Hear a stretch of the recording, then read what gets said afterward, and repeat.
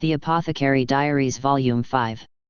Chapter 9, The Paper Village.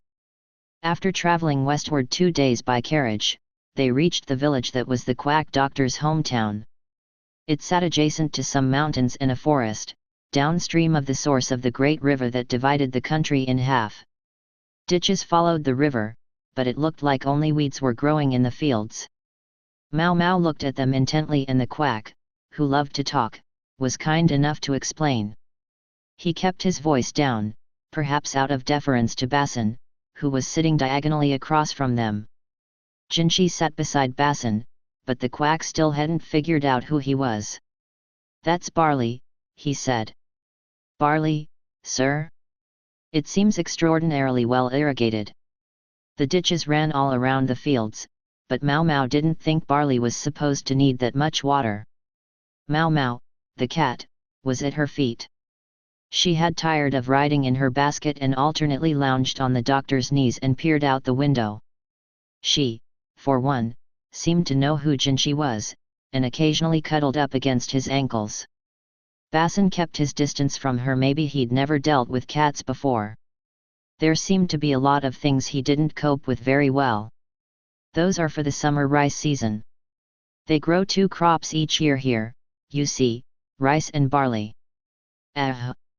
Stick to wetland rice, and you can grow another crop in the same field without exhausting the soil," the quack added. Growing 2 crops in the same year meant taking that many more nutrients from the soil, but the water for rice paddies actually restored nutrients in the ground, protecting against depletion. An ideal form of farming for such a water-rich area.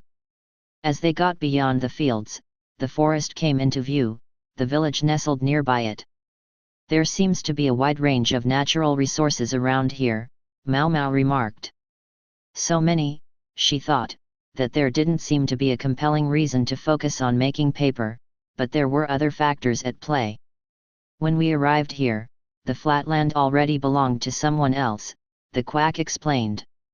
But they hadn't given the forest a second look. That forest, with the water from the nearby mountains running through it, provided the resources for the village's paper industry.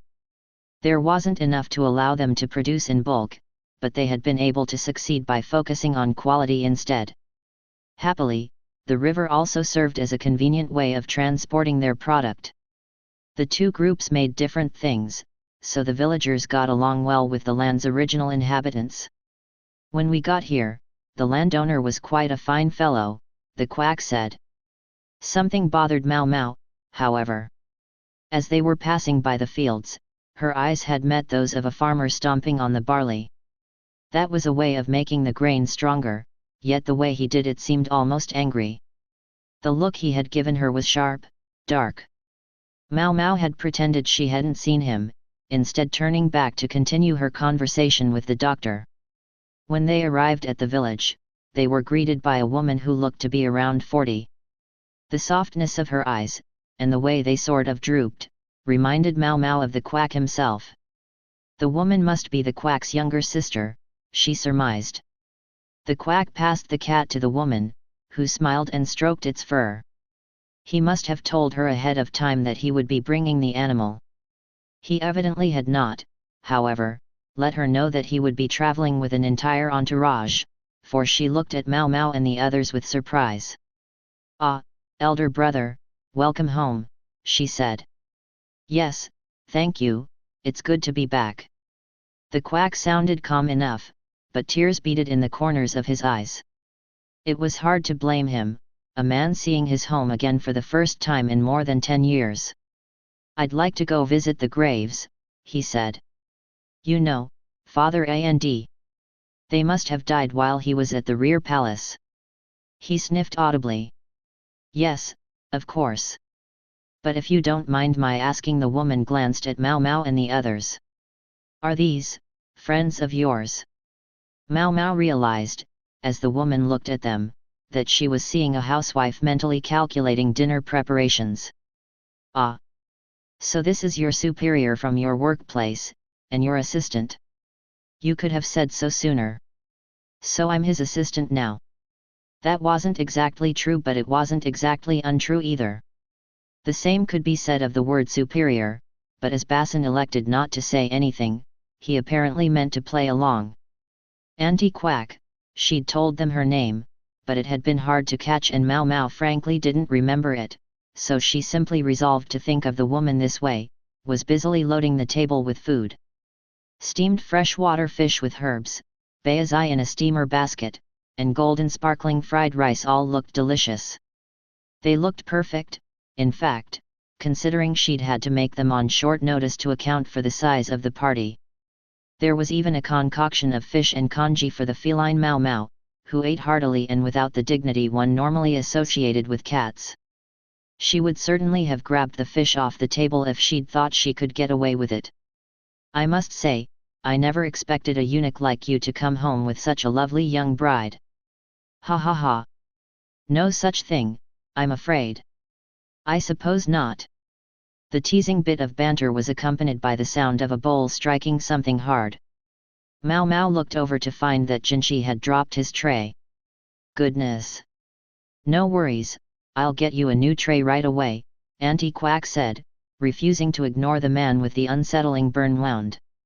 In Mau Mau's opinion, if Jinchi was really going to play the part of a servant, he should have stayed with the carriage and eaten field rations or something. Basin probably hadn't allowed it. Jinchi's disguise was perfect. Mau Mau hoped that they wouldn't give themselves away through some small slip like this. By the time all the food was on the table, Auntie Quack's family had arrived. There were 2 younger men and a middle-aged man with a kerchief wrapped around his head. Presumably the middle-aged man was Auntie Quack's husband, and the others were sons. Brother-in-law. Long time, no see, the husband said, removing his kerchief and greeting the Quack respectfully. Yes, quite a long time, the Quack replied, smiling. One of the sons followed his father in greeting the doctor, but the other ignored the Quack entirely, instead sitting down and starting in on the meal with a passion. Stop that! How dare you not even say hello? Auntie said, glaring at the boy. Elder brother, the other son said, giving the young man an agonized look. So he was the younger, and the man with the nasty attitude was the older brother. Quack nephew number 1 broke open a baizai and took a bite. It was full of pork filling, making Mau Mau's mouth water. You say I should respect my uncle? He's a eunuch who hasn't been home in ages. What's he doing here now? And dragging a whole crowd of visitors with him. At that, the Quack produced one of those eyebrow-drooping, uncomfortable smiles he seemed to specialize in. By now he was used to being ridiculed for being a eunuch, but to suffer such mockery from his own nephew must have been painful. Even Mau Mau found herself put off by the boy's attitude. Was she going to stand by and let this guy mouth off and eat all the good food? She was not. She sat down firmly in her chair. If you don't mind, I'll get started before it goes cold, she said, and then expertly snatched the exact piece of food the nephew had been going for. He shot her a nasty look, but she didn't care. She knew plenty of men servants and soldiers much bigger and bullier than this guy. Basin had looked like he wanted to speak up, but appeared to calm down when he saw Mau Mau handle the situation. Jinchi, for his part, maintained his composure. Auntie Quack was obviously angry, for when she brought the congee and soup there were portions for everyone except her older son. Her husband and younger son, obviously knowing what was best for them, chose not to comment. The older son, perhaps feeling aggrieved at the way his family was treating him, grabbed another baizai and stalked out of the room. When the boy was gone, Auntie Quack's husband, scratching his head in embarrassment, bowed to the Quack doctor. I'm very sorry, brother-in-law. He doesn't know how hard you've worked for this village, how much you've sacrificed. And in front of your superior, no less. Oh, it's quite all right. I'm not bothered. I'm used to things like this, the Quack replied, although he seemed quite conscious of Basin. Mau Mau jabbed Basin with a fingertip, and he jumped slightly before saying, we're the ones who should apologize, showing up so suddenly. So he could at least be polite when the situation called for it. That was a relief. He was probably encouraged to mind himself by the relentless stare Jinchi was giving him. Good, good, then all's well, the quack said, sipping some kanji appreciatively. To him, the claim that he was used to things like this was an offhand remark, but Auntie Quack was clearly troubled by it. It was to save her from being sold into the rear palace that the quack had submitted to becoming a eunuch. And this even though their parents presumably prized a son above a daughter. However, I know I didn't come here just to have dinner. Isn't there something you'd like to talk about? The quack said. The rest of the family fell silent. They had reached, it seemed, the real reason he'd come back. As far as Mao Mao was concerned, she was simply part of the audience, so she had no intention of stopping eating. The steamed fish was perfectly salted, and the herbs came through beautifully. She would have to ask Auntie what she'd done to it. The husband set aside his chopsticks and looked at the quack and then, after a beat, lowered his head.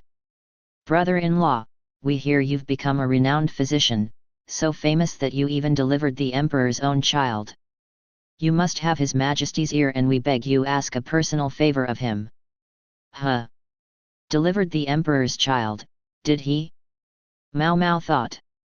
It had, in point of fact, been her adoptive father Luomen who had performed the delivery, but knowing the quack, he might have embellished the story in one of his letters. Even Mao Mao, though, had enough decency in her to keep quiet at this moment. Basin frowned a little, and Jinchi appeared to be looking at some point in the distance. The quack, for his part, set down his own chopsticks, his eyebrows drooping even further than usual. To ask His Majesty to listen to me would be far beyond my station. Even though you attended the delivery of the royal consort. It was impossible. Even the highest officials were only sometimes allowed to speak with the emperor, even to seek a personal audience with him might be considered an act of disrespect and cost the quack his head. Mao Mao herself had been graced with the opportunity to speak to the emperor on several occasions, but each time it was because His Majesty had personally permitted it. And now Gyakuya was no longer just a consort, but the empress. Getting in touch with her would be difficult. At this rate, the quack looked likely to find the task foisted upon him regardless, and if Basin decided to break in with some awkward rejoinder, it wouldn't help matters. So Mao Mao decided to take over the conversation. A previous physician of the rear palace involved himself in business that wasn't his responsibility, and he found himself punished with mutilation and then banished from the palace, she said. The others looked startled. Rumor has it he was foolish enough to learn something he didn't need to know. They say that's why he got in trouble. She was talking about her own father, true enough, but she wasn't really lying. She wondered briefly whether it was safe for her to say as much as she had, but there was no reaction from Basin or Jinchi, and she was glad she hadn't inspired any shenanigans on their part. Auntie Quack and her family swallowed hard and looked at each other uneasily. Their shoulders slumped. The quack, however, leaned forward, waving a hand. It's true I probably can't speak to His Majesty, but there are other people I might be able to reach out to. Tell me what's on your mind. Auntie Quack and her husband shared a glance. Mao Mao wondered if maybe she was imposing, but she'd come this far, she wanted to hear the rest. Jinchi and Basin, evidently of the same mind, showed no sign of moving. Please, speak. I can't promise how much help we might be able to offer, but we can at least hear you out. This urging came from Basin. The words more properly belonged to Jinchi, but here Basin was speaking on his behalf. The quack looked at them, nodded, and then said, "You can trust these people." It was that rare moment when he said the right thing at the right time. Well, if you say so, Auntie Quack said slowly, and then she began to speak. The problem has to do with land rights in the village. The land on which the village was built, she said, was actually rented.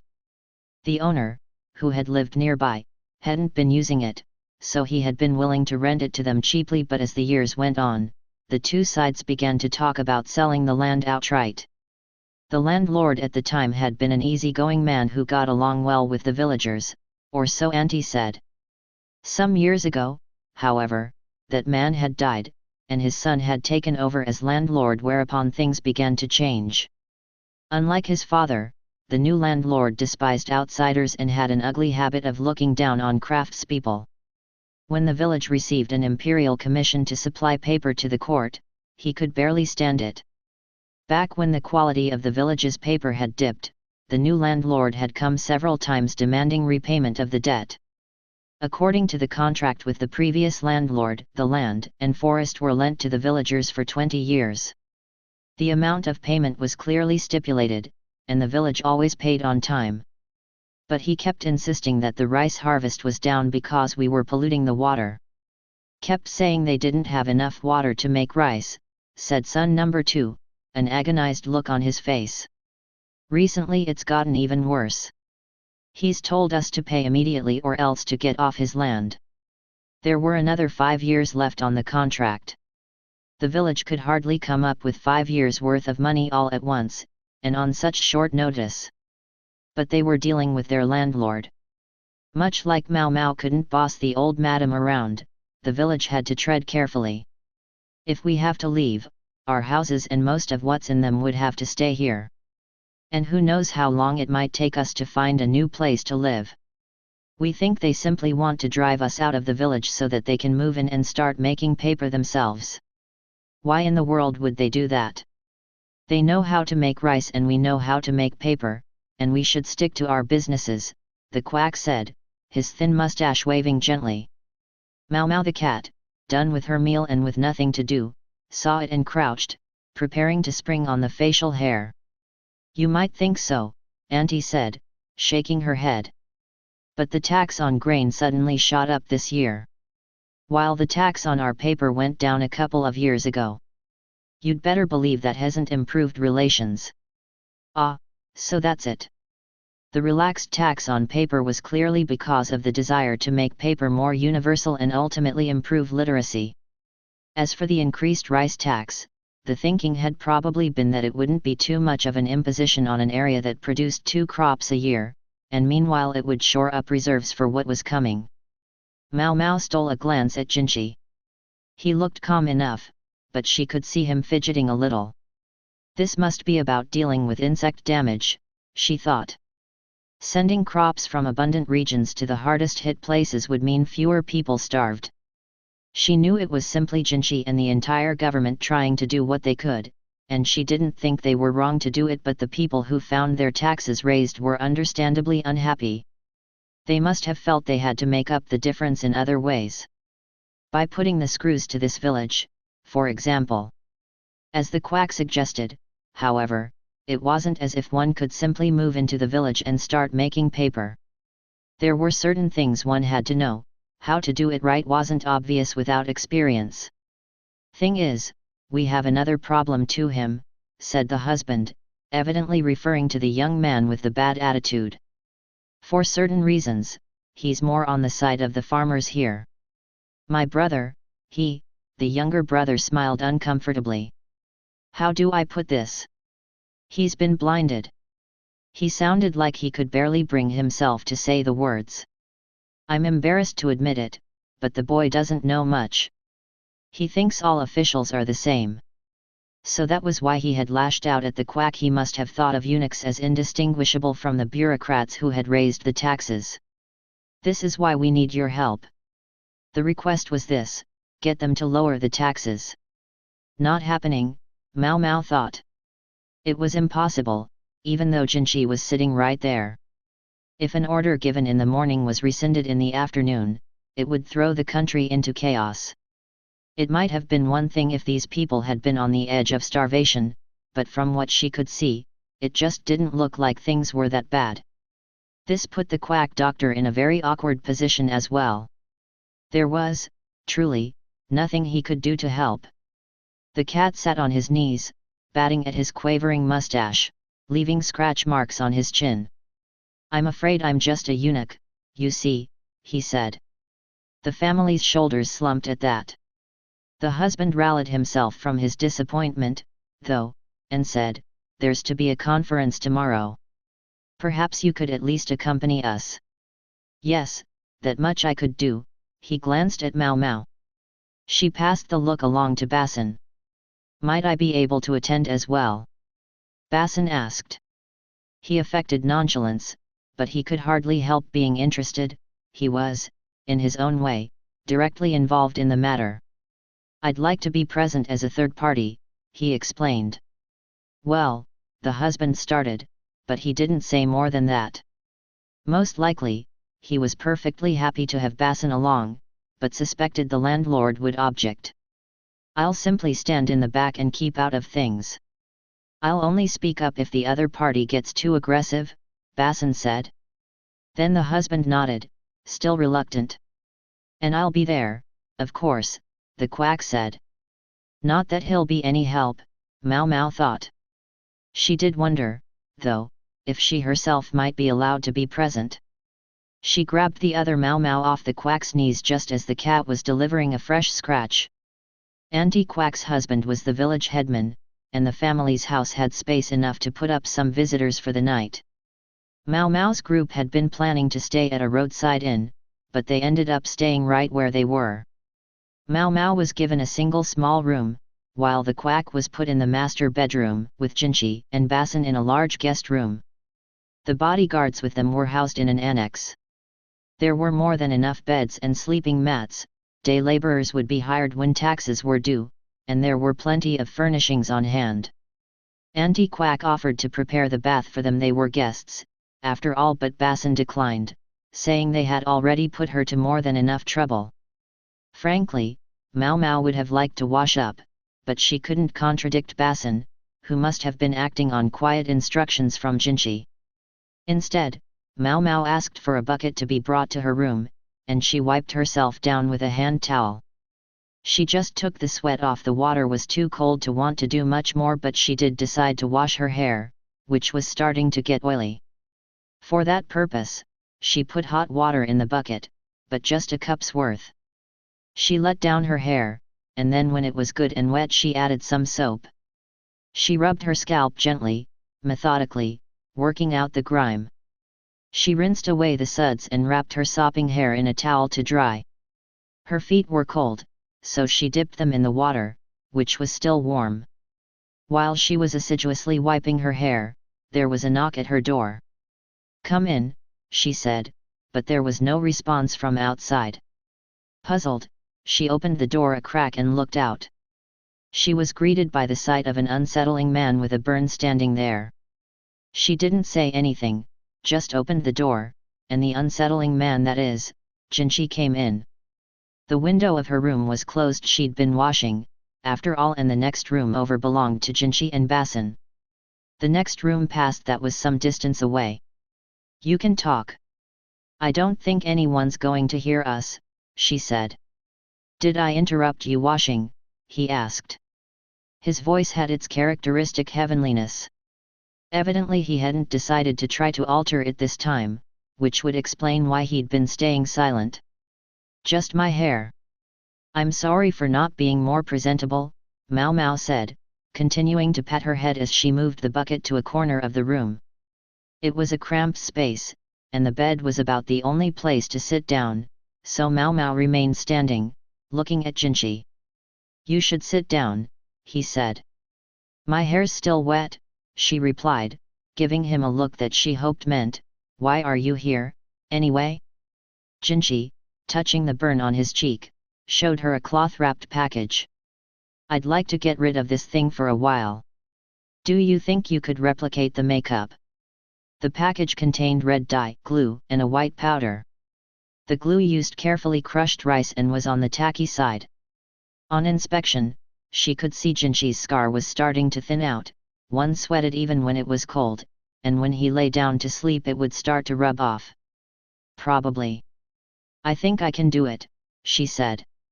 She could use dyed glue to pucker the skin, then layer the white powder on top of it to get more or less the right effect. Adding some shadows to make his face look sallow would complete the illusion.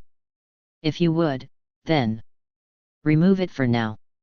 He dipped a kerchief into the bucket. "Oh. What is it? Let me prepare fresh water." "No, that would be too much trouble. This is fine." Mau Mau didn't say anything more, but stared at the bucket.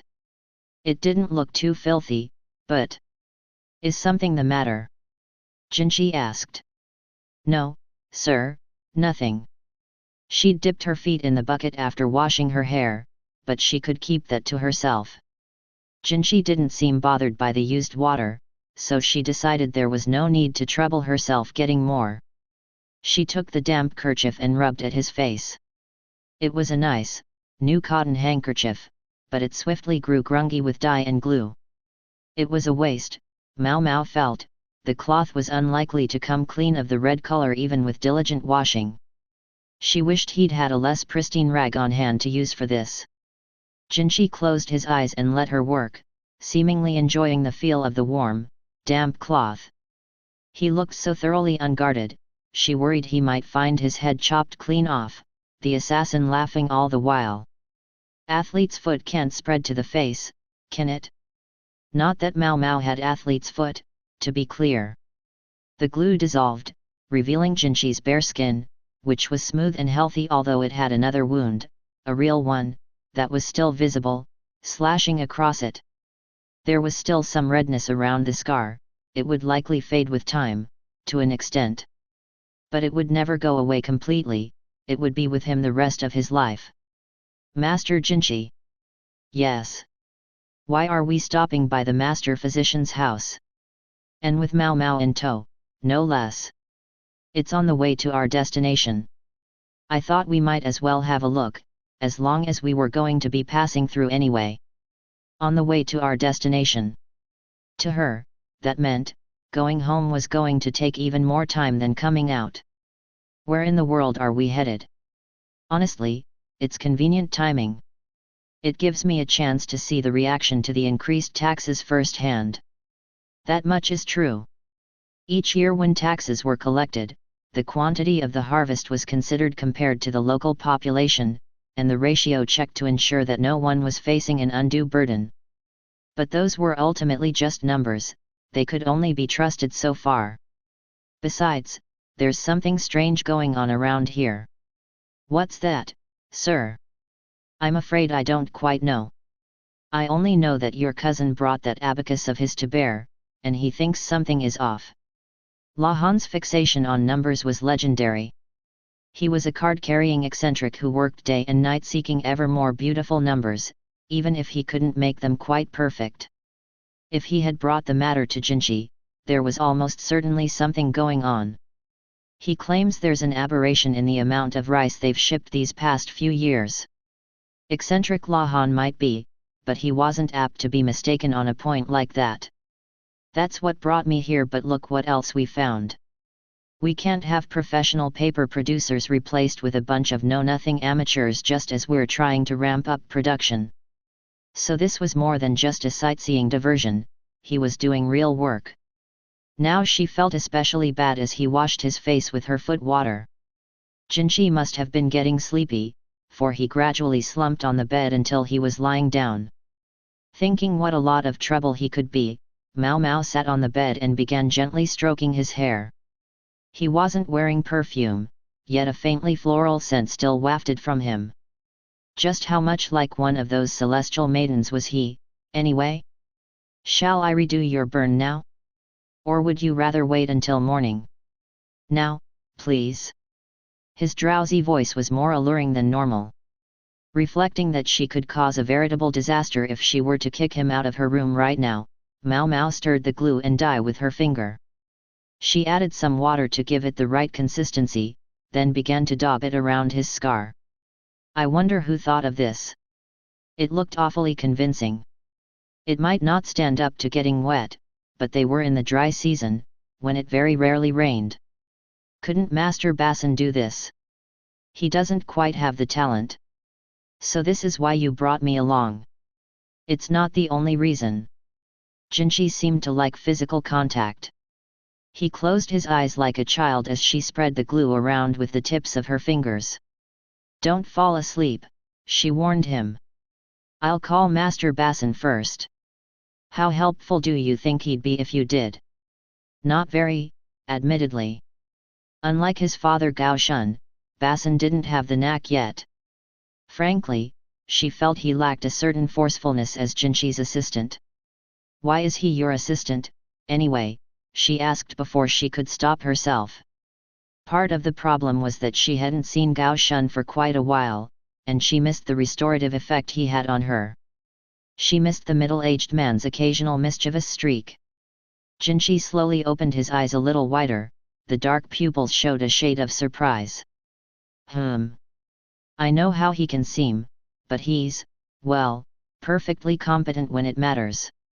If you'll forgive my saying so, sir, you don't sound very convinced." Maybe Jinchi was a little soft on Basin, they were milk brothers, after all.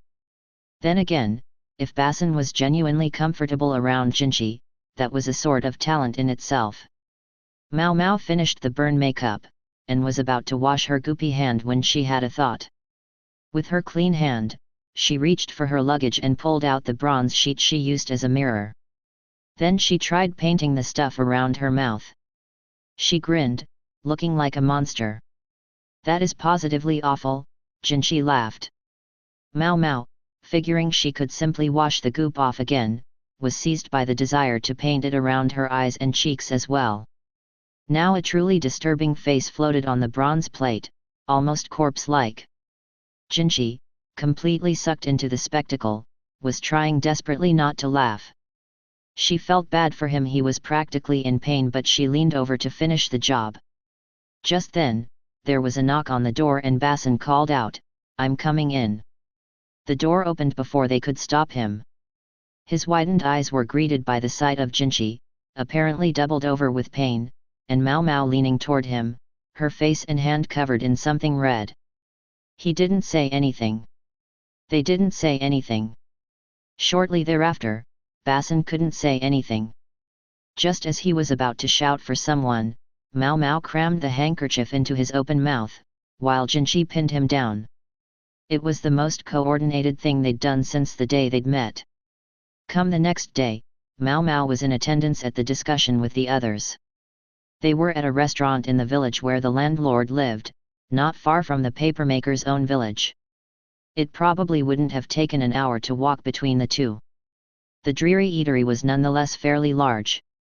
The place doubled as an inn, it probably normally catered to travelers on the highway, not locals. In fact, perhaps Mao Mao would have found herself staying here last night had they not ended up lodging at the quack's home. Present were the quack's brother-in-law and his 2 sons, along with 3 middle-aged men from their village. Throw in Mao Mao, Basin, and Jinchi, and you had a party of 10 in total.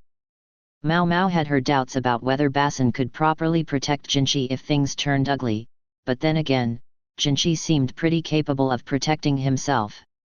It would probably be all right.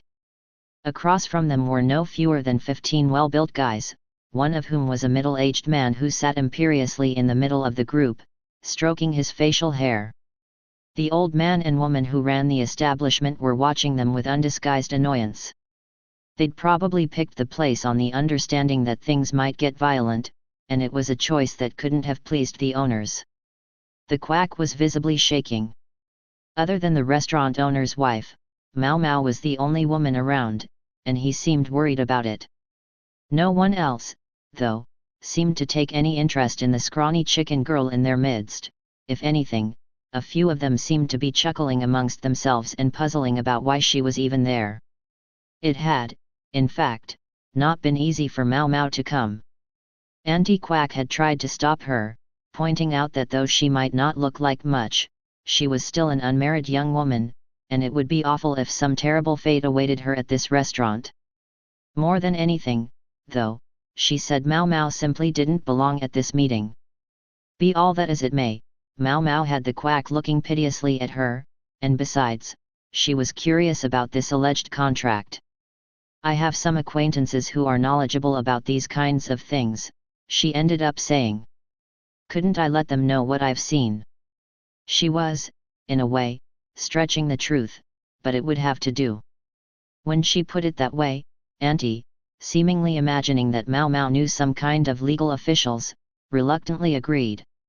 Mao Mao was actually referring to Jinchi and Basin, who happened to already be with them, but there was no reason to mention that. And so Mao Mao found herself sitting in a seat a short distance from the main group. The woman of the establishment brought her tea, but the place smelled of alcohol. Maybe there was a tavern here too, and Mao Mao only barely managed to keep herself from ordering some. Jinshi and Basin were seated at the table with her. Was it really necessary for you to be here? Basin asked, rehashing the subject of what had already been a rather protracted argument between Auntie and the quack. If he objected, he should have said so then. The master physician requested my presence. It would have been inhumane of me to abandon him. Listen to you talk. Basin sounded like he wanted to press the issue, but the quack had been stealing glances at Mao Mao ever since they'd gotten here, and so he dropped the subject. Instead he looked around and remarked, I have to say, there's an awful lot of alcohol here for a place this size.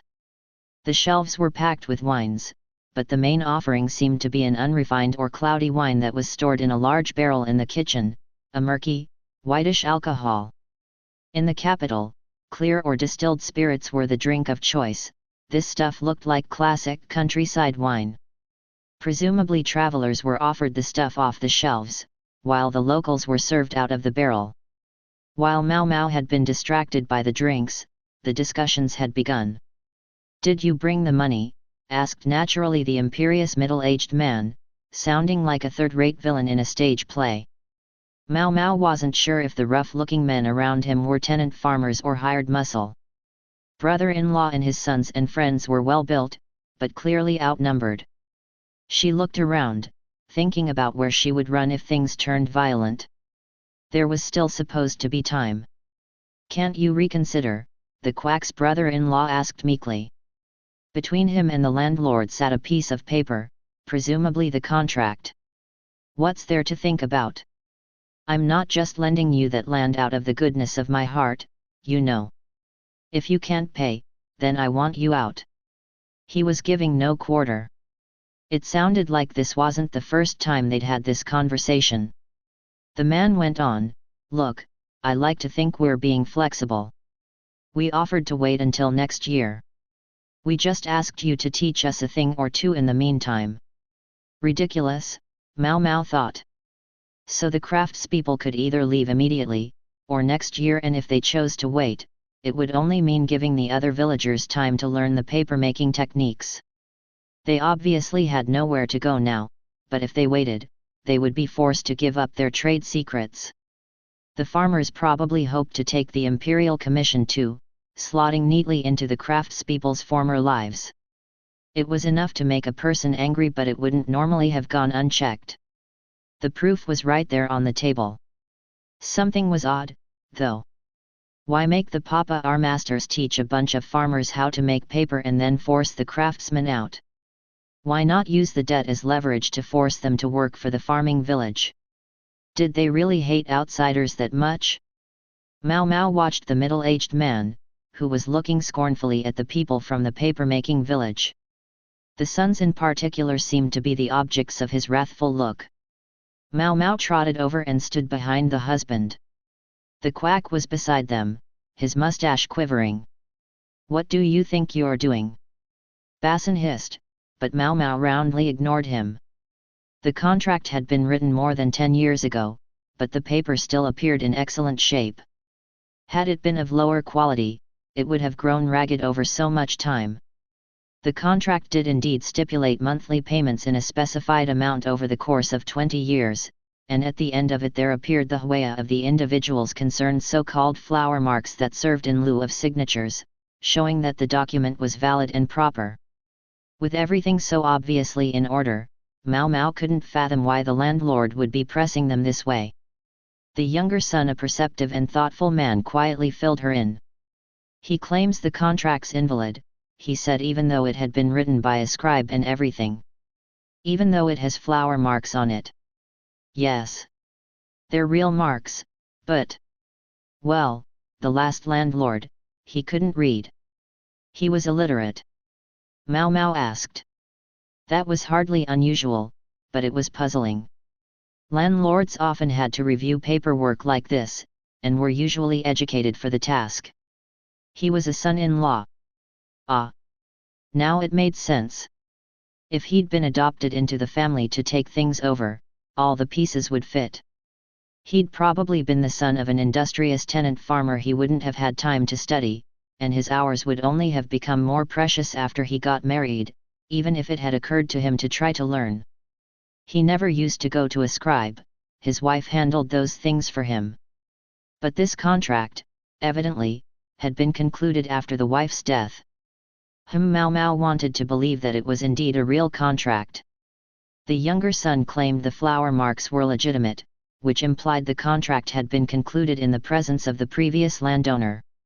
Is the scribe still around? Or the witness? They've both passed, I'm afraid.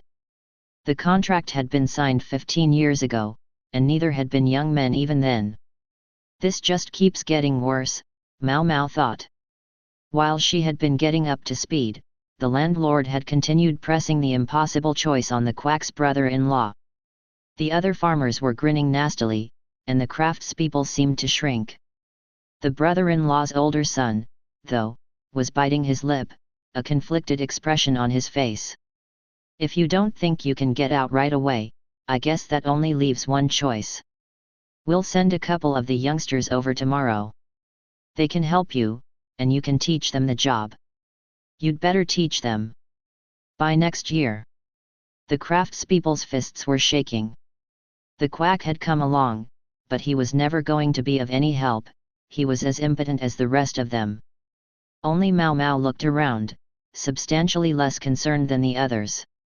She really was curious about that wine. She'd have to order some later, but even she knew better than to do it right now, in the middle of all this. The papermakers looked like they were at a funeral. The landlord, however, obviously feeling festive, began ordering drinks. "A round for me and all my boys," he said, his generosity eliciting a cheer from the farmers. The mistress of the establishment grudgingly brought trays full of wine cups for the drinkers. Mao Mao sniffed. Huh? She looked at the wine the farmers were drinking. It wasn't the cloudy stuff, it was clear spirits. The landlord himself was drinking something else again, an amber-colored liquid that was obviously some kind of distilled alcohol. The stuff had come from one of the shelves. Evidently he could hold his liquor. The landlord, she could understand, of course he would drink whatever was his favorite. But to order distilled liquor even for the tenant farmers, that was extremely generous. And this when there was more than enough of the only slightly less distinguished cloudy wine right here. Mao Mao thought about it for a moment, then although she felt bad for the woman who was carting the drinks around, obviously annoyed, she raised her hand and called the mistress over. "What is it?" "I'd like a cup as well, please." "Of the wine?" The woman all but shrugged and gave her a drink. Young lady, of all the times, the quack looked downright exasperated with her, as did his brother-in-law. As, needless to say, did Basin, but Jinchi motioned for her to order more. "Ah. So he's caught on?" Mao Mao ordered cups for Jinchi and Basin. Then she drained her drink. It had a sweet flavor and good body. It wasn't as refined as the stuff available in the capital, but it wasn't bad. For all the mellowness of the flavor, though, it had a distinct alcoholic sting. If it had tasted bad, that would be explanation enough. But instead, Mao Mao licked her lips. So they had an eating establishment that was forced to accommodate unruly customers, and a whole barrel of cloudy wine. Yet that wasn't what they served to the unruly landlord and the farmers. Huh. So that's the story, Mao Mao thought. She turned to the quack's brother-in-law, who still looked exasperated. "Pardon me, but is there a distillery around here?" "No, nothing of the sort, as far as I know." "I figured as much." Mao Mao's lips twisted into a smirk, and she went and stood, cup in hand, before the chattering, merry-making landlord and his buddies. Mao Mao put the cup on the table with an audible talk and gave them a smile that looked like nothing so much as a wild animal. "What do you want, little girl? Gonna pour us a drink?" The landlord gave her a mocking grin, then burst out laughing. "Young lady!" The quack practically clung to her, trying to understand what she was doing. Basin nearly stood up himself, but at a discreet tug on his sleeve from Jinchi, he sat back down. Mao Mao chuckled and said to the landlord, "How about a drinking contest, my good sir?" She smacked her chest demonstratively. "A drinking contest? Ha! You've got some nerve, I'll give you that," the landlord said, amused by the saucy young woman who'd appeared before him. The farmers all laughed uproariously, the papermakers looked despondent, and the quack doctor was practically beside himself. Only Jinchi and Basin, both accustomed to Mao Mao's typical behavior, appeared unmoved. "You can't be serious," the quack's brother-in-law said. He and his sons looked deeply worried. "It'll be all right. But I have a question, how much is left on your debt?" After a second the man replied, "It's 1,000 silver pieces a year, and we've already paid half this year's amount, so that would make it 4,500. That was, indeed, not an amount that just anyone would be willing to lend. Imperial commission or no, the village wasn't suited to large-scale production, and wouldn't exactly be raking in the cash." All she said, however, was "I see." She seated herself assertively across from the landowner. "Since we're doing this, how about a bet?" "A bet? Atta girl." Now the landlord, obviously confident in his drinking abilities, was simply making fun of her. "So, do you have anything to wager?" "Yes, you've already seen it." Mao Mao smacked herself in the chest again. "If you sell me to a procurer, I'll bring at least 300 silver." Several of the farmers spat out their drinks, while the craftspeople were speechless. There was a clatter that turned out to be Jinchi jumping out of his chair. Mao Mao, though, simply nodded as if to indicate her calm confidence. "Ha ha ha ha ha! 300!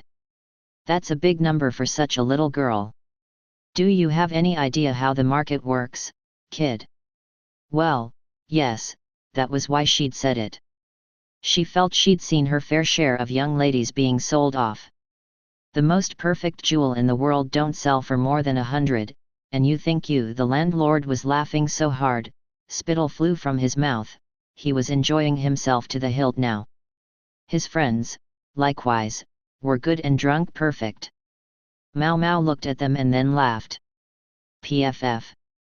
She made sure they knew that it was a mocking sound. The drunken men picked up on it, as she had hoped, and a good half of them began to glare at her. "You only think that because a dakin fresh out of the dirt will never go for more than 50 silver, Mao Mao declared. "To think, you don't even realize that." She felt her body jerk as someone grabbed her by the collar, pulling her up until she was standing on her tiptoes. Ah, her rather unflattering comparison of country girls to root vegetables hadn't gone unnoticed. Jinchi was about to make a move, but she shot him a look out of the corner of her eye. If he involved himself now, it would only make things more complicated. "Just you say that again," howled a farmer. "Call him farmer." No one red in the face and coming for her with his fists raised. His clenched hands were blackened with the dirt of the fields, and she could see that if he hit her, it was not going to be pleasant. "But I may have to live with it," she thought. She'd come this far, she couldn't back down now.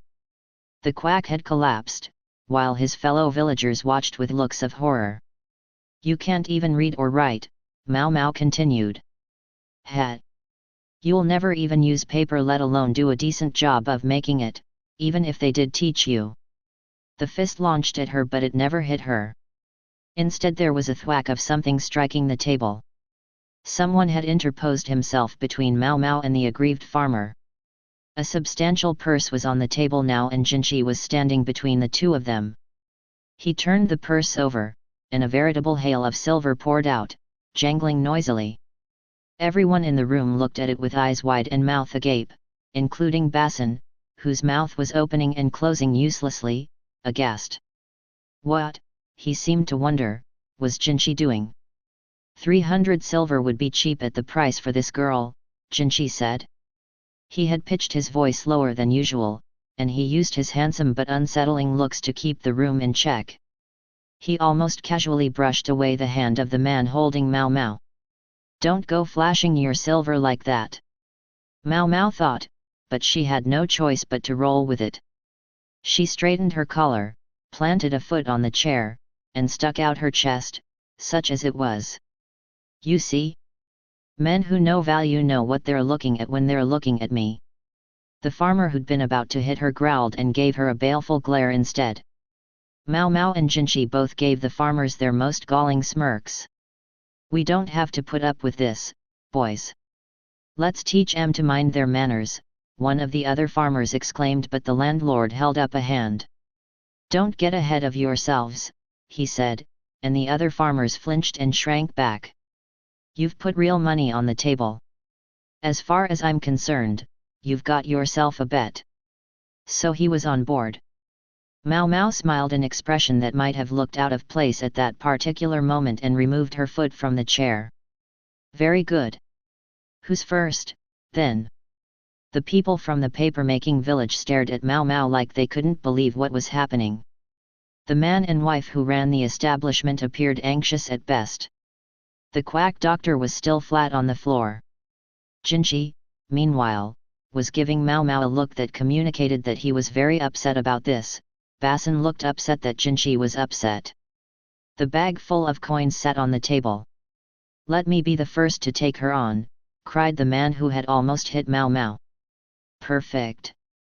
Empty wine bottles littered the floor, along with 3 large men. The fourth was just now joining them. You've got to be kidding me, said the quack's nephew, who was tending to his incapacitated uncle. My, done already? Mao Mao asked, draining what was left in her cup. It was a distilled liquor that burned as it went down. Much better than anything you'd normally expect to find at a rustic establishment like this one, but still hardly more inebriating than water for Mao Mao, who was used to drinking much stronger stuff. It was their mistake, thinking they could dispense with her quickly by challenging her with the highly alcoholic distilled spirits. The men themselves weren't accustomed to drinking such potent stuff, and it saw them each under the table quickly. They were thoroughly soused, but nobody was going to die. Mao Mao had no intention of taking it easy on them. 300? Not a bad bargain, Jinchi said at her ear. Imagining that he might try to buy her again only strengthened her resolve not to lose this contest. It might be worth pointing out for the record that a procurer prepared to drive a hard bargain might get a village girl for just 20 silver. Jinchi truly had a skewed sense of value. In any event, with Jinchi by her side she had outdrunk the first farmer. The second had made the mistake of assuming Mao Mao would be nearly drunk by then, and had challenged her with rich alcohol which put him out after a single cup. The third and fourth men went down in similar fashion. It was true that she was, in principle, at a disadvantage because she was taking on a succession of opponents, but unfortunately for them, Mao Mao exceeded all their expectations. That makes 4, she thought. 300 for one, 600 after the second man, and 1,200 after the third. With 4 down, her take was now 2,400 silver. The remaining farmers were glowering at her, red-faced. They couldn't read, but maybe they could do a little math. There were several of them left, but if Mao Mao could beat out just one more of them, her problems would be over. The papermaker's debt was supposed to be 4,500 silver. She was glad the other parties had been drunk. She'd gotten them to sign a simple contract without thinking too hard about it. 4 contracts, in fact. The farmers probably thought they were just scraps of paper. She could tell because even the esteemed landlord himself had been about to use them for waste paper. Speaking of the landlord, he was growling and frowning, and finally he sat down across from her. Care for a match? The mustachioed man was smiling, but his eyes were hard. Mao Mao patted her belly. Hope I can swing another one. Even she was starting to feel the effects after drinking 4 people into unconsciousness. The landlord appeared to know how to hold his liquor, as befitted someone who normally drank distilled spirits. He smirked at Mao Mao's evident discomfort, then glanced at the contract. If you think I'm gonna be another lightweight, think again. Then he scrawled a signature on the contract and slammed it on the table. Hey, "Brother, you won't try to stiff me on my money, will you?" he said. Jinchi stood silently with his arms crossed. "No one's going to be stiffing anyone," Mao Mao said. Then, feeling it was her only option, she produced a small bottle from the folds of her robe. The landlord's entourage immediately set up a ruckus. "Hey! What the hell is that? I'm just a little tired of the taste of this wine. I thought I'd freshen it up a little," Mao Mao said, and tapped some of the contents of the bottle into the amber liquid in her cup. The landlord leaned toward her. "Well, now, hold on. Not going to share?" "Well, if he insisted." Mao Mao passed the bottle to the landlord, who looked at it critically, then emptied the remaining contents into his own cup. "Let me guess. A little something to help you hold your liquor." He grinned at her. Mao Mao, expressionless, brought the cup to her lips and drank. The landlord watched her drain it, and then, when he saw she was unaffected, he smirked again and drank his own cup dry. Glug, glug, glug. Crash! The landlord fell over. One of the farmers rushed to him and helped him sit up, but the middle-aged man was obviously in something of a stupor. "Hey, you!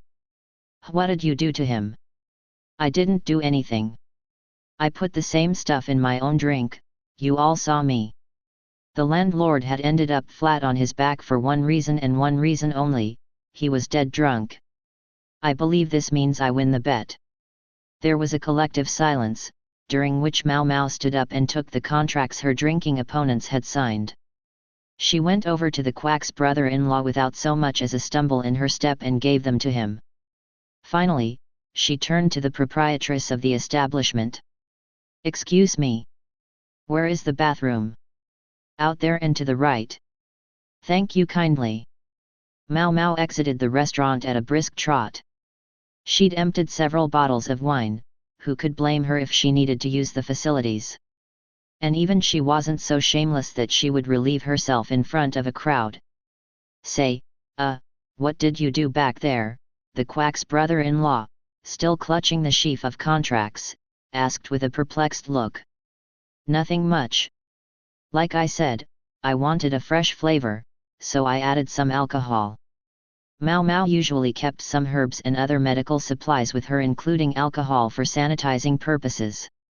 Being intended for sanitizing, it was far more concentrated than your average wine. Most people would go down after just a mouthful of it, and the landlord had poured it into his drink gleefully. "May I ask you something?" the man said after a moment. "Yes. You put the same stuff in your own drink, right?" He frowned slightly. "Yes. It was an amount I knew I could handle. I was just hoping things would be over quickly." Mao Mao had suspected that if she did anything that looked the least bit suspicious or unusual, her opponents would be drawn in by it. She was sure glad it had worked. She could have outdrunk the landlord the traditional way, but she hadn't been sure she could hold it that long. "I'm just glad I made it to the toilet in time," she said. Yes, that's important. Listen, I know you were feeling confident, but I question you risking your own freedom and for us, no less. I'm sorry, I think there's been some kind of misunderstanding." Mao Mao took the folded contracts from the man. "These are my take." "Oh, but I do have to return the original capital." She grinned. The brother-in-law couldn't speak, but the quack, who had finally started to come around, exclaimed, "Now, just a second, young lady. You're talking about our livelihoods." "That's as may be, but I don't have any real obligation there, do I? And anyway, you didn't let me finish talking." She glanced over to where the landlord was getting up off the ground with the help of one of his lackeys, clutching his head and swaying unsteadily. From the vomit on the floor, she gathered they'd forced out the alcohol to help him regain consciousness. "You don't think it would have been better to let him sleep a little longer?" she asked. "That bet doesn't count," he cried. Ah! She'd expected this. It was just a way to have a little fun drinking. "I was never serious about it." And yet I have contracts here. Signed, with witnesses. You're not going to tell me you couldn't read these either. Who cares about a contract? Those are invalid, I say. Mao Mao crossed her arms and positioned herself in front of the restaurant's wine barrel.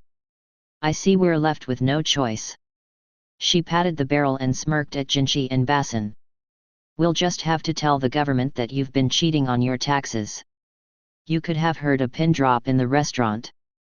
The landlord looked at her with his mouth open, and the farmers, those who were still on their feet, swayed with the shock. The restaurant owners looked simultaneously anxious and relieved. As for the papermakers, they looked at each other, then at Mao Mao. The quack simply cocked his head, confused. This was the source of the mismatched numbers that had so concerned Jinchi. Cheating on their taxes? What is that supposed to mean? The rebellious older son finally managed. Making wine requires permission from the government. Doing it for personal consumption might be one thing, but to serve it for profit at a restaurant? Surely that should be subject to taxation. Any business had to pay taxes, and the rate was always higher on creature comforts and luxury items. A bar was taxed more highly than a restaurant, and the rate shot up if you were running a brothel, as Grams never tired of complaining.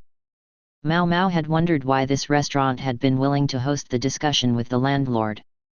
She'd thought perhaps it was because they were tenants of his, but it was the copious quantity of wine that had drawn her attention. Wouldn't it be a blessing for a restaurant if they could stock a large amount of excellent alcohol at a discount price? It was the sort of offer one couldn't ignore, even if it brought a certain amount of trouble along with it. This, Mao Mao suspected, was why the landlord hadn't ordered this cloudy wine when he'd wanted a drink. The farmers were probably the ones producing the wine. Why would he go out of his way to order something he'd already drunk his fill of? And maybe the ingredients are off the books too, she said.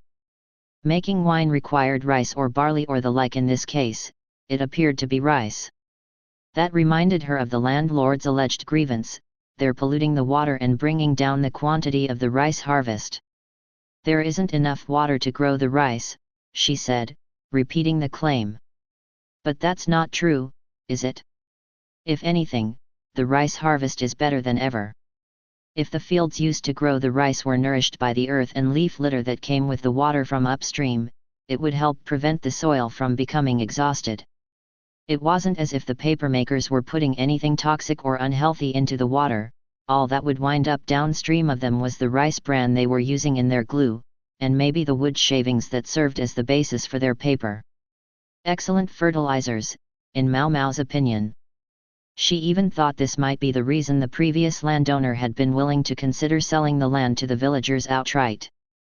The farmers may not have understood exactly why their rice harvest was suddenly so good, but they clearly knew that it was, and someone had decided to keep the villagers around. Then at some point they had decided to hide the extra income, and to turn it into wine. That would be double tax evasion, a pretty serious matter. To say all this aloud would have been against her father's teachings, so she kept it to herself, but the expressions on the faces of the landlord and the other farmers made it pretty clear she had the right idea. "Do you have any proof?" one of the farmers demanded. "Yeah, that's right." "Can you prove it?" another said. "Prove it? Maybe, maybe not." But Jinchi was standing right there, so she did have witnesses. "Don't worry," Mao Mao said. "If you're innocent, then presumably you wouldn't mind if an official were to search your houses." She made extra sure to smile as she said it. The farmers, who had been so vociferous in their objections until that moment, fell silent. "Ah! Bingo! You've got guts, girlie," the landlord said, clutching his still spinning head. "But if you think you can talk like that and get away with it..." Mao Mao stood looking down at the landlord. "I might say the very same thing to you. Take a look around, and then consider your words carefully." At least a third of his hangers-on were collapsed with drink, for that matter, so was he. The rest might still be on their feet, but they were far from sober. Meanwhile, Mao Mao's party included 6 well-built men who hadn't drunk a drop. She wasn't including the quack in this number, of course, he was never going to be any help in a fight. Above all, they had Jinchi and Basin with them along with the bodyguards who would come rushing in from outside if anything threatened either of them. The proprietors of the restaurant were obviously trying to keep themselves out of this as much as possible. Mao Mao didn't specifically want to resolve things with violence, but if the farmers decided to get physical, she suspected her friends would respond in kind. She waved the contracts in the farmers' faces, smiling her most disparaging smile. Feel free to go call for help. And while you're doing that, we'll send these to the officialdom on the fastest horse we have. She was so happy, she was practically singing the words. As it happened, someone much scarier than any random official was right there with them. Young lady, you seem a little different from usual, the quack said, but she decided to ignore him. Instead she looked around at the landlord and the other farmers, none of whom had any answer for her. Finally she whispered in the landlord's ear, if you're going to play the game, at least be ready to get as good as you give. She could practically hear him grinding his teeth. She looked coldly at the landlord where he was still lying on the ground and said, what did the villagers ever do to you, anyway? No sooner had she spoken than the door of the restaurant came flying open with a bang. Standing there was a young woman in a tidy robe. The moment she saw the scene inside, she went pale, then came rushing over to the toppled landlord. Just when Mao Mao thought she was going to stop and tend to the man, the young lady instead dropped to her knees and bowed her head. I'm sure my father's been making outrageous demands again, she said. But please. He doesn't deserve this. She bowed even more deeply not to Mao Mao, but to the paper craftsman. It wasn't us, the younger son said, shaking his head, but the young woman didn't move. She stayed with her forehead pressed into the floor, ignoring the fact that her hair was a mess. I'm so sorry. Please forgive him. Please forgive my stupid, pig-headed father. It was as if she didn't hear what anyone else was saying. It was then that the older son made his move. We wouldn't mistreat anyone. Sure as hell not your old man. He took the young woman by the shoulders, calming her and urging her to raise her head. The tears still streamed from her eyes, but she looked at him and nodded. The landlord reacted with scandal. You nameless nobody from nowhere. Stay away from my daughter. He tried to scramble up, but his feet were still unsteady and he crashed back to the floor. Father-in-law. I'm not your damn father-in-law, and I never will be. Well. Mao Mao sobered up on the spot. Quack nephew number 2 was looking at his brother with some exasperation. Don't tell me, Mao Mao said. At this point, I doubt I have to, he replied. It was suddenly obvious both why the older son was on the farmer's side and why the landlord hated the outsiders and was so eager to get rid of them. As much as Mao Mao was glad to have the mystery resolved, she couldn't help thinking she might have been just as happy never knowing. It was like watching a bad comedy unfold before her eyes. It hardly warrants describing. My brother's very earnest. A lot of good it'll do him if he destroys his whole village with his devotion, Mao Mao said, speaking what was on the minds of all the papermakers present. They all nodded along with her. It had been a mistake, she thought, to bring the older brother to this discussion at all, but then, on further reflection, she remembered that he was a relative of the quack's. And so, well, he would be what he would be. Wait. Am I going to settle for that? Was she going to stand by and watch an entire village be wiped out because of some ridiculous farce? There was just one problem, the people involved didn't see it as a farce. To them, it was completely serious. Could it get more absurd? More idiotic? More stupid? Finally Mao Mao, at the end of her rope, sat down firmly in a chair. Bring me some wine, she said, gesturing emphatically to the proprietress. You're going to keep drinking? The woman asked. Oh, I'm nowhere near my limit. A collection of disbelieving gazes settled on her when she said that, but it didn't bother her. Maybe the wine really had gone a little more to her head than she'd thought. It was only after she'd sobered up that she realized she'd been far more voluble than usual. In the end, it was agreed that the craftsman's village would be allowed to pay the remaining debt over the next 5 years, as had originally been agreed. As to the matter of the landlord's payments to Mau Mau, they were settled with the understanding that he would send a specified quantity of rice to the verdigrease house regularly for the next 10 years. Maybe that was taking it a little easy on him, but in any case she strongly suspected government officials would be by to conduct an inspection before too long. It was said they wouldn't look to recoup past losses, however, which was more than generous. And what became of the quack's nephew and the landlord's daughter? Like I care. And that's all there was to say about it. Chapter 10, Hemp and Folk Religion. I wonder if the moon is heading safely to the west, the emperor mused to Gao Shun as they gazed up at the bright disk floating in the sky. His Majesty was not, of course, asking whether the actual moon would safely make its rounds. Rather, it was a familiar nickname for a certain important personage, albeit a nickname that no one in the nation other than His Majesty used. They were planning to stop and inspect the papermaker's village on the way, so I would guess they're only about halfway there. With the eunuch Jinshi gone, Gao Shun had returned to the personal service of the emperor. For generations, the Ma family had been the protectors of the flower of the nation, and Gao Shun had been the emperor's companion since they were young men together, much as his son Basin now was for another. He'd often played hide-and-seek with His Majesty and another milk sibling, but the end of youth had put a stop to such games. Now it was Basin who guarded the one known as Yu. Gao Shun always wondered if perhaps he should have chosen his other son for the role, but he had given it to the younger boy.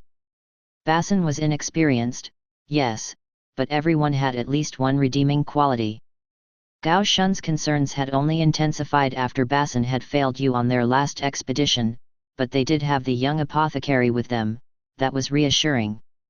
She was nothing if not bold. Gao Shun's argument to his son had been that they should take the young woman because it would be disastrous if there were to be any incidents of poisoning on this trip. Eventually he had talked the boy around. As for the Moon Prince, he had agreed without a second thought. He'd known the apothecary herself would eventually acquiesce, even if it involved a lot of grumbling, and the doctor from the rear palace would be with them on at least half the trip. The young woman acted like she didn't think much of the doctor with his slight mustache, but Gao Shun happened to know that in fact they got along quite well. The real concern was what they were going to do in the western capital, after they parted ways with the physician. I don't suppose it will be easy for him, the emperor remarked. I wonder what flowers will gather to him. Gathering flowers, sire? An interesting choice of metaphor. Well, they'd probably get angry if I compared them to insects. A glance at my garden should explain.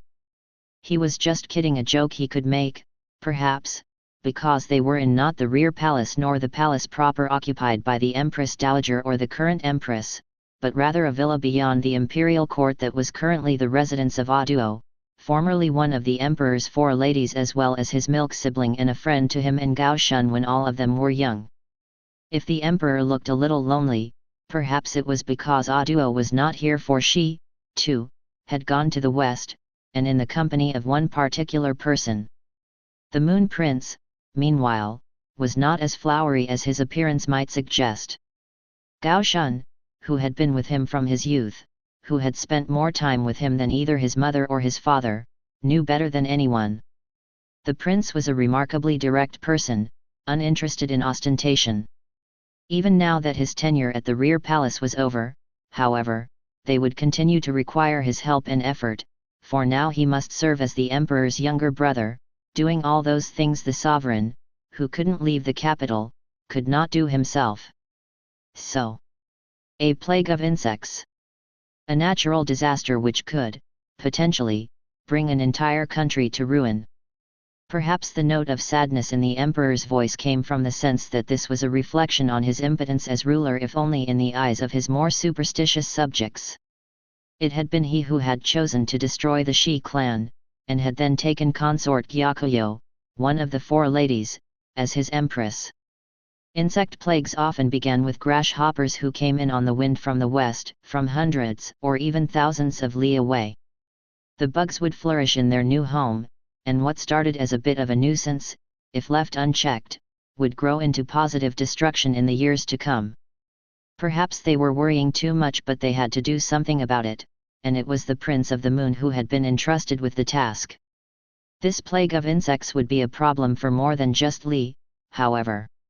If the grasshoppers came from the west, it meant they would wreak their destruction there, as well. Hunger drove people to desperation. Starving farmers would turn to brigandage. As such troubles mounted, they would eventually lay waste to the state, and a wasted state would try to steal from its richer neighbors. It had been the cause of many a war in times past. The Yi clan, which had ruled the western regions including Seishu, or the western Yi province, had been exterminated decades before, during the time of the Empress Regnant. Their own machinations had led to their destruction, and now the area was ruled by Empress Gyakuyo's father. As things stood, the man was without a clan name, but it was likely the emperor would bestow one upon him in due time. Indeed, he had originally planned to grant the family a name and then make Gyakuyo his empress. If a war ever did break out, the west would be crucial. That was why he had chosen a lady from that region as his empress. He could well understand why some people felt the move was premature, even though Gyakuyo had already borne him first a princess and now a prince. The place might ordinarily belong by rights to consort Lihua, but marriage was a political tool, one whose use became ever more stringently dictated the higher one's position was. The emperor might stand at the zenith of his nation, yet even he sometimes had to consider what would please his father-in-law. The fact that he could be heard to grumble about all this in Gao Shun's presence was perhaps a demonstration of how much he trusted the man. The emperor playfully held up his wine cup and chuckled. "It can't hurt you to know, from time to time, your monarch's sufferings." He gazed up at the moon, then drained his cup in a single gulp. Gao Shun looked off into the distance, thinking mournfully of the lovely man who was now far to the west. To the northwest of Li, there was a country called Hokuaren. It possessed extensive grainlands and forest resources, and had a history of being at loggerheads with Li. It was urging from Hokuaren that had prompted the recent spate of attacks by barbarian tribes against Li. Diplomatic relations between the two countries were nil. They didn't communicate directly, and when they did have contact with each other, it was always with a third country acting as intermediary. Why are we speaking of all this now? Because of the western capital, the place Mau Mau was heading at that very moment. There, discussions would be held with important people from other countries, people who could offer indirect connections to Hokuaren. I never imagined we would be going to the western capital, Mau Mau thought. She'd felt like her jaw might drop clear through the floor when she'd been informed of their ultimate destination, after leaving the quack village behind. It would take more than 2 weeks' travel by carriage and boat to reach the western capital. She started to worry about Zhou and Seizan, whom she'd left behind. But then she concluded, they'll work it out. Her getting all upset wasn't going to change anything, so she put it out of her mind. Instead, she would have to try to get Jinchi to spend as much money on her during the trip as possible. Anyhow, this was why she found herself being lectured about politics by a rather insistent Basin. Come to think of it, this wasn't the first time he'd tried to explain such things. It occurred to her that he was actually pretty well educated, at least as far as it went. Not an entirely respectful way to think of it, but oh, well. She stifled a yawn and tried to listen. They'd left the quack doctor and Mau Mau the cat back in the paper village, and they had a long road ahead of them. Jinchi, meanwhile, was still running around with that fake burn on his cheek. Maybe he'd grown fond of it. It was probably easier than having to wear a mask every time they stopped at some roadside inn for the night. They were far enough from the capital by now that Mau Mau thought no one was likely to recognize the face of the imperial younger brother, but considering how much trouble it would be to have every young lady on the street catcalling him as they walked along, she decided to leave well enough alone. "We will stay in this village tonight," Basin said. Mau Mau got out of the carriage, rubbing her behind, which was sore from sitting all day.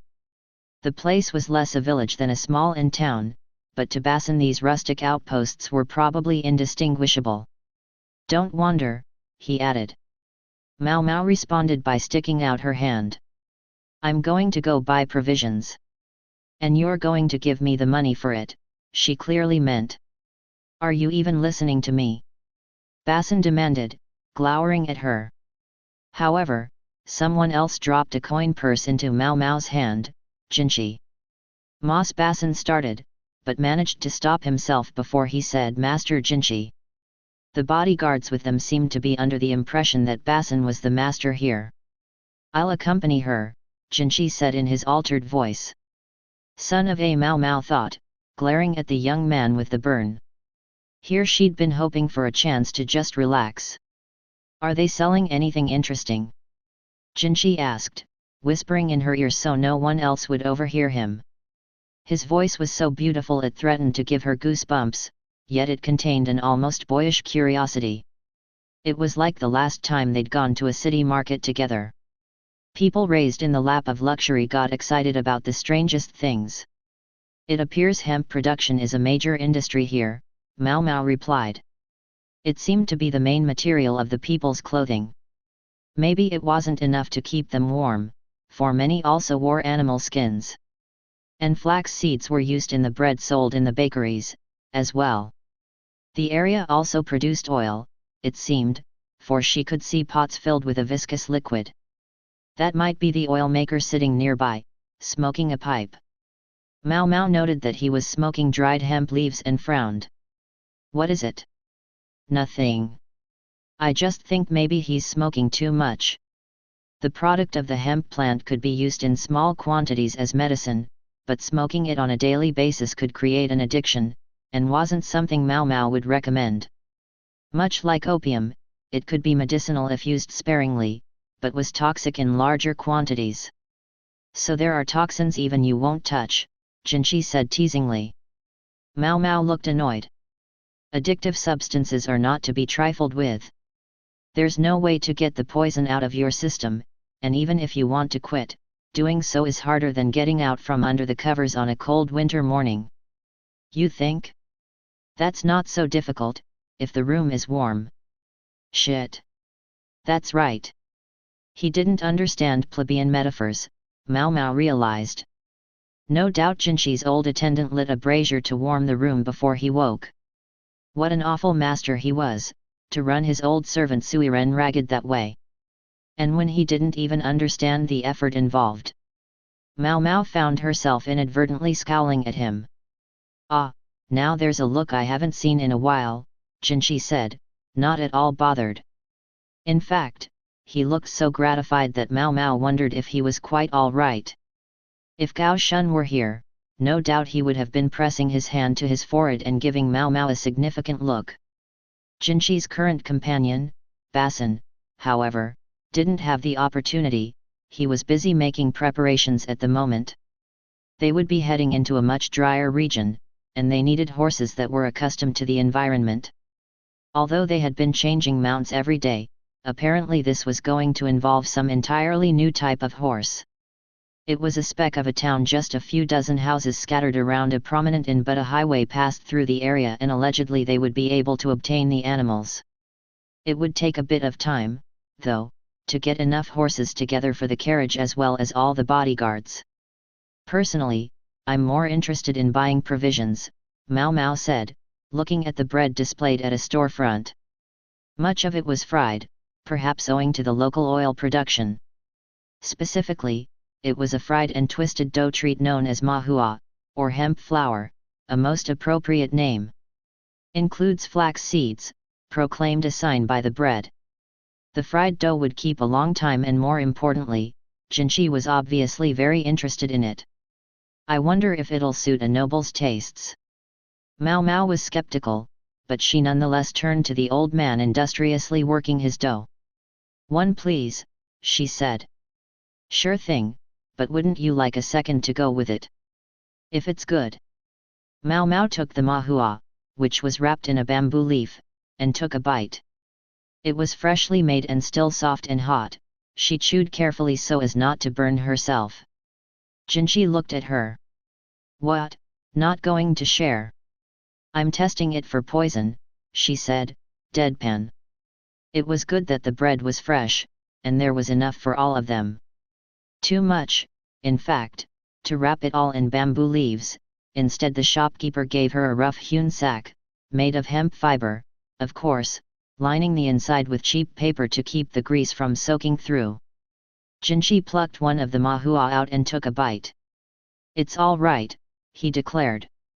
Frankly, if it had been better than what he normally ate, it would have been time to find a new royal chef. Do you really have time to be out here playing, Master Jinchi? Basin looked rather tired after all that happened at the papermaker's village. Having me out of the way for a while will give him a chance to rest. Basin was a very poor liar, it must have been taxing for him to pretend to be Jinchi's superior. In that respect, he wasn't so different from his father. As they walked, Mao Mao spotted a number of other interesting things. The farther west they went, the more animal husbandry there was, so dairy products became more available. She studied a shelf of just such items in a storehouse.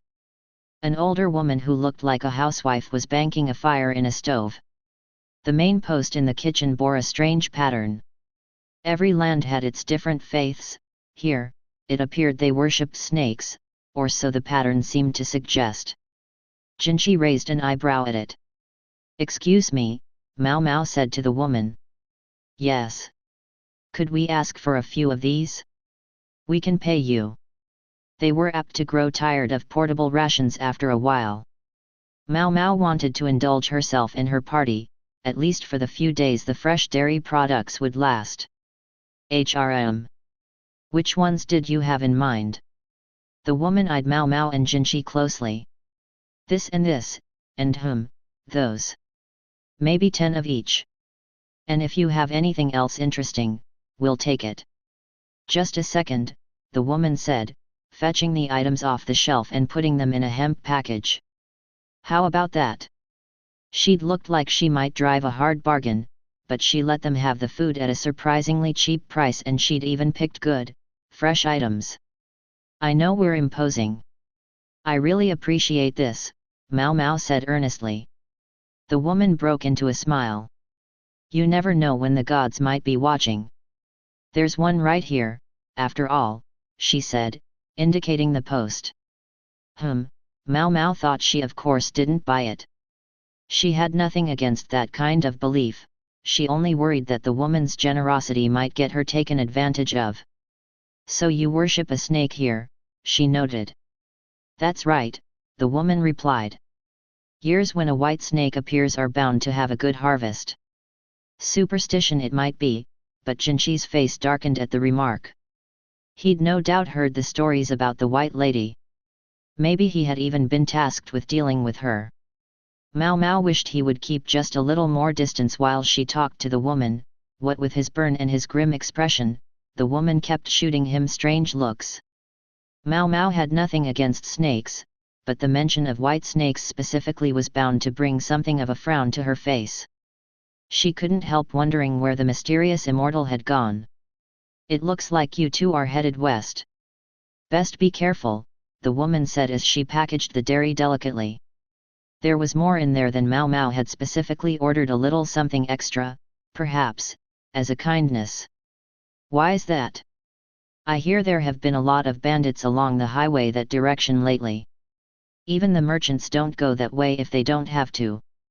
Ah, maybe she normally sold these provisions to the merchants. But with fewer customers than usual, better to give Mao Mao and Jinchi a bargain than not to sell them at all.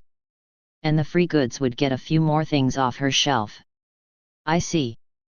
Thank you, Mao Mao said. We'll be careful. Then she looked at Jinchi to indicate that they should be getting back. When they reached the inn, the smell of an aromatic tea wafted through the air.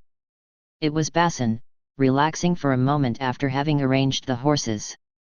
When he saw Jinchi, he straightened up. The animals will be ready by tomorrow morning, he reported. We'll have to use one of the local guides, though.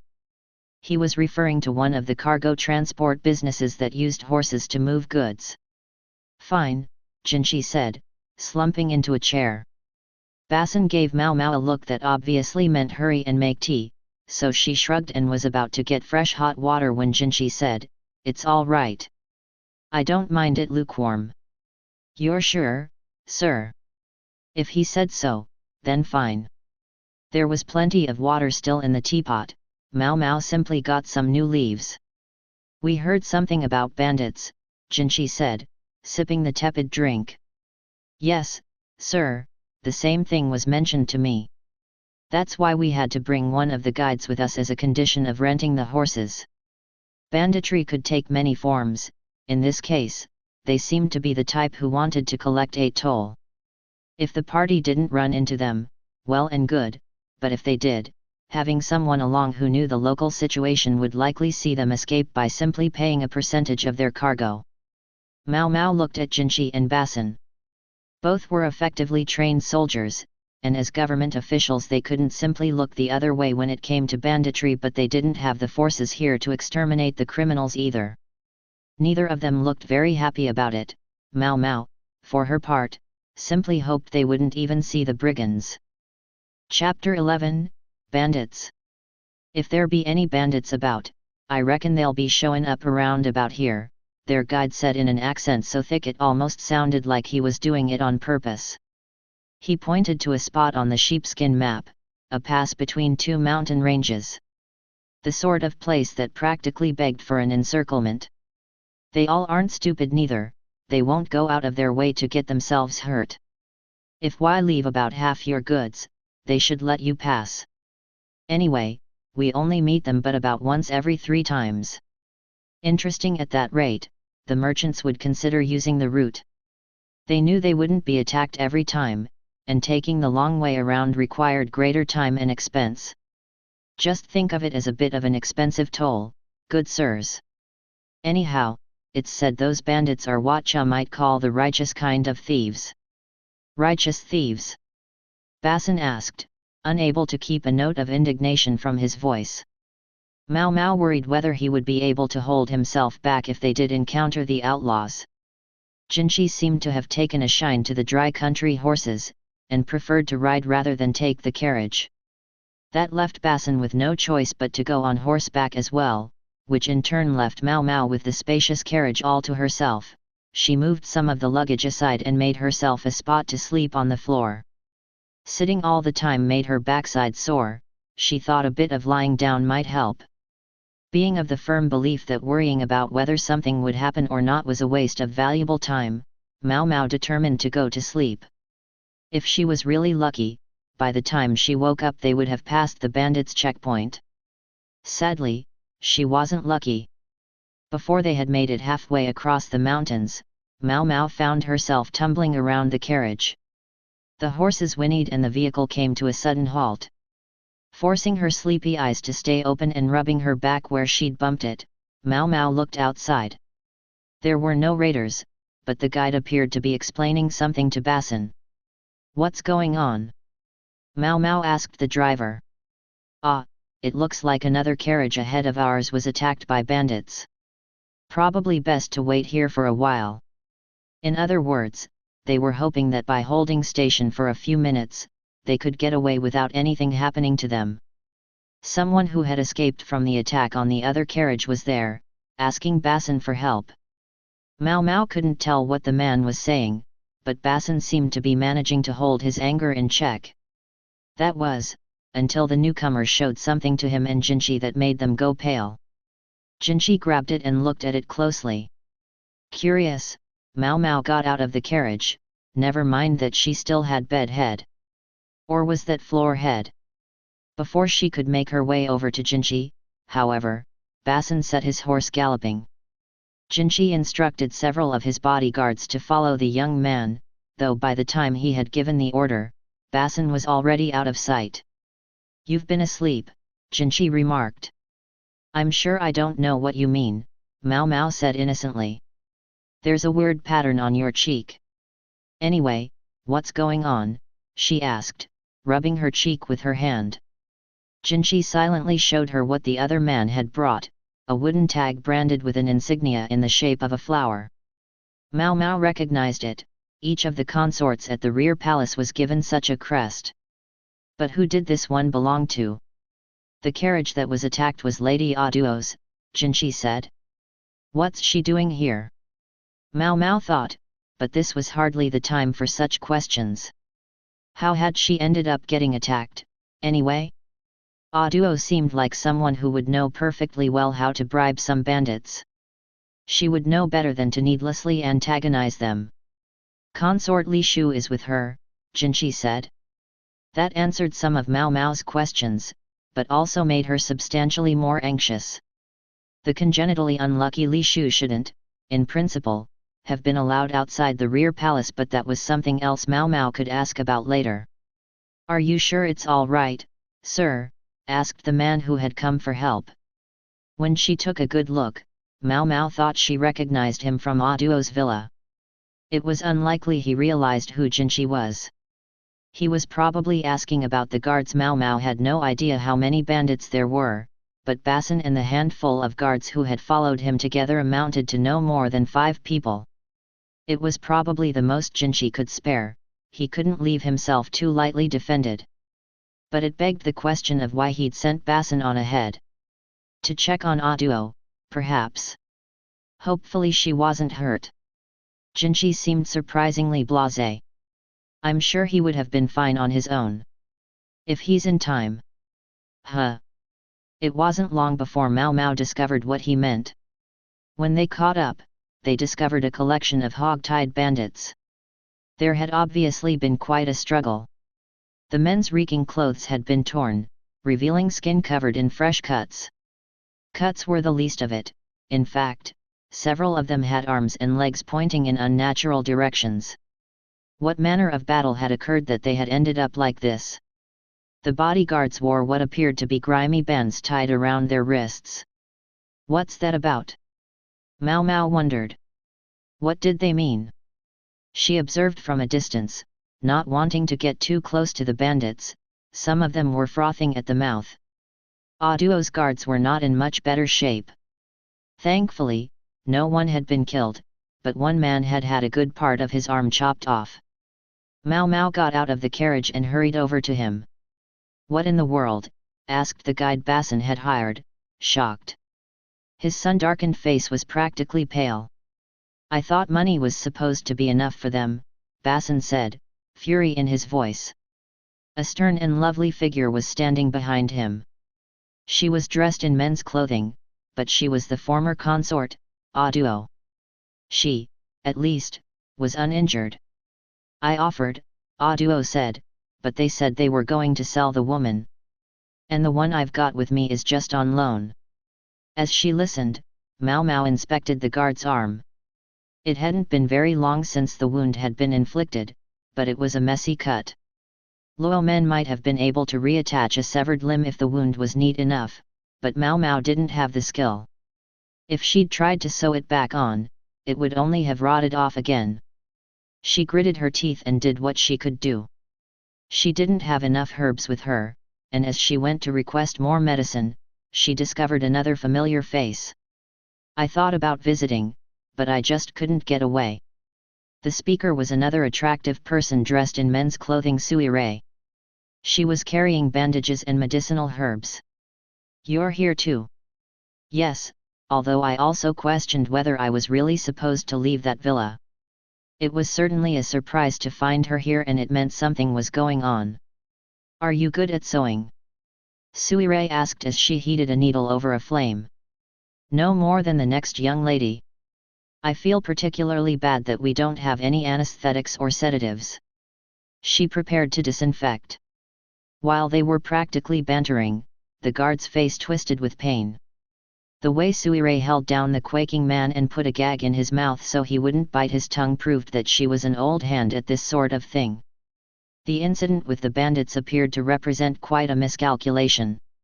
Jinchi and the others had known that they could hardly pass for a merchant caravan, so instead their story was that a rich lordling had been consigned to a dead-end post in the provinces. But the pirates seemed to guess that the travelers were even more important than they claimed to be. What with these people along? Mao Mao changed out of the robe that had been spattered with the guard's blood and headed for Duo's tent. Jinchi had asked Mao Mao to hear the story directly from her. When she entered, she found consort Li Shu there as well, clutching Duo's hand and showing no sign of letting go. She was shaking almost uncontrollably. Why she was here remained the question that most intrigued Mao Mao. Suirei, also freshly changed, was there too. At least it was clear enough why she would be on this expedition. She had considerable medical talents and could effectively serve as a physician on a long journey like this. Still, her presence came with questions of its own. Why a consort who wasn't supposed to be able to leave the rear palace was here, of all places, seemed a very strange thing indeed, to judge by Jinchi's attitude, though there was a good reason for it. I assume you are wondering why the consort is with us, Duo said. Her perceptiveness was a real boon. Yes, ma'am, Mao Mao said. Have you heard why Sir Basin is going westward? As Jinchi was in disguise, Duo had the thoughtfulness and insight to play along. I was told there were important discussions taking place there. Supposedly, Jinchi wasn't the only important personage who would be present on behalf of the government. She'd heard that he and the others were going to observe what was going on as well as pursue agendas of their own. We're also going to take part in those discussions. With the consort present, we thought it would be best not to travel with too large an entourage. If anything, I dare say we've been treated as third wheels. That sounded ominous. Mao Mao still didn't know exactly what role consort Li Shu was supposed to play in this gathering. Empress Gyakuyo, who hailed from this region, or consort Li Hua, who was related to the emperor by blood, might have been more obvious choices. Duo looked amused by Mao Mao's evident confusion. She somehow reminded Mao Mao of Gyakuyo that way. She suddenly had the thought that His Majesty must like women like this. One of the other tasks we're to attend to on this trip, Duo told her, is to find a wife for the imperial younger brother. Suddenly, Mao Mao understood why Duo seemed to be enjoying herself so much. Chapter 12, Problems Accumulate. One thought dogged Mao Mao, this is a hell of a thing. For important people in this world, there was no such thing as love, only a search for the most appropriate partner to help carry on their bloodline by leaving a child behind. Mao Mao found herself thinking about why exactly Duo had brought consort Li Shu with her. Maybe she's to be given away. She had never really been cut out for being one of the four ladies, the emperor's most favored consorts. Her family background was distinguished enough, but she'd always lacked the killer instinct that enabled one beautiful blossom of the rear palace to trample on all the others. Instead, she'd always been mocked or ignored in turn by her own ladies. Frankly, she might be happier if the emperor were to give her away in marriage to someone else. The issue was whom the emperor had in mind. He certainly has a lot to offer as a partner, Mao Mao thought. But he potentially had even more drawbacks. This was a man so beautiful that he could have brought the nation to its knees were he a woman. Notwithstanding the scar on his face, if and when it came to light that he actually wasn't a eunuch, the reaction would be fearsome indeed. Could that explain why the consort was attacked? No, it seemed doubtful. But even as Mao Mao tried to convince herself that wasn't the reason, she quaked to realize how many of the dots it connected. How many lives would the nation-demolishing beauty turn upside down just by his mere existence? In any case, the modus operandi of the bandits who had attacked Duo's carriage was something new. Instead of being righteous thieves or whatever and accepting half the traveler's possessions as a toll, they'd been willing to slice off a guard's arm and threaten to sell a young woman for profit. If Basin hadn't arrived with reinforcements, someone might have died. Then there was the strange band on their wrists. Did it serve as a way for the bandits to identify each other? Thus it was that Mao Mao found herself lolling on a bed at an inn. The wounded guard was healing up here in town, and meanwhile they were trying to find replacements for the damaged carriage and escaped horses. It wasn't Mao Mao's job to get provisions this time, and she'd already confirmed that there were no interesting medicines at the local apothecary's shop. Since it was Aduo's man who had been hurt, Suire was in charge of his care, and her skill was such that there was no need for Mao Mao to intervene. Hence, free time. At least until a knock came at the door. Wondering who it could be, Mao Mao opened the door and was surprised by who she found. Consort Li Shu stood there, her face covered with a veil. "Pardon me. May I come in?" As ever she seemed skittish, like a small animal. "Please," Mao Mao said, and Li Shu darted into the room as quick as a mouse. She was looking around anxiously, perhaps a sign that she'd slipped out of her room without telling anyone. Mao Mao offered her a chair and she sat down, still looking a little overwhelmed. It might have been proper etiquette to offer tea at this point, but if Mao Mao went asking for hot water, it could very well give away that the consort was here. Instead she decided to offer some mooncakes. Without anything to drink it would leave their throats dry, but, well, it was the thought that counted. "What's going on? Your ladies-in-waiting are going to get in trouble," Mao Mao said. "Is your usual chief lady-in-waiting with you?" Mao Mao didn't think she had seen her around. Li Shu had some ladies, but Mao Mao didn't think she recognized any of them from the rear palace. "I was told I was the only one who would be leaving the palace. My father assigned the attendants." She spoke softly, but more firmly than Mao Mao had expected. Maybe she was getting used to the young apothecary. Mao Mao had helped her out on more than one occasion, and it hurt a little that Li Shu always seemed a bit terrified by her. "What is it you want, then?" Li Shu seemed surprised, but Mao Mao knew that if she didn't get her business out of her quickly, it made it all the more likely that they would be found together, and she herself might suffer the consequences. So what was she supposed to do? Maybe a little prompting would help. Li Shu was starting to fidget as Mao Mao said, "Are you going to be betrothed to His Majesty's younger brother?" She'd decided to dive right in. "What? No, nothing's been decided yet." So the matter wasn't settled, but Li Shu had heard about it. She also didn't look very happy. "What was going on, then? Are you feeling guilty about being attacked by bandits?" "That's not what I'm here to talk about." Li Shu wasn't a good liar, not in the least. Maybe she'd recognized one of the attackers. "What, then, if I may ask?" The young woman glanced around again. She wasn't a bad consort by any means, but Mao Mao was starting to understand why she'd been so thoroughly bullied. She could do with a bit more gravitas. "Is there a way?" Li Shu began. "Is there a way to tell whether a parent and child are, really parent and child?" What was that supposed to mean?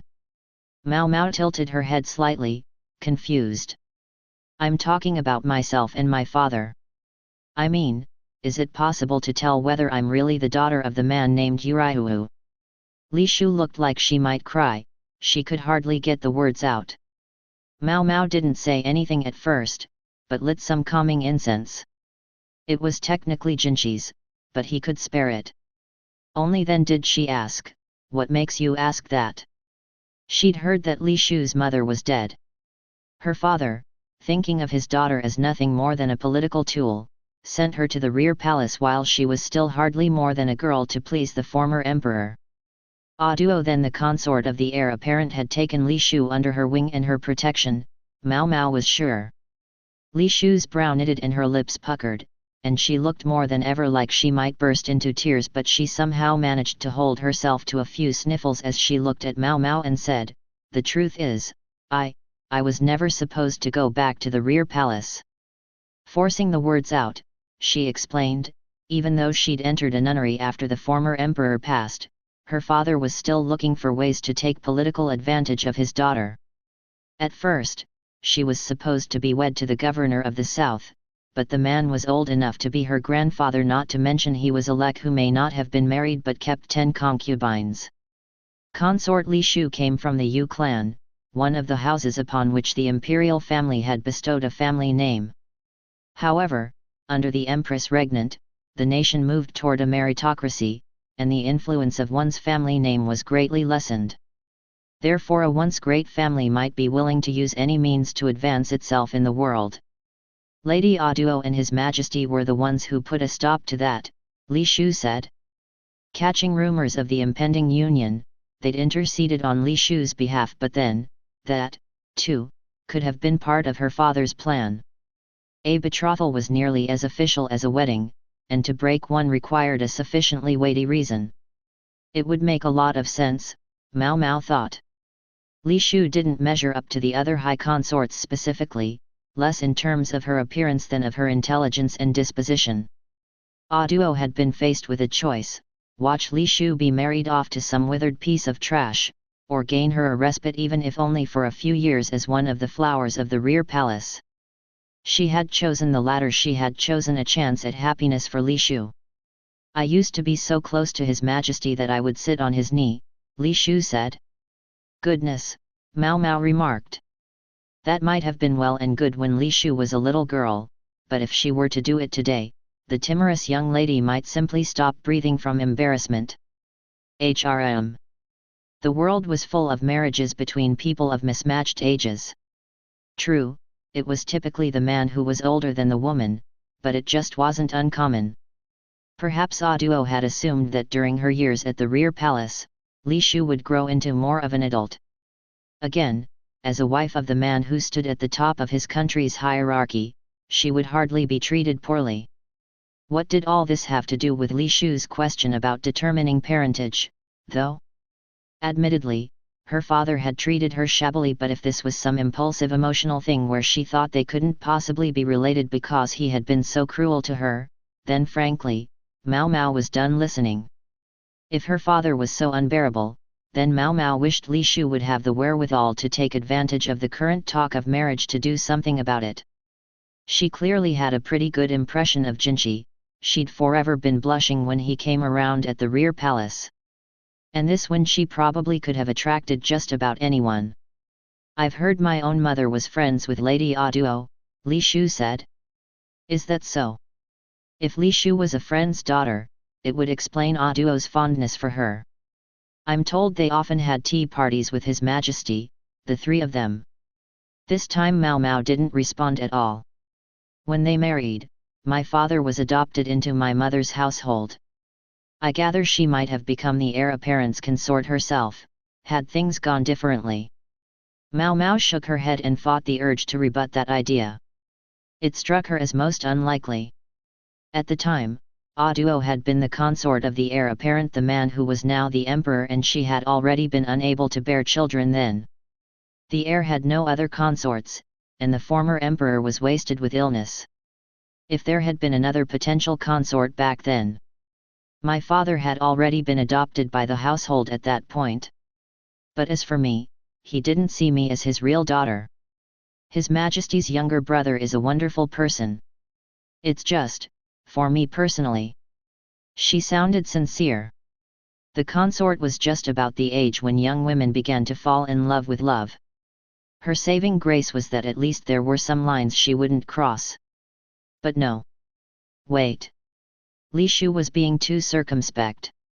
Mao Mao had a suspicion about what she was really asking. She's wondering if the emperor himself might just be her real father. And if so, then marrying Jinchi, the emperor's younger brother, would be a rather unpleasant prospect. No matter how you looked at it, he would be a couple branches too close on the family tree. She didn't want to look into this. At the same time, though, she would feel bad telling the consort she couldn't do it.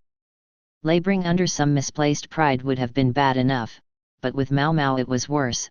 She was curious too. She contemplated how one might determine whether an alleged parent and child were related.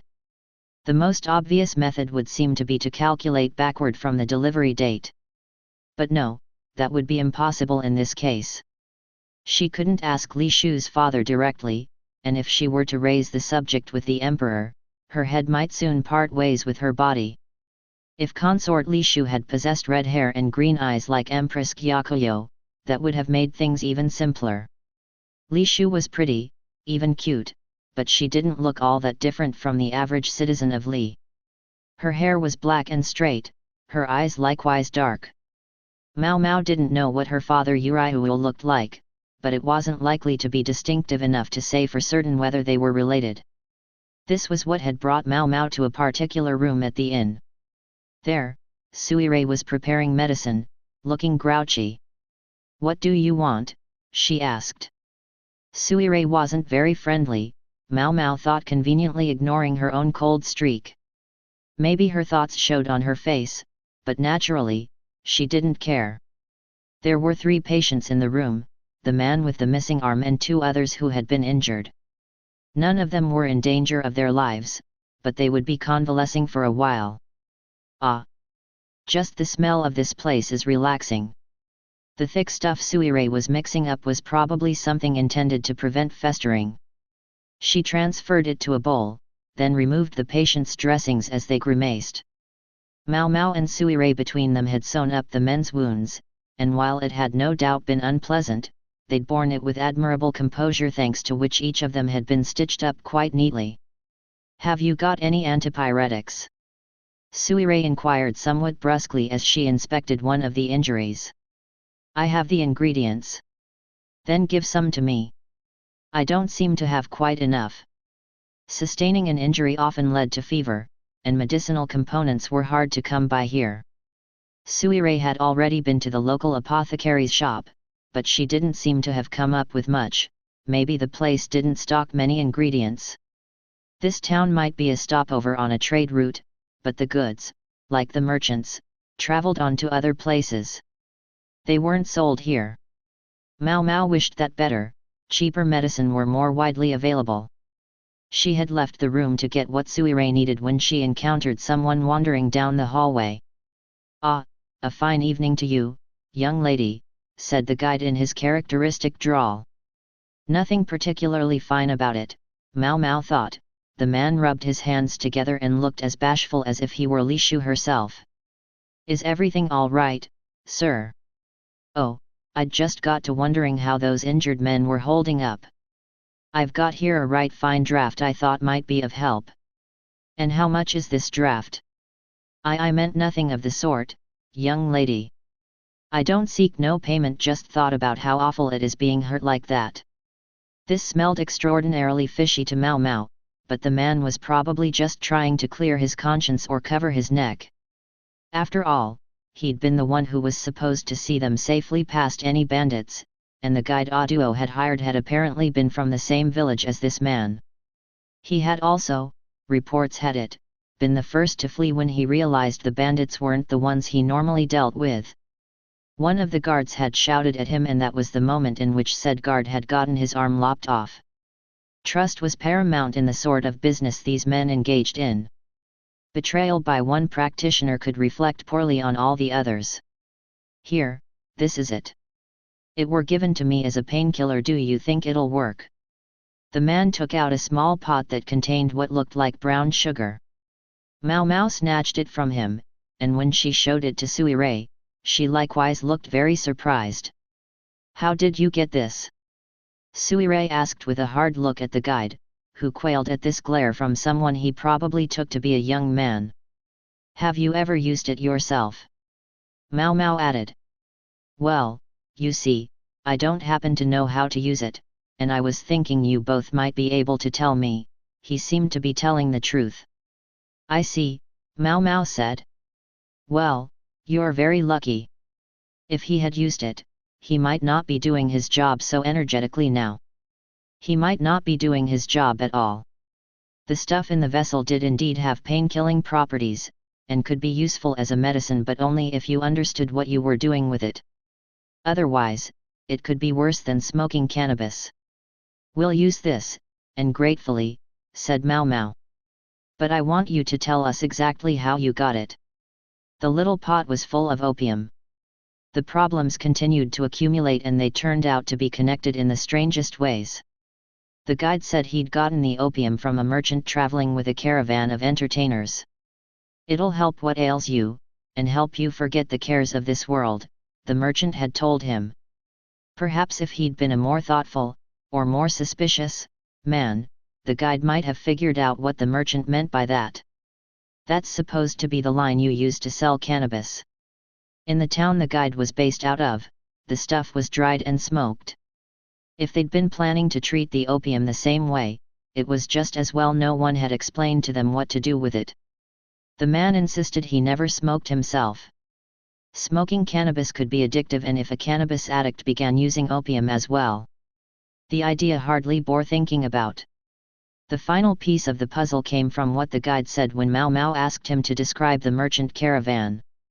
He'd said, "I got a glance, just a glance, why see, but I saw her. There was this girl. The entertainers really seemed protective of her. I mean a young girl, maybe just 15. And this had been roughly a year ago. She had white hair, I've never seen the like. Can't forget it. She was the incarnation of the serpent god, I'm sure of it, come secretly to Earth. This is the first time I've ever told anyone what I saw." We need hardly spell out what Mau Mau thought of when she heard about a woman with white hair. A year ago would place these events before that woman had come to the capital. Perhaps it was the man's naive faith in the woman that had caused him to take the opium at face value, as a painkiller and nothing more. He, Mau Mau reflected, was truly a lucky man. And there was reason enough to be grateful for the medicine, it salved the pain of the injured men. Opium didn't have a particularly long shelf life, and Mau Mau had worried it might not be effective, but it proved otherwise. She felt bad for the guide with his heartfelt beliefs, but she decided to requisition all the opium he had. She paid him for the product, including enough extra that he couldn't complain. "As long as we're piling up problems, let's throw on one more." One of the bandits bore a tattoo of a snake, and the bands they all wore around their wrists had initially been white and depicted two snakes in coitus. Unfortunately, despite attempts to get some answers, the men were in no shape to tell them anything. All the bandits were opium addicts.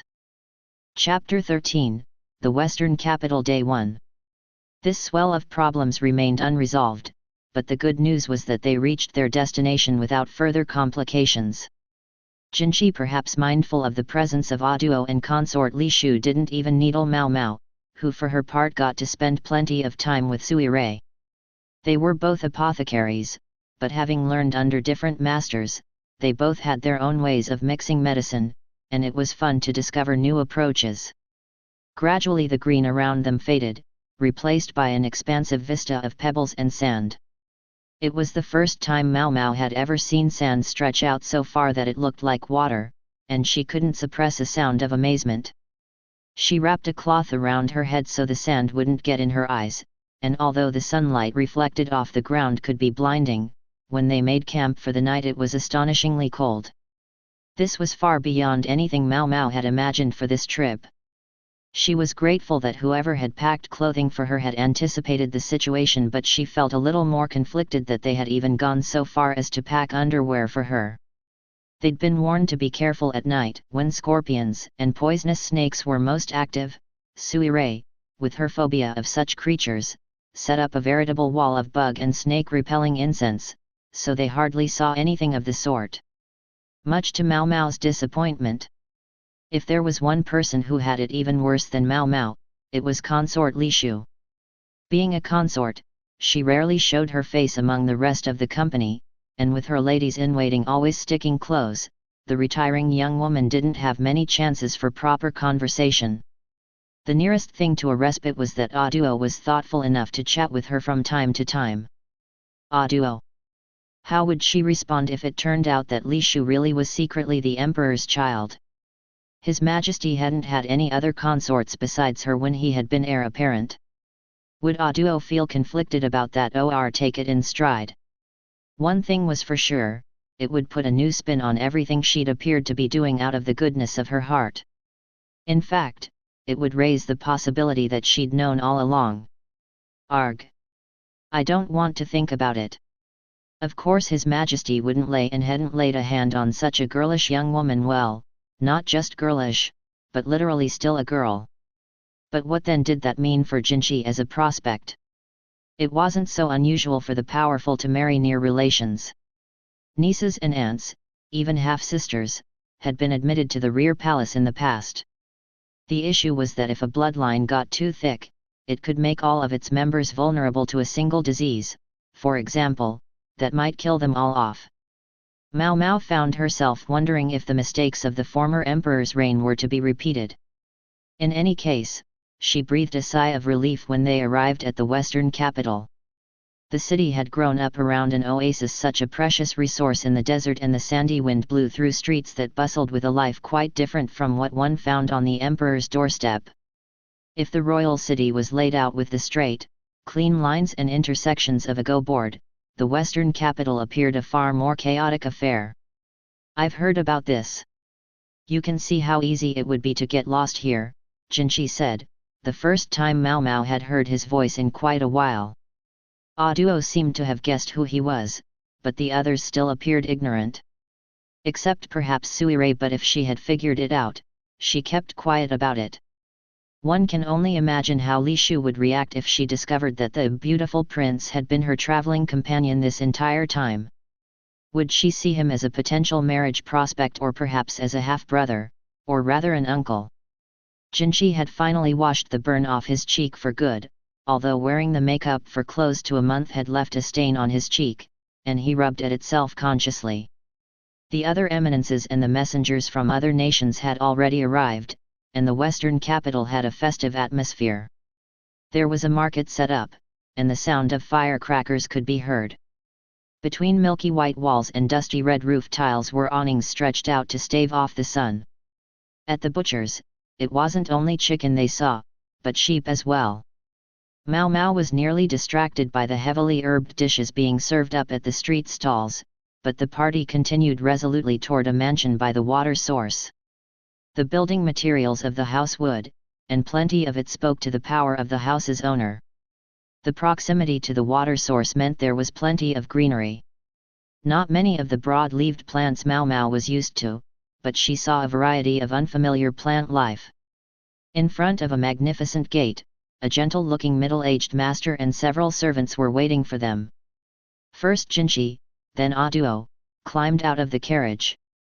Jinchi's appearance inspired a great many wide eyes even among his own party. So they really hadn't known it was him.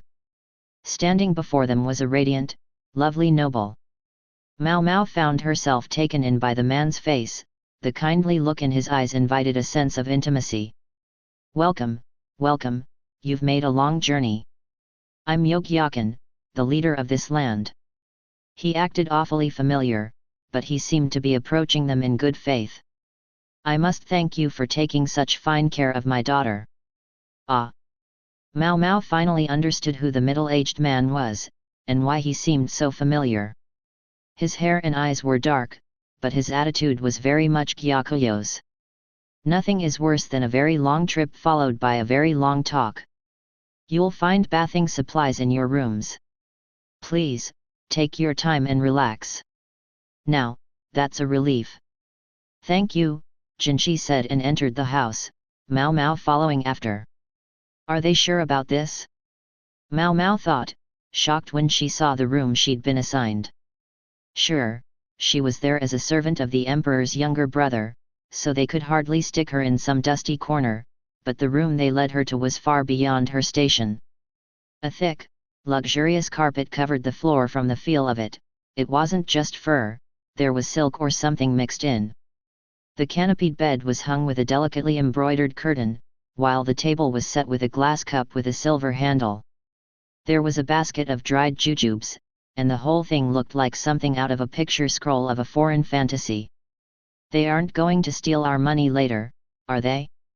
Mao Mao thought idly as she bit into one of the fruits. Without the water in the flesh, the sweetness was more concentrated. It was good, but it was a little too sweet for Mao Mao, who decided to stop at just one.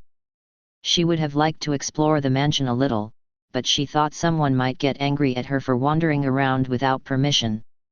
For today, at least, they would each eat separately and get some rest. Starting tomorrow, there would be several days of banquets and dinner parties, while the afternoons would be filled with meetings and business. Important people sometimes seemed to want to celebrate every little thing with a big party, regardless of how tired the guests might be feeling, but like his daughter, Gyaken was too alert and thoughtful to do that to his visitors. Mao Mao was particularly grateful that he had even prepared a bath for them, given that water must have been among the most precious things here. Even if she did find the tub, carved from a single massive piece of marble, a little intimidating. She got out of the bath and went out on the balcony. Her hair seemed likely to dry quickly, but out here she would get covered in dust again, so she made to go back inside, but the sound of talking voices brought her up short. She looked around but saw no one. The voices seemed to be coming from the next room. Well, not going to keep it down? There was no point in the room's deliberately thick walls if they were simply going to leave the windows open. She could hear everything. She leaned against the railing, then leaned out over it a little. There was peeping, and then there was peeping. What are you doing here? A woman's voice, still young. The next room belonged to consort Li Shu, but the voice wasn't hers. Next there came something mumbled so softly Mao Mao couldn't make it out. Perhaps that was Li Shu. Oh, really? And so what? You just want to get in my way. You're always in my way. The woman was obviously upset with Li Shu. On some level, Mao Mao was actually happy to hear someone being openly hostile for once. But the words were followed by the sound of a slap. Mao Mao went back into her room, then peeked out into the hallway. From next door emerged a woman who practically oozed elegance. She hid her mouth with a folding fan, but her nose was distinctly up in the air. The ladies-in-waiting attending outside bowed to her, 2 of them followed the young lady, while the last went into the room. Tossing everyone out so the 2 women could have their fight was well and good, but maybe Mao Mao should advise the young lady that next time she ought to close the windows too. When she was sure that the unfamiliar woman had disappeared around the next corner, Mao Mao went and knocked on the door of Li Shu's room. The lady-in-waiting answered it, looking relieved when she saw it wasn't the young woman come back for more. Might I come in? Mao Mao asked, loudly enough that Li Shu could hear her. The lady-in-waiting retreated into the room at a brisk trot, but soon came back. Please, enter, she said. Mao Mao had known that Li Shu's usual chief lady-in-waiting wasn't with her on this trip, but the replacement seemed rather businesslike. Consort Li Shu was sitting in a chair as Mao Mao entered, but from the disheveled state of the blankets on the bed, Mao Mao guessed the young consort had tried to bury herself under the covers after that unpleasant encounter. The pillow was stippled with wet spots, and Li Shu's hair was in modest disarray. She wouldn't quite look at Mao Mao, not because she didn't want to make eye contact, but, it seemed, in an attempt to hide the slap mark on her cheek, which looked red and hot. May I see it? Mao Mao prompted. Li Shu didn't say anything, but when she realized Mao Mao was perfectly aware of what had happened, she obediently raised her head. Perhaps you could fetch some water for us, Mao Mao said to the businesslike lady-in-waiting. The woman gave her a frankly mistrustful look, and Mao Mao decided to give her a little push. Gracious, and you were so ready to leave the room for the last visitor. That got the woman going. Mao Mao stood in front of Li Shu and took her chin in her hands. Her cheek was warm, but it would soon cool. May I see the inside of your mouth? Just in case. Li Shu looked a little embarrassed, but she opened her mouth as Mao Mao asked. Her pretty white teeth were all safe, and there didn't appear to be any cuts on her cheeks or tongue. But what's this? Mao Mao, intrigued, stared fixedly into the young woman's mouth. Li Shu started getting more and more awkward, until Mao Mao finally felt bad enough about it to stop looking. Seems you had a rather violent visitor. May I ask who that was? Mao Mao said.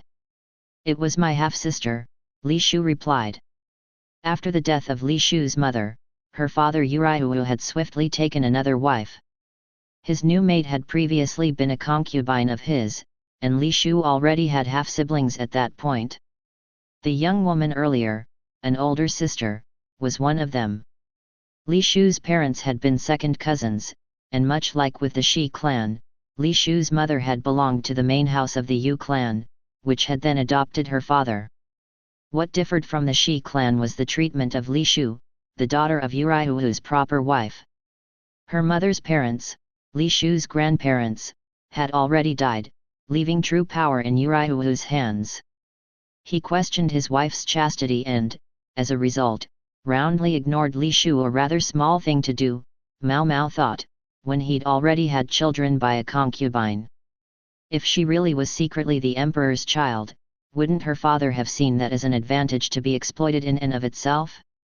And anyway, to all appearances he favored Li Shu's older sister. All those questions about parents and children. Were they perhaps inspired by your honorable elder sister? Mao Mao asked. Li Shu didn't respond, but Mao Mao took her silence as affirmation. And the reason you refused to quite finish your thought when it came to those bandits, was it because you had a certain guess about who was behind it? Mao Mao didn't want to think about it, but it was by no means outside the realm of possibility that an older sister might grow jealous of a younger and try to have her assassinated. This time Li Shu reacted, "I'm afraid I just don't know." Her expression, though, at least conveyed that she'd been the subject of considerable cruelty. They were going to eat individually this evening, so Mao Mao had an idea. "Might I dine with you tonight, milady? Perhaps we could ask Lady Aduo to join us." At Aduo's name, Li Shu's face broke into a glow. Mao Mao fully expected Aduo would accept the request, and this would give her a good excuse to check Li Shu's food for poison. Someone who was willing to send bandit assassins certainly wouldn't hesitate to stoop to poisoning a meal. Mao Mao didn't know whose child Li Shu might really be, but whoever it was no fault of her own. The thought made her feel bad for the young woman. Yes, even Mao Mao had at least that much compassion in her. Aduo gladly accepted their invitation to dinner. When she asked for all of their meals to be delivered to a single place, the chef thoughtfully prepared a room for them, a place with a domed ceiling of colored glass that had presumably been acquired from points farther west. When the light hit it, it glowed like a jewel. "Quite a place," Aduo said, stroking her chin and nodding knowingly. Consort Li Shu's eyes glowed almost as brightly as the glass. Mao Mao, meanwhile, wondered what they had done to the glass to give it those colors. "You're sure it's all right for us to use it?" Aduo asked the chef, who smiled. "The young mistress used to eat with her friends here all the time, but it's gone all but unused in recent years." The young mistress, could he mean Empress Gyakuyo? The entire structure was moved here from another land, where it originally served as a place of worship for their deity. "You're more than welcome here, so long as that doesn't bother you. Naturally, you won't run into any worshippers, though." Fair enough, it did feel a little strange. This country didn't have some kind of policy of expunging heretics, but neither would Mao Mao have wanted to be pressed to convert. "Doesn't bother me," Aduo said. "If Lady Aduo accepts it, then certainly." "How'd they make that glass?" Pleased to see that there would be no fuss, the chef ordered a server to begin setting places for dinner. The room was scrupulously cleaned. He ran a finger along the surfaces like a mean-spirited mother-in-law to see if any dust had been left behind, but came up with nothing. Aduo reported that she had invited Suirei, but the woman had declined. Aduo seemed oddly fond of Suirei, but there was one odd facet to the math of the meal. With 4 of them there, it would have seemed a bit like a 2-on-2 matchmaking meeting, even if they were all women. Mao Mao felt like some shadow, some hidden figure was watching them wistfully from across the hallway, but she chose to ignore it. Instead, the 3 of them enjoyed the exotic atmosphere and the delicious meal. "I'll be happy to clean up here," Mao Mao said. The meal was over and she decided to send Aduo and consort Li Shu back first. Aduo's room was diagonally across from Li Shu's, so she was confident they wouldn't have any trouble with the consort's bullying elder sister. "I'll help," Aduo offered. "No thank you, ma'am. I only meant I would call a server." Aduo had dismissed their waiter after the food had arrived, on the grounds that she wanted to sit and talk. Truthfully, though, it had mostly been her and Li Shu talking, with Mao Mao offering only the occasional polite interjection. They spoke of all that had happened on the trip, shared passing memories, and remarked on how lively this city was. Ordinary conversation, to be sure, but Li Shu clearly enjoyed it. She smiled the entire time. Gyakuyo's family house turned out to be quite large. Mao Mao found herself nearly lost trying to find the server. Pretty sure I should take a right here, she thought as she walked along, when she sensed someone behind her. Each time she moved, she heard footsteps follow her, but they stopped whenever she did. She turned around to discover Basin looking at her awkwardly. She didn't say anything. He didn't say anything. Finally she asked, "Is something the matter, sir?" "Oh, not at all," he replied, but, ever the terrible liar, his eyes darted away tellingly. "Are you lost, sir?" "Who, me? No." Mao Mao found herself increasingly worried about whether Basin was going to survive as Jinchi's right-hand man. It was almost comical to watch him. Pressing the issue right now would only have been cruel, however, so she pretended to play along. "Since you're here, then, perhaps you could walk me to my room. It's quite a ways to the annex." "Yes, I suppose it would only be chivalrous," Basin said. As Mao Mao recalled, his room was in the building next to hers. If she could get him that close, even he couldn't get lost going the rest of the way. What a lot of trouble he could be. Mao Mao was decent enough to help, but not to entertain him by chatting as they went, not if he was going to be this much of a pain. She'd thought they might end up walking along in silence, but Basin actually began a conversation. "Say, do you know what sort of person Consort Li Shu is?" he asked, his words punctuated by the tapping of their footsteps. "I have to think Master Jinchi would be better placed to answer that question than I am. Perhaps you should ask him." "That's the whole problem." "I can't," Basin replied, obviously very serious. "Aha! I see." Basin was evidently aware that one of the goals of this expedition was to find a wife for Jinchi, and he was trying to sound out one of the candidates, the relatively easy-to-read Li Shu. "I think it's a rather complicated question," Mao Mao said at length. Li Shu could be a timid crybaby, and she still seemed very young in many ways, but by the same token, one could say she still possessed her innocence. Not everybody was fond of someone who acted so childish, but Li Shu was a basically lovable person who might appeal to a man's protective impulse. "You mean it? Why should you doubt me?" Basin looked at her with his arms crossed. Mao Mao motioned him over and led him out of the hallway, hiding behind a rock in the garden.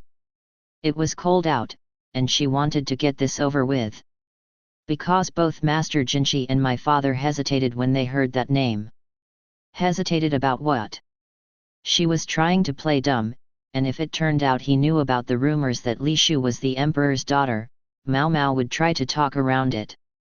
Basin, though, began mumbling quickly, "She's part of the Yu clan, and they've been throwing their weight around a bit too much for comfort lately.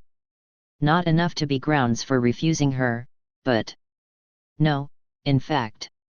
"Please don't just mutter to yourself, sir," Mao Mao said, conveniently ignoring her own habit. "You won't tell anyone what I'm about to say. If that's the condition, I'd rather not hear it. You've heard this much. Let me get it off my chest." He leaned over and whispered in her ear, "They're talking about giving Consort Li Shu away in marriage. Specifically, to Master Jinchi." Goodness gracious! She'd already known, so her show of surprise was superficial at best. It seemed to annoy Basin. "Doesn't this bother you? Don't you think it's terrible?" "Ahem. I just figure I ought to be more worried about myself than someone else. Seeing as I'm past my prime already. Now that you mention it, I suppose you're right." The fact that he agreed so readily perhaps explained why he didn't seem to be very popular with the ladies. Jinchi and Consort Li Shu. They were just the right ages for each other, Jinchi 20, and Li Shu 16. Appearance-wise, Jinchi looked a little older, more mature than he was, but they would still look perfectly ordinary together. Notwithstanding Empress Gyakuyo's son, Jinchi had a quite significant claim to the throne. Meanwhile, Li Shu would surely flourish better with Jinchi, who had no other wives as yet than she did amidst the brutal competition of the rear palace. In such a situation, Li Shu might not end up becoming a mother of the nation, but she could very well at least be a prime minister's wife. Granted, it would make her the enemy of all the country's women and no small percentage of the men, but she was also important enough that they wouldn't be able to get rid of her too easily. Powerful people had to play their marriages politically. For them, the free love advocated by Mao Mao's sister Pairin was nothing but a fantasy. Even considering the shadow of Li Shu's possible familial closeness to Jinchi, well, even if it were true, they came from different mothers. It would be all right. Not ideal, perhaps, from a health perspective, but Basin probably didn't know about that part of the situation anyway. At the moment, Li Shu looked like the strongest candidate. Mao Mao stared fixedly at the man beside her. Basin, Jinchi's milk brother, must understand that as well as she did. And yet the idea seemed to vex him, somewhere deep down. Mao Mao thought she knew what it was. Simply put, he's imagining her as a sister-in-law. Basin wanted to find out for himself if she was good enough for the beautiful, highly capable master he served. My father really didn't look pleased about it, Basin said. It seemed that was what had gotten him started on this. Understandable, Mao Mao thought. After all, Gao Shun probably knew more about Jinchi's and Li Shu's births than Basin did. As for Jinchi himself, he could probably go either way on Li Shu. She was certainly pretty enough, and with a few more years she would presumably gain some maturity. She couldn't be called naturally gifted, but neither did she seem likely to go out of her way to make his life difficult. All right, so her family relationships might be a little complicated, but what marriage didn't bring some squabbles with the in-laws? She might have some sort of flaw, Basin said, practically champing at the bit. Maybe don't put it like that, Mao Mao privately advised him. If anyone heard, he might wind up with a good beating. If you're so concerned, why don't you go see her yourself? What? Of course, you have no acquaintance with her now, and on this particular expedition she wears a veil every time she appears in front of a man. But she'll open up as she gets to know you. At least a little. Indeed, Li Shu now sometimes talked in Suirei's presence. She never spoke to Suirei directly. She was under the impression that Suirei was a man, but still. Mao Mao was just glad Li Shu hadn't known Suirei in her time at the rear palace. They might have crossed paths once or twice, but nothing that had stayed in Li Shu's memory.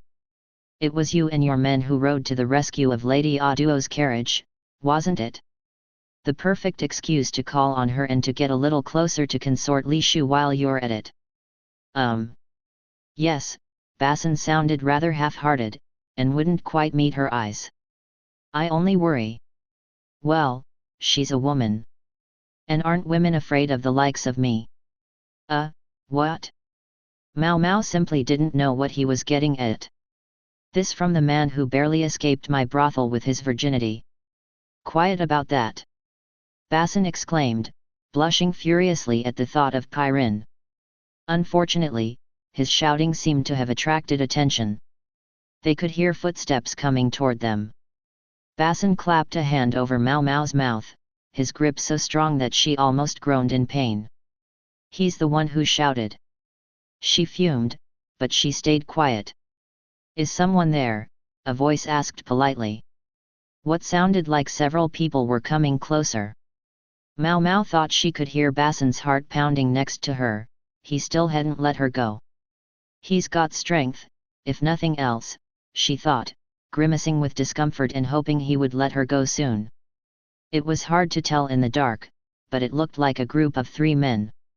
They stopped, but one of them came closer, until he was only a boulder's distance away from Mao Mao and Basin. Maybe I was hearing things, the man said, and turned to leave. Then, however, a familiar voice said, perhaps. But what in the world has become of Basin? Basin stifled a gasp. Now his heart was really racing. There was a cracking sound, a twig snapping. Oh, 4. Jinchi, searching for Basin, was there. And helping him were none other than the bespectacled Lahan and the 30ish dandy, Rikusen. Chapter 14, The Western Capital Day 2. The next day, Mao Mao found herself summoned by none other than Lahan. True, I did neglect to mention, the fox-eyed man with the tousled hair said as he sipped some tea. Beside him sat the mild-mannered Rikusen. They were in a bower at the mansion, the nearby oasis making the place breezy and cool. The entire house seemed built to maximize the opportunities to cool off. I was ordered to come here, myself, for a number of reasons. There are, I guess you could say, business matters to attend to. Everyone had their talents, Mao Mao supposed, and Lahan could be expected to come running any time hard numbers were involved. As for why Rikusen was with him, my superior doesn't want to leave the capital, so I've come in his place. Huh, Mao Mao observed. He sounds like a most useless superior, sir, I must say. I do appreciate your frankness, Mao Mao, but here and now I think a modicum of discretion is in order. It was one of those rare things, a serious-minded comment from Lahan. Anyway, Mao Mao understood that perfectly well, that's why she'd been careful to adopt a polite tone. It had been late after her encounter with Basin and then Jinchi, so Mao Mao had gone straight to bed, but apparently everyone else had stayed up, and the results had not been pretty. It all sounded like it had been a lot of trouble, though, and Mao Mao had done her best to ignore it. She still had red marks where Basin had grabbed her, and her main interest at the moment was getting rid of them. Speaking of Jinchi and Basin, they had a meeting this afternoon. All this stuff about conducting politics over dinner and constantly trying to sound each other out seemed like a massive headache to Mao Mao. It would be bad enough dealing with Gyakan, who now had an empress for a daughter, but throw Outlanders into the mix and the thought only became more depressing. So what was it you wanted to talk to me about? Mao Mao asked. Yes, that. Lahan slid his spectacles up the bridge of his nose with his pointer finger. Then he took out a piece of paper from the folds of his robe. It turned out to be a finely detailed wanted poster. Huh. The picture showed a woman, still relatively young, with graceful features. That in and of itself made her little different from many women, but the poster also bore further description: red eyes, white hair, pale skin. That narrowed it down quite a bit. In fact, Mao Mao could think of only one person who fit the description. The white lady? We went to see her together. Yes, we did, Lahan said, and proceeded to show her a second piece of paper. Who's this? Another wanted poster, this one showing a man. Unfortunately, an illustration never quite looked like the real thing, and Mao Mao rarely bothered remembering the faces of people who didn't interest her, anyway. In short, she had no idea who the man was. Lahan lined up the wanted posters next to each other. Something teased at the edges of Mao Mao's memory, a sense that maybe she had seen the man somewhere. We found this man several days ago, Lahan said. That's right, Rikusen added, I'm sure of it. Sir Rikusen never forgets a face. Perhaps my one skill, he said modestly. All right, so he still didn't seem exactly suited to soldiering. But given that the eccentric strategist who served as Rikusen's boss couldn't distinguish one face from another, having someone with a talent like Rikusen's around couldn't hurt. That freak with his monocle had a talent for judging other people's uses that seemed almost superhuman. When exactly was this? About 2 days ago. I don't think he expected us to find him. He was posing as one of the porters bringing in cargo from the carriages. And what's more, the cargo in question belonged to a merchant from Sheo. Sheo, a country beyond the desert region to the west of Li. It was located in a rather precarious place. To the south there were mountains, but on the other 3 sides it was surrounded by larger nations. As Mao Mao recalled, the 2 special emissaries who had visited the court the year before had come from Sheo. And one of those emissaries had been supplying Fifa firearms to the Shi clan. Mao Mao's face darkened. That's a bad thing, right? Generally speaking, I would say so. It meant that the same people who'd been causing trouble in the capital were now showing up among the merchants from Sheo. And if they were connected to the White Lady, then there was every possibility that they were moving opium and were involved with the bandits.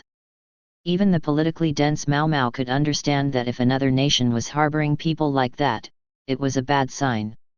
What's worse, Sheo likes to keep to itself. In other words, even if they were out to catch a criminal, they couldn't simply barge around. Normally, we wouldn't be able to get our hands on him, Lahan continued.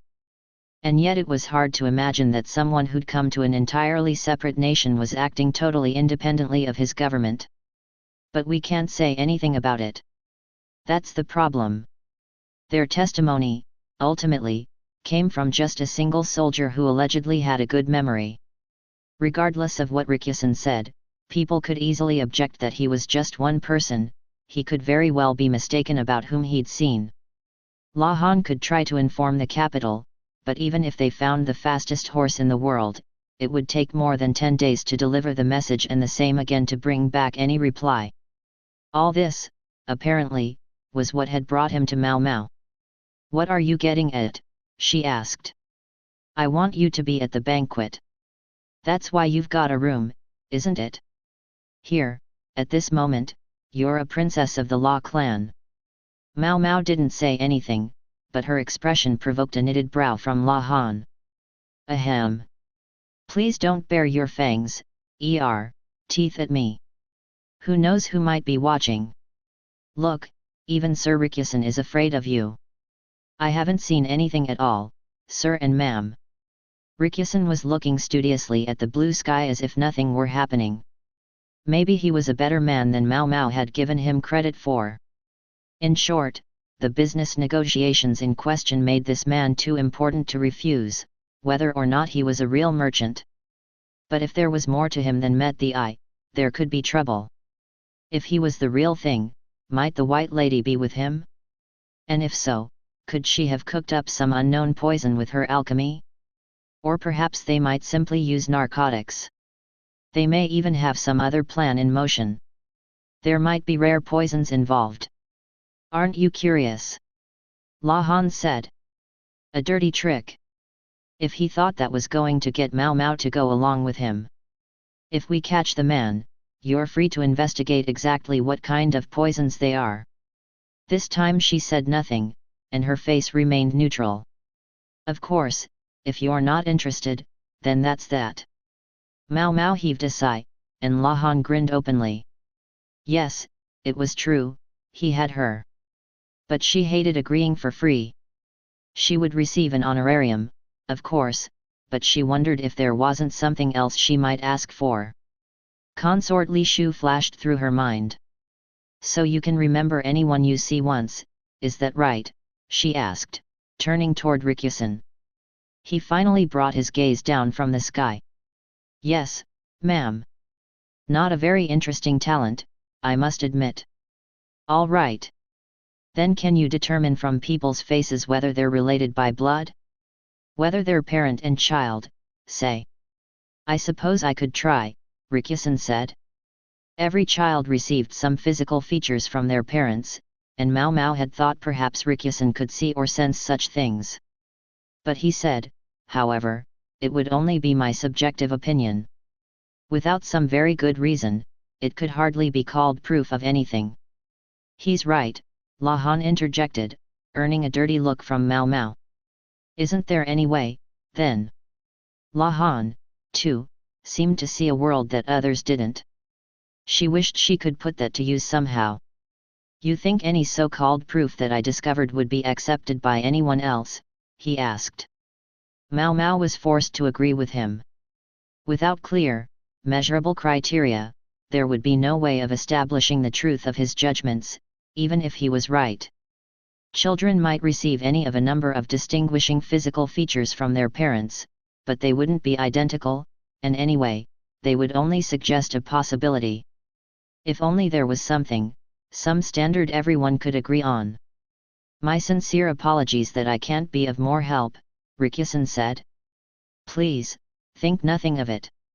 Forgive me if I'm overstepping myself, he added hesitantly, but perhaps you could come to Master Lagan's mansion sometimes. After a long beat, Mao Mao said, perhaps I could ask you never to mention that again. Her face twisted in disgust. This man Rikusen seemed like a perfectly decent human being, but he didn't seem to understand that there were things one spoke of and things one did not. My apologies, Rikusen said, ducking his head in a bow. I think I'd better be getting back to work. Then he hustled out of the bower. La Han looked at Mao Mao, his face not quite settling into any one expression. Have you no interest in coming to that banquet of yours? You know what? Forget it.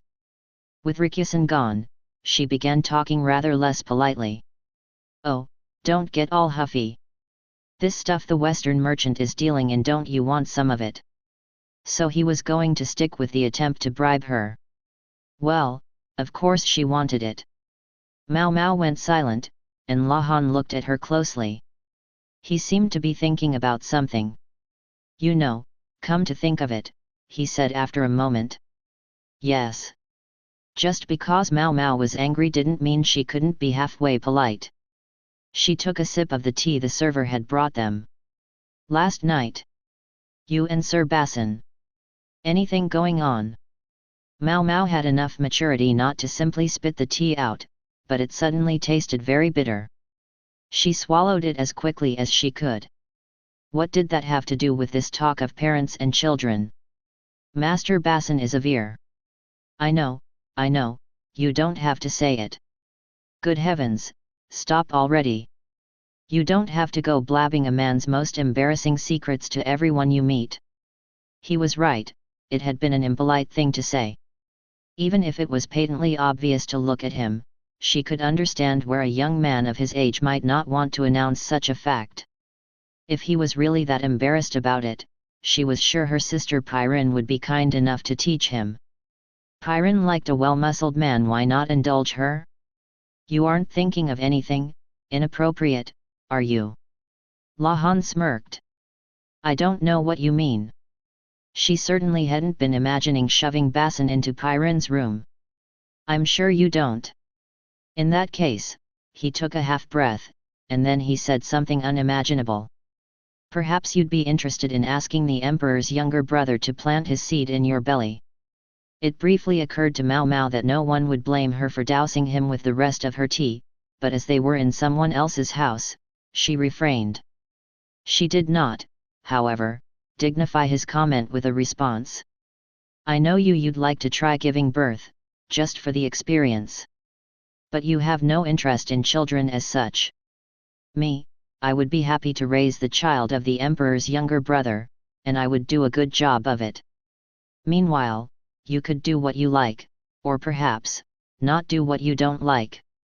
I'm not necessarily suggesting you formally become his wife. There only need to be a few slip-ups. You get to give birth, I get an heir, everyone's happy. Then make one yourself, Mao Mao growled. I would, but for the life of me I simply can't find the ideal partner. La Han's ideal partner was probably just the female version of Jinchi, the one who would bring the nation to its knees. Such women didn't grow on trees, after all. It truly is a waste, that he should be the Emperor's younger brother. To think even with that scar on his cheek, still no one excels him in beauty. Why not just cut off your most prized possession and get a womb transplant? Get some seed planted in you. Can you do that? It was frightening, how earnestly La Han asked that. When Mao Mao replied that no, you could not, he looked down at the ground, actually a little disappointed. So he was straight, but evidently had no issue with sex changes. Mao Mao didn't grasp his standards. So Jinchi might be out of the question, but if someone had Jinchi's child, the offspring might look like him. Perhaps that was what La Han was thinking. Perhaps he hoped that with Mao Mao, who had such an average face, as the mother, Jinchi's features might remain the more prominent, and now he was trying to come up with an excuse to engineer the liaison. An heir, indeed. They both knew what would become of the child if it were a girl. I promise to take care of it and raise it for my entire life, La Han said. Meaning, bring her up until he could make her his bride. He was certainly taking the long view, if nothing else. Mao Mao might have marked him as a pedophile at that moment, but perhaps it simply demonstrated the depth of his devotion to Jinxi's beauty. She didn't doubt his faith that a woman who inherited even a fraction of Jinxi's looks would be among the most beautiful who ever lived. She also didn't doubt that La Han was completely hopeless, totally worthless, and that if anyone ever asked her if she knew any nice men, he was the one person she would never, ever introduce to them. Ever. Anyway, give it a whirl, he said, looking at her with eyes full of hope. Mao Mao drank the last of her tea and left the bower, making sure to step on La Han's toes as she went. When she got back to her room, a tailor was there. Had La Han arranged for him to come? He already had some robes ready for her, and wanted to check the fit. The pattern and decorations were a bit different from what Mao Mao was used to. It had a skirt that almost looked like it belonged on a Western dress. Now, miss, if you'd be so kind as to change for me. The tailor, who was wearing bright red rouge, put her through a wide variety of outfits. If La Han was behind this, he was being uncommonly generous. Mao Mao spent the next hour being treated like a dress-up doll. When the tailor had at last headed home, Mao Mao finally laid down on the bed. Only then did she notice something sitting on the table, a paulownia wood box of excellent quality. I guess I'm supposed to wear whatever's in there. Maybe it was a sash clip for the belt of her robe, she thought, but when she opened it she discovered a silver hair stick.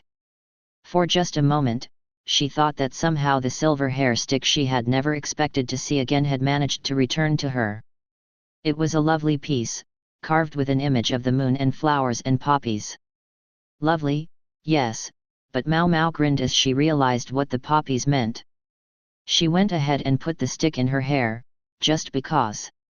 Strangely, it felt rather fitting, and the way she continued to wear the accessory thereafter was perhaps rather unlike her. That night was the banquet in the Great Hall. All the important personages, including the others who had come from the capital, were there. Great men who had looked upon Jinxi either with lust or disdain back when he had supposedly been a eunuch now stumbled over themselves to pour his drink.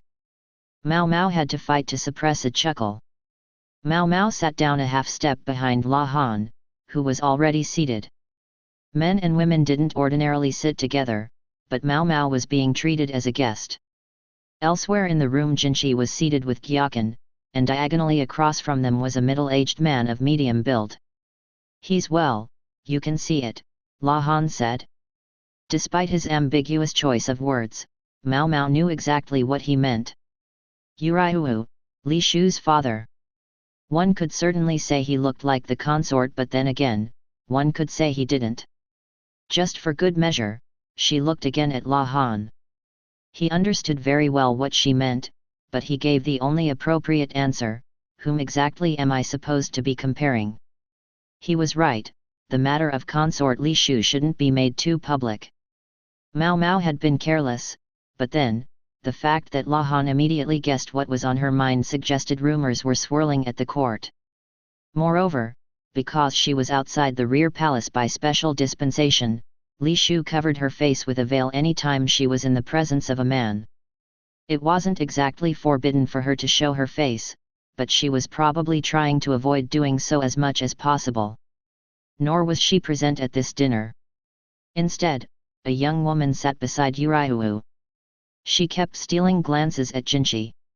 From the cut of her robe and the way she hid her mouth with her folding fan, Mao Mao realized it was the half-sister who'd slapped Li Shu.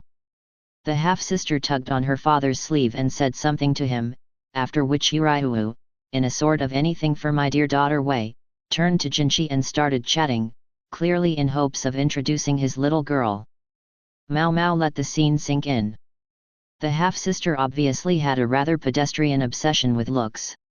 Frankly, the entire arrangement, with the men and women all mixed together, struck Mao Mao as odd.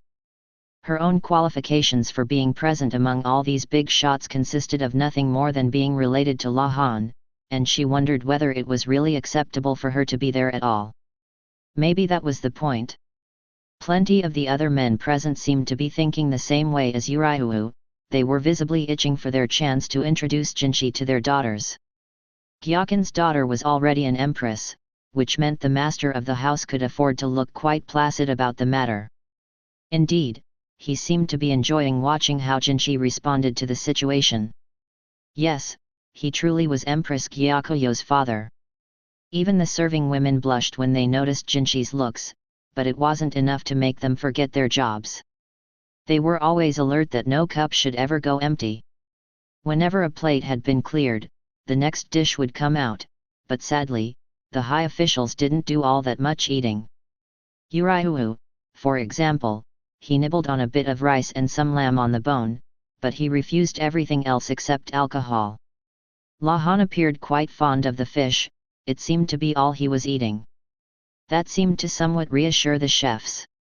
Mao Mao tried a bit of the fish too. It was white fish, pickled and salted. That was presumably how they had managed to preserve it here. It smelled a little funny, but it was probably just fermented, not rotten. As someone who was used to being able to get fresh fish in the capital, Mao Mao felt it left something to be desired, but Lahan, at least, seemed to find the smelly fish preferable to the lamb meat. Mao Mao, quite unbothered by any of it, ate her fill. The daughters of the various officials constrained themselves to delicate sips of juice lest the rouge on their lips smudge, but Mao Mao didn't care what they did. The finery she'd been dressed in apparently passed muster, but if she'd been wearing her usual clothes, they would have chased her out for a filthy scullery maid. More than one father approached Sir Lahan to ask who his honored younger sister was, but when they found the young woman greeted them with chicken soup all over her face, they would smile ruefully and excuse themselves. No doubt the rumors would soon start that Mao Mao's family were all eccentrics. Nothing too unfamiliar was offered for dinner, but unlike a typical meal at court, here people served themselves from large communal dishes. If there was going to be poison in anything, it would have to be something put in directly by the servers. I wonder how exactly this meal is going to look. She knew about banquets, but the exotic clothing suggested it was going to be different from any banquet Mao Mao knew. Her old man had told her that banquets in the West were less about food and more about enjoying dancing, but she didn't quite follow. And it was going to be difficult checking for poison in a situation she could barely picture to begin with. For one thing, when you never knew who was going to eat from a given dish, you'd have to keep a close eye on the attendants serving out the food. And without knowing the exact ingredients involved, it would be all too easy to mistake a seasoning for a poisonous herb. Thus Mao Mao tried to take note of the flavors and appearances of the foods as she ate. Normally, rule number 1 at a formal banquet like this was to eat as little as possible, but, with all apologies to Empress Gyakuyo's father, that was simply not something Mao Mao could do. As she went along with her eating, someone set a cup of wine down by her. Thinking it was some diligent server at work, she looked up, to discover the cup came from the man sitting next to her. It appeared he didn't mind being poured alcohol by the servers, but wasn't going to drink it himself. So it was the pretty boy who was so thoughtful. "Thank you very much, Master Rikusan," Mao Mao said. "You needn't use any special titles with me, Miss Mao Mao." The miss was enough to bring a pronounced scowl to Mao Mao's face. But it would have been just as irritating to be outright corrected, and this seemed to be his little nudge. She could just never tell how to talk to this guy. Rikusan, then. She felt funny about it, but she would do anything to keep him from calling her young lady again. Rikusan, seemingly mollified, smiled. "In that case, Mao Mao. I'm not particularly good at holding my alcohol, so I'd be happy if you would drink it in my place." Well, with an invitation like that, how could she refuse? "And we have to be sure there isn't anything wrong with the wine." She brought the cup to her lips. It was grape wine, not terribly alcoholic. She took a sip of water to cleanse her palate, then made for her next helping of food. The servers were decidedly not prioritizing Mao Mao, so she had to help herself. But, again, this mingling of men and women was strange, most people expected a woman like Mao Mao to remain quietly in the background. "Is this the one you wanted?" "Yes, thank you." It was Rikusan who reached out and got the dish Mao Mao had wanted. It looked like he wasn't assigned to that eccentric strategist for nothing. His decent streak must have helped him survive his service. Rikusan started waving down the servers periodically, saying that he wanted this or was out of that. At first it just looked like he was really putting them through their paces, but then she saw him taking in their faces and bodies. He's committing them to memory, she thought. All the more reason for Mao Mao not to struggle to remember the servants' faces. She could let him worry about that, while she learned about the food. "That's a beautiful hair stick you have," Rikusan said. "You think so?" So he knew how to make polite conversation too. Mao Mao remembered she was still wearing the hair stick from the Polonia wood box. It wasn't flamboyant, but even the untutored eye could tell that it was of fine make. Mao Mao had thought she'd detected the more well-bred young ladies in the room occasionally glancing at her hair, and now she understood why. "I can sell it later," she thought. At almost the same moment, there was a crash of shattering tableware. She looked in the direction of the sound to discover a terrified serving woman and Yurihuo with his hand in the air. "I told you, I don't want it!" Yurihuo was shouting. "I'm sorry," the woman began cleaning up the pieces of the dish, still obviously terrified. It had apparently bounced on the floor and smashed against the wall, the contents had scattered everywhere. What a waste! Mao Mao did understand. The cooks had gone to all that trouble to prepare the fish, and the server probably wanted to be sure it got eaten. But even so, it had been a little forward of her. The others in the room looked shocked. Yurihuo, realizing the commotion he had caused, endeavored to look calm again. "Gracious, look at me. I'm terribly sorry," he said, turning a smile on the room, but that didn't put the food back in the dish. One heard rather unfavorable rumors about Yurihuo, but even at that, his reaction here seemed distinctly short-tempered. Gyakan stroked his beard and whispered to another server, presumably instructing that the errant woman be disciplined, or even fired. One could only hope that mercy was one of the things in which he resembled his daughter. Chapter 15, The Banquet, Part 1. Diplomacy was a lot of trouble. For example, you went somewhere that took more than 20 days each way to reach, only to stay there for just 5 days. During those 5 days, there was no end of meeting, greeting, and eating, such that the important people were constantly busy, whereas Mao Mao had no such job to do. She couldn't exactly go sightseeing, though, so she was just thinking that maybe she would go study the plants in the garden when a knock came at her door. "Who the hell is that?" She opened the door to discover a woman standing there smiling. Mao Mao didn't know her name, but she knew who she was, Consort Li Shu's half-sister. The requisite entourage flanked her on both sides. "May I help you, ma'am?" Mao Mao asked politely, but she thought, Consort Li Shu's room is next door. Get it straight. She was at least adult enough to keep that thought to herself. The half-sister looked at Mao Mao, and then very deliberately laughed, "Pfft." One might ask what had inspired such an infuriatingly condescending laugh, but it seemed to represent the woman's overall assessment of Mao Mao. "I simply thought I might introduce myself," the other woman said. "As fellow members of named clans, I imagine we might be seeing each other again in the future." Mao Mao felt a scowl cross her face at the mention of named clans. She hated being treated like a member of the family, even if it was just this once. The half-sister, meanwhile, was glancing at Mao Mao's head. "That was a truly gorgeous hair stick you were wearing last night," she said. "Do you think so?" "Unfortunately, I'm not particularly attuned to the value of objects." That's where her attention was.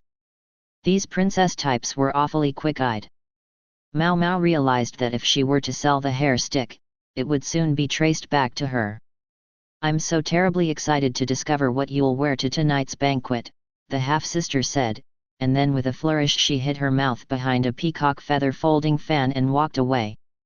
This hadn't been about introduction so much as about observation, Mao Mao thought. She was one of only a few young women to have accompanied the westward expedition, although judging by dinner the night before, most of those who were present were hoping to insinuate themselves with Jinshi.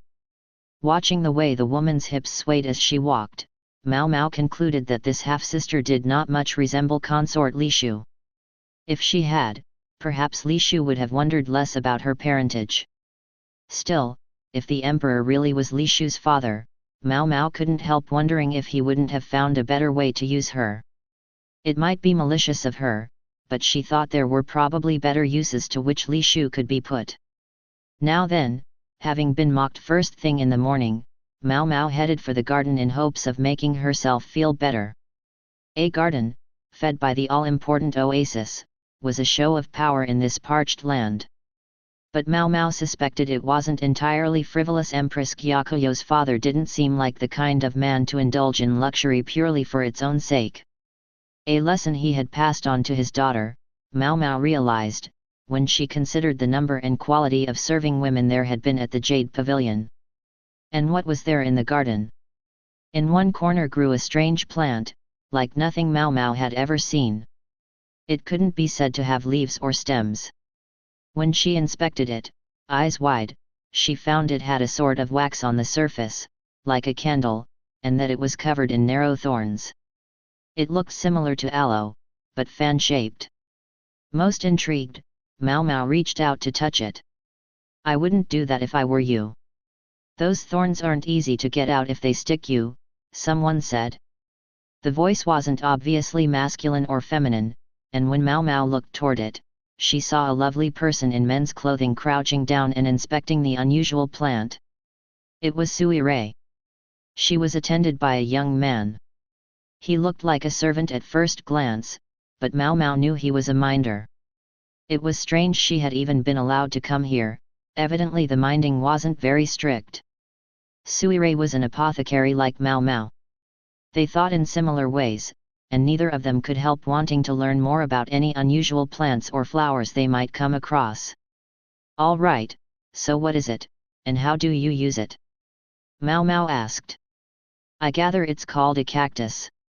It was discovered far to the west, and brought here as an experiment, because it's supposed to be quite hardy in dry climates. The fruit and stems are edible." Mao Mao nodded, impressed. Suirei had obviously devoted herself to this plant, perhaps ever since she'd arrived here. She had a notebook in hand and was sketching the cactus diligently. "Can any part of it be used medicinally?" Mao Mao asked.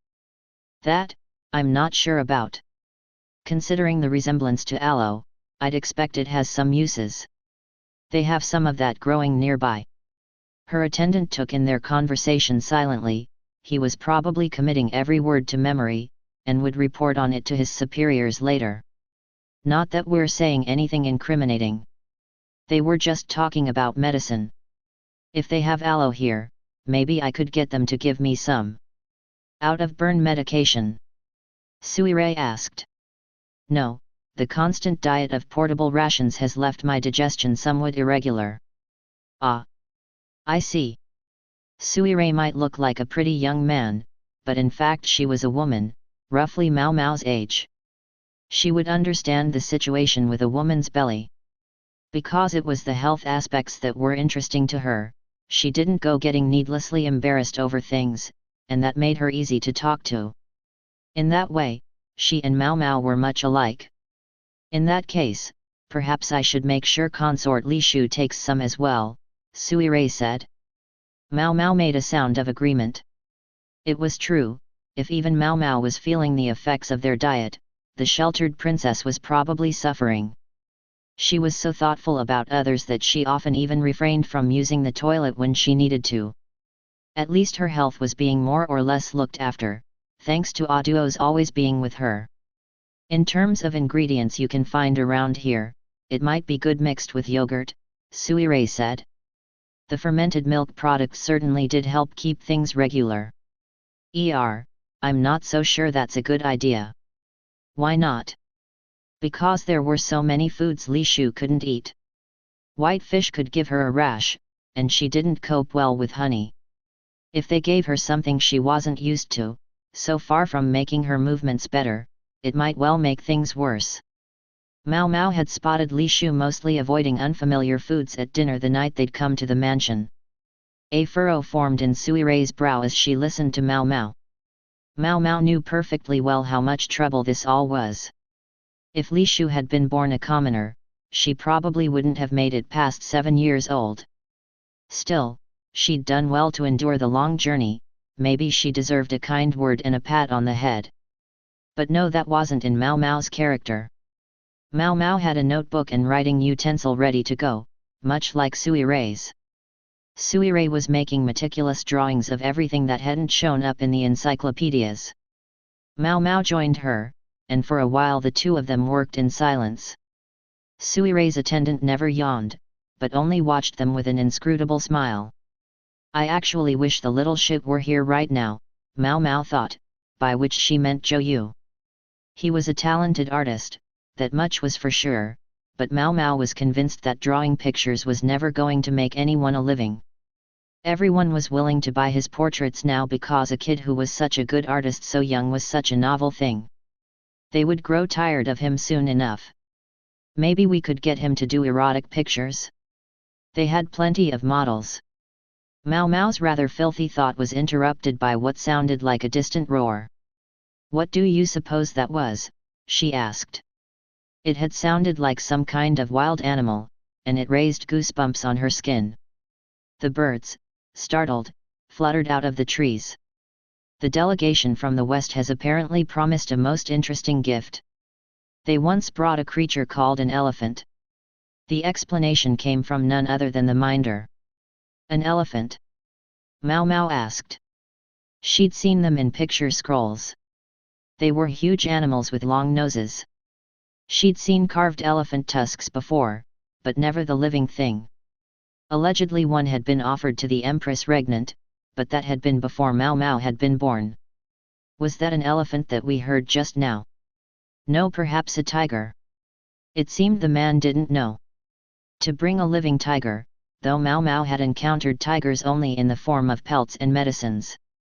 They made rugs with beautiful patterns, and there was an aphrodisiac, a very effective one, as Mao Mao recalled, to be made from the animal's sex organs.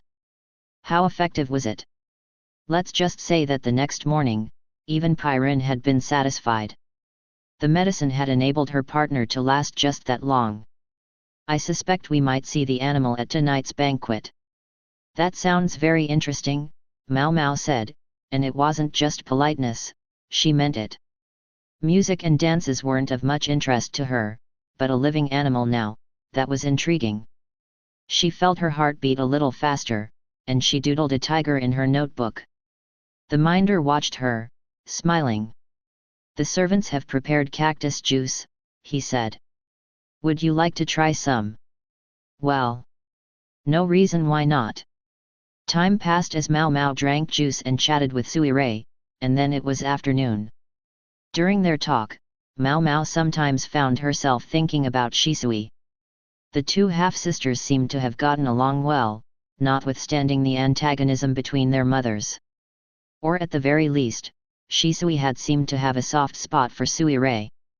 Even as her clan was destroyed around her, she'd worked to save the children and her older sister. No, that was far enough down memory lane.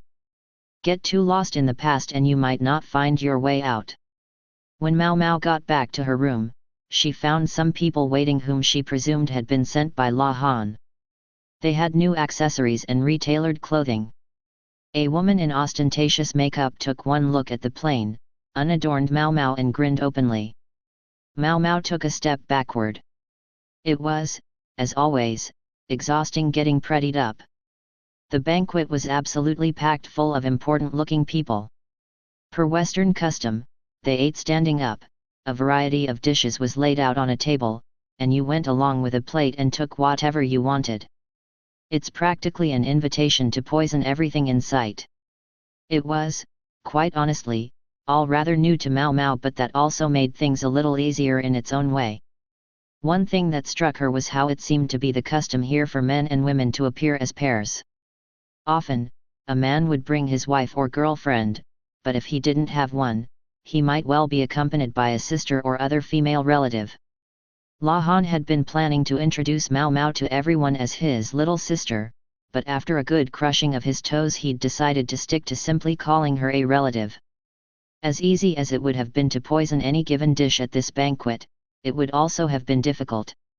There was no way to know who was going to eat from what dish, so it would be hard to target any given person for assassination. Of course, if you were more into indiscriminate murder, it would be another matter. And one final observation, this didn't actually make Mao Mao's job as food taster that much harder. She simply had to follow her charge around, taking samples of his meal. The only complication was that this was a little, well, obvious, but La Han had a plan for that too. He said that Mao Mao was 15, politely shaving a few years off her age, and going through a growth spurt. Mao Mao, never letting her expression change, crushed his remaining toes. In short, one could choose to eat or not, and Mao Mao wished they would simply choose not to. But that wouldn't be very fun for the guests. Wonder if something will really happen, Mao Mao said. It's just a precaution. Mao Mao looked faintly amused, but also not at all interested. Well, La Han said, eyeing her. They say clothes make the man, but apparently the same doesn't go for women. At least some of them. Shut up. Mao Mao was dragging a heavy skirt behind her. The outfit, like the meal, was Western style, more or less. Not exactly the same, it hadn't been possible to get something like that ready, but the silhouette, the overall look, was similar, including the bone hoop that went around her waist to puff out the skirt. It was also the style with Western dresses to squeeze the waist and show the top half of the cleavage for emphasis, but sadly, Mao Mao didn't have much to show off, and lest she embarrass herself, she instead wore a long-sleeved top, submitting only to having her waist cinched about with a belt. They did her hair too, somewhat, it was put up in a rather showy manner, but ultimately the stylists were limited by the material. It was better than it had been, perhaps, but it suffered by the truly resplendent comparisons present at the banquet. She looked like a stalk of shepherd's purse among a field of roses and peonies. Just one thing helped calm her in this otherwise unfamiliar and unsuitable ensemble, a fine silver hair stick. I wouldn't worry too much. You qualify as a dandelion at least. Mao Mao couldn't understand how her cousin could read her mind like that, at least at moments like this. She didn't say anything, but gave him a glare before they headed into the banquet hall. Her first thought was, that is some ceiling. The room was already very large, but the ceiling was far above their heads. Even in the capital one rarely saw a building with such a sense of space. Part of the ceiling was open, and woven banners, a craft unique to this region, hung down from it. The room had a dirt floor, but it was covered with a low-pile carpet, probably also something unique to these parts. It was a shame to get dirt on it. They were in a palace not far from Gyaken's mansion. The place had been constructed by the clan once known as the Yi, and they had built it to the hilt of luxury. Perhaps that hinted at the reason why, decades before, they had been stripped of their clan name and destroyed. They had done something to arouse the anger of the Empress Regnant. The stories about her were truly fearsome, Mao Mao reflected. The present emperor must have had it rough with her for a grandmother. There was already a substantial number of guests in the banquet hall. There were plenty of important men, along with gaudily dressed young ladies that Mao Mao took to be their daughters. Their eyes were all shining, or perhaps glinting would be a better word. The big favorite, that is to say, Jinshi, hadn't arrived yet. Consort Li Shu had, however. She was quite conspicuous, since she was still wearing the veil to conceal her face. To be so obvious and yet so removed from the moment implied that she hadn't yet done what she'd come here for. Mao Mao looked over to see who her companion was, and saw Aduo still standing next to her, dressed in her usual men's garb. Aduo looked so convincing in the man's outfit that Mao Mao suspected very few people in the room would guess that she was a woman, let alone a former consort of the reigning emperor. What's more, people seemed to be taking them not for father and daughter, but for brother and sister. Women were coming over to talk to them.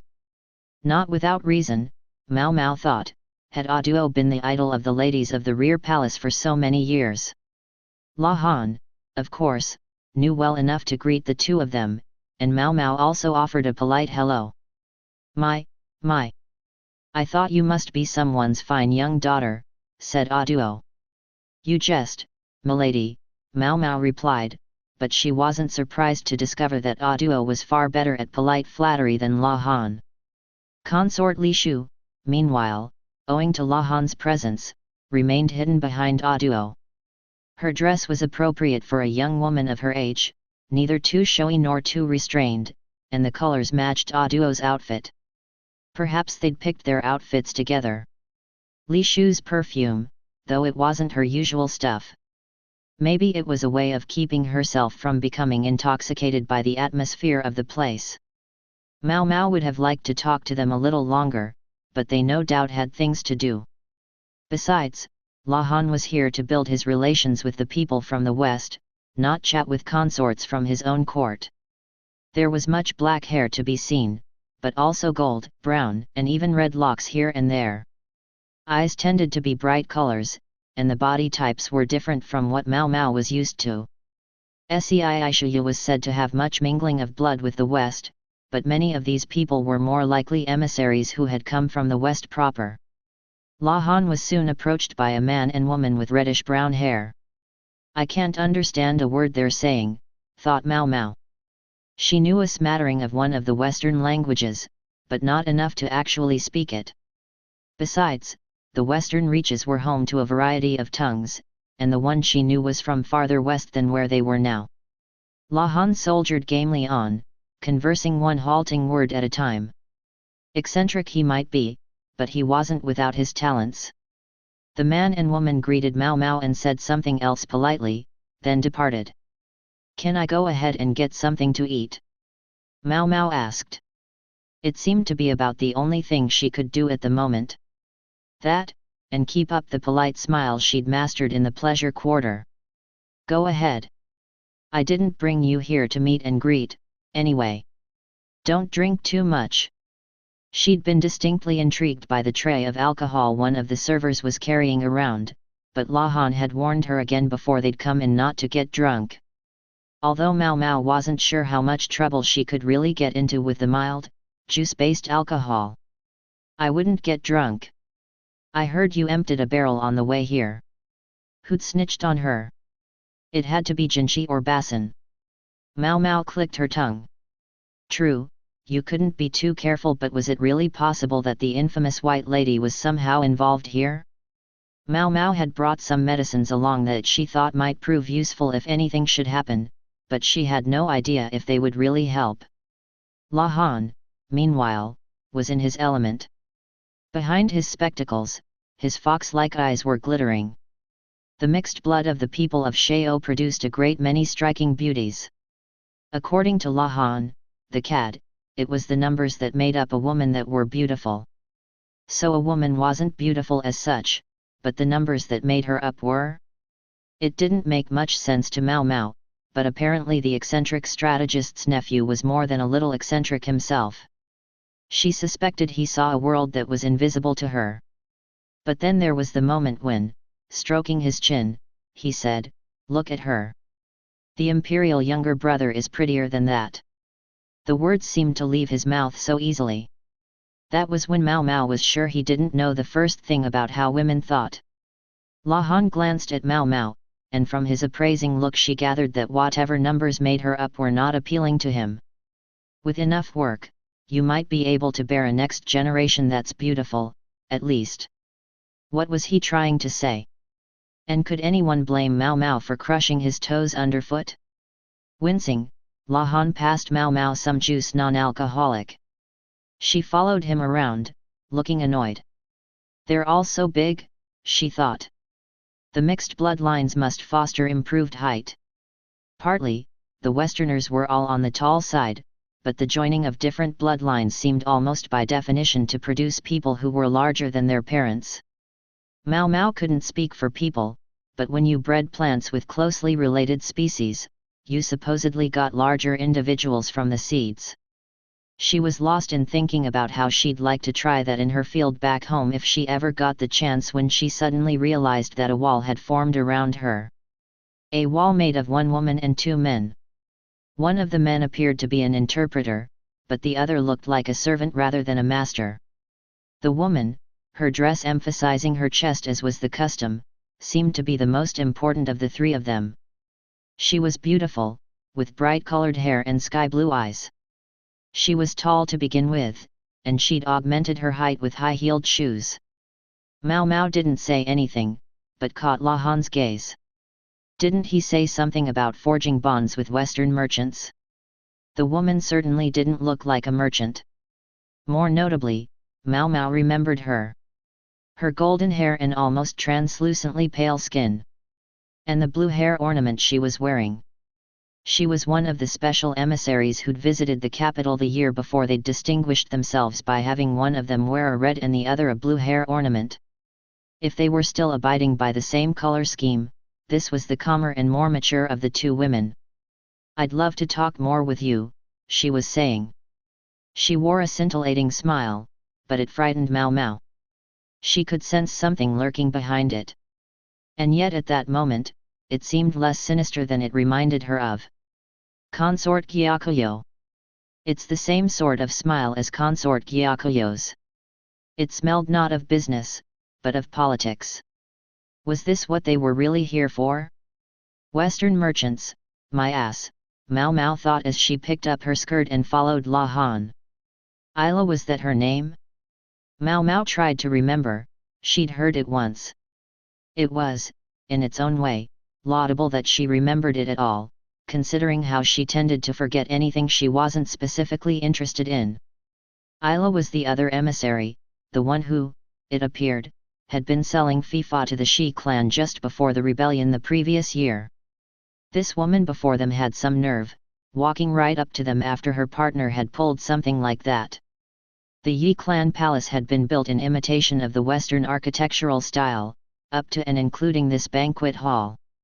It was a large, open space flanked by a number of rooms where guests could relax by themselves or hold private conversations unobserved.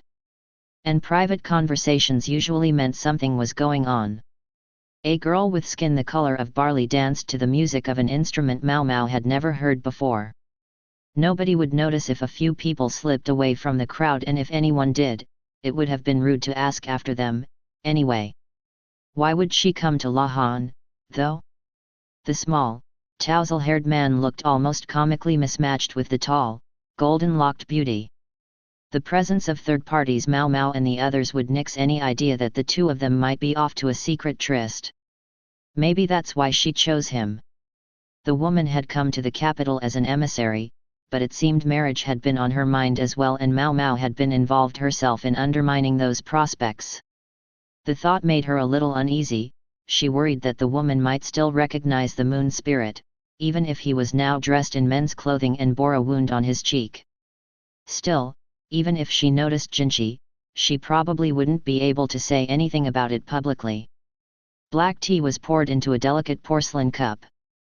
The table had cabriole legs, as did the chairs, and an elaborate chandelier hung from the ceiling. Tastes around here seem to lean quite Western, don't they? La Han said. The remark might have sounded disparaging, except that it was completely true. La Han was in good spirits, in light of his lovely companion, but in his head he was no doubt judging how she stacked up against Jinchi.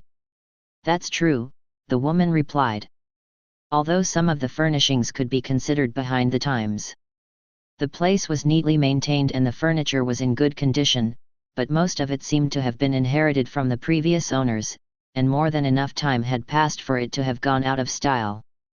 The walls of the room were thick enough to discourage any eavesdroppers. The interpreter withdrew so that it was just the four of them, two seated on each side. I'm honored that you should have chosen me to speak to. I could certainly wish to talk to you alone, just the two of us. La Han hardly looked like more than the male version of Mao Mao. She had no idea where he found the gall to talk like that.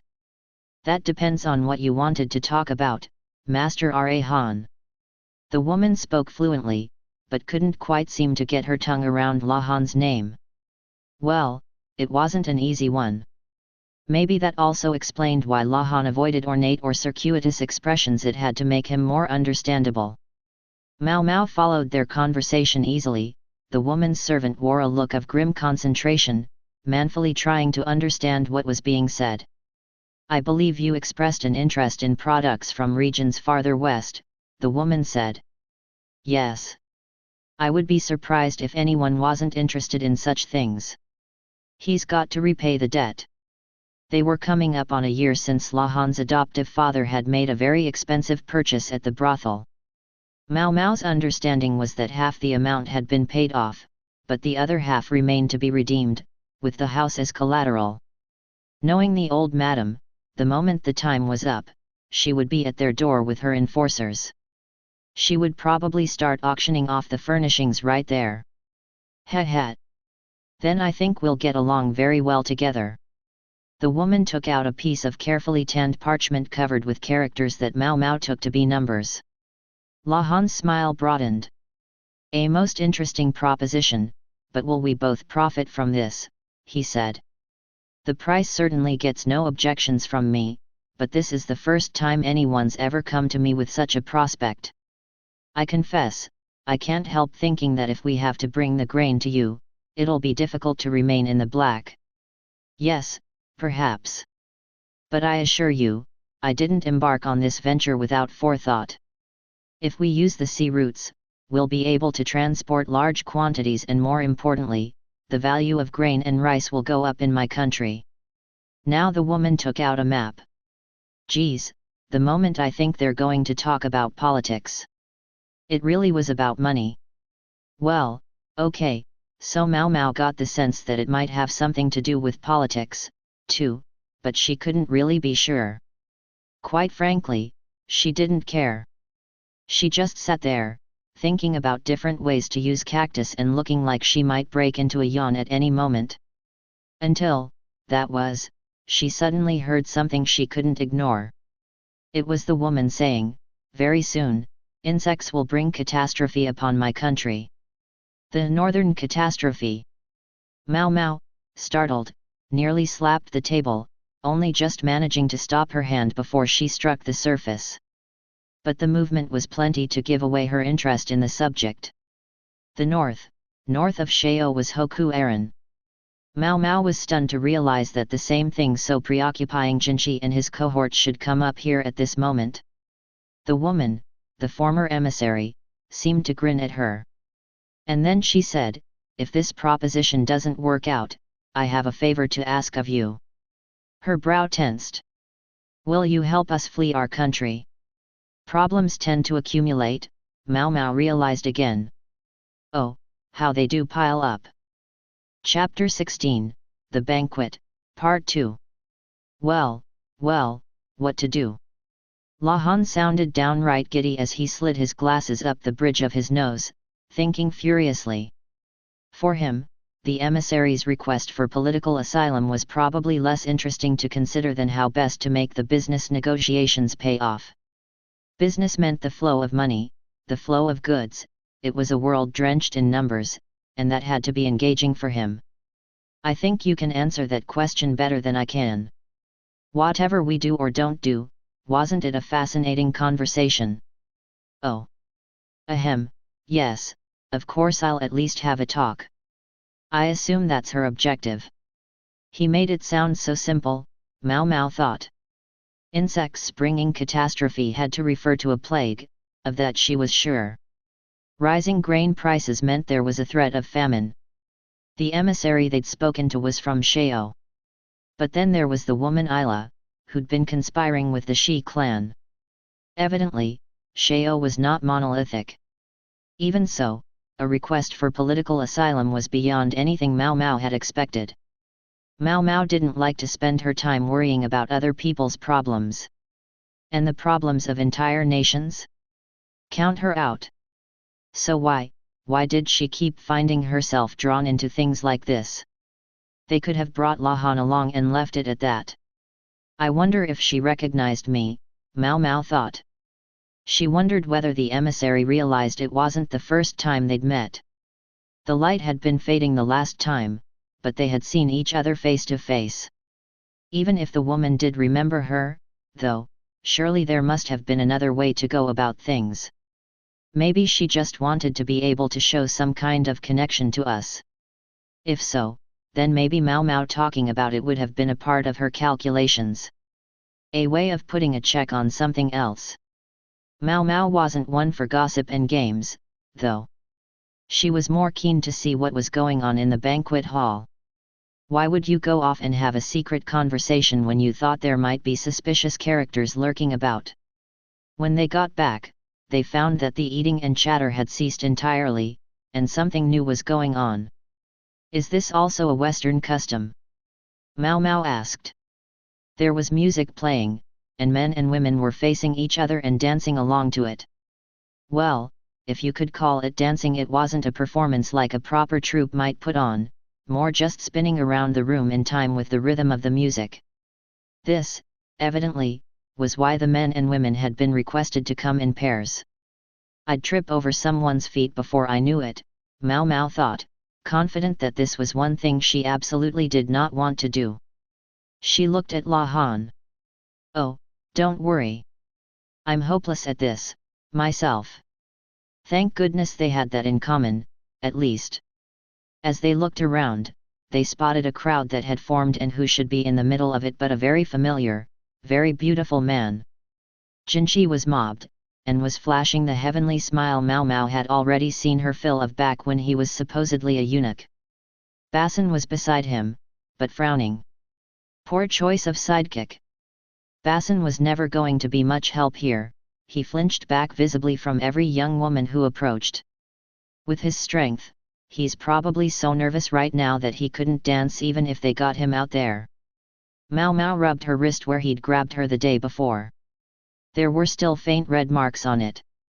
What she wanted to know was, if the men and women were supposed to pair off, what were those two doing standing there by themselves?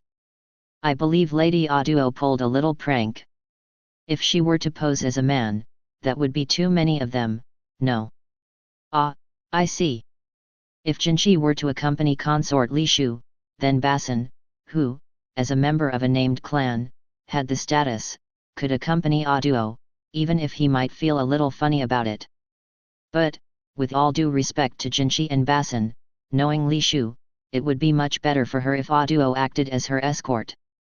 There was no telling what that scheming half-sister might try. Mao Mao wouldn't put it past her to at least slip a scorpion into the consort's bed. That reminds me, I wonder if I can get some of the grilled scorpions to go. Supposedly, scorpions were also sometimes served still alive and kicking, but she didn't hold out much hope of sampling that particular dish either here or at Gyaken's mansion. She made herself a mental note to be sure she got a chance before they went home. Much to Mao Mao's disappointment, they hadn't run into any scorpions or other poisonous insects on the road. Suire had been too scrupulous about the bug repellent. Mao Mao felt that surely they should have seen at least one such creature on the way. La Han had a hand to his chin and was continually muttering to himself, calculating. Looks like you had quite an interesting conversation, someone said politely. Mao Mao looked up to discover Rikyasen, a gentle smile on his face. He had a glass in one hand, which he handed to Mao Mao. She gave it an experimental sniff and detected the faint whiff of alcohol. Thank you, she said and drank it down, assuming that one glass wouldn't hurt. It was carbonated fruit wine that popped as it went down. It tasted so good she could have stuck out her tongue with pleasure. She could feel the bubbles still fizzing in her mouth. That's quite tasty. Yes, one of the Western merchants brought it. I hear it's quite precious, and that was the last glass. Rikyasen grinned. Suddenly, Mao Mao had a bad feeling about this. For the record, I didn't drink any, Rikyasen said. Then she felt him grasp her wrist. She was startled by the suddenness of it, but unlike Basin, his grip was gentle. She found herself pulled toward where everyone was spinning around. Perhaps you'd be so kind as to join me for one dance. His expression seemed to change from gentle to shrewd. Hey! He is that freak's subordinate. Mao Mao, not quite able to hide what was going through her mind, gave him a very severe look, but Rikusen only smiled. He looked like he was trying to keep from laughing out loud. "I see that what I heard was true," he said. "I don't know who you heard it from, but let's hurry up and get this over with. Just until the one song is over." Mao Mao falteringly imitated what everyone else was doing. She at least found the wherewithal to avoid stepping on her partner's feet. Although if her partner had been La Han, his toes would probably have been forfeit by the end of the song. "Do you know why the Emperor's younger brother specifically chose to bring you here?" "I assume because I'm so useful." Rikusen placed one of his hands on Mao Mao's hip and held her hand with the other. She saw that this was the Western style, but it would have been unthinkable in the capital. Strange that it felt so ordinary here. Funny, what the right time and place could do. True enough. "But I think you could stand to have a slightly clearer sense of your own value," Rikusen said, carefully maintaining his polite mode of speech. "It demonstrates the power of the law name at court." "I'm a base apothecary born in the pleasure district," Mao Mao said bluntly. She didn't know how much Rikusen knew, and she didn't care. As far as she was concerned, this was the truth.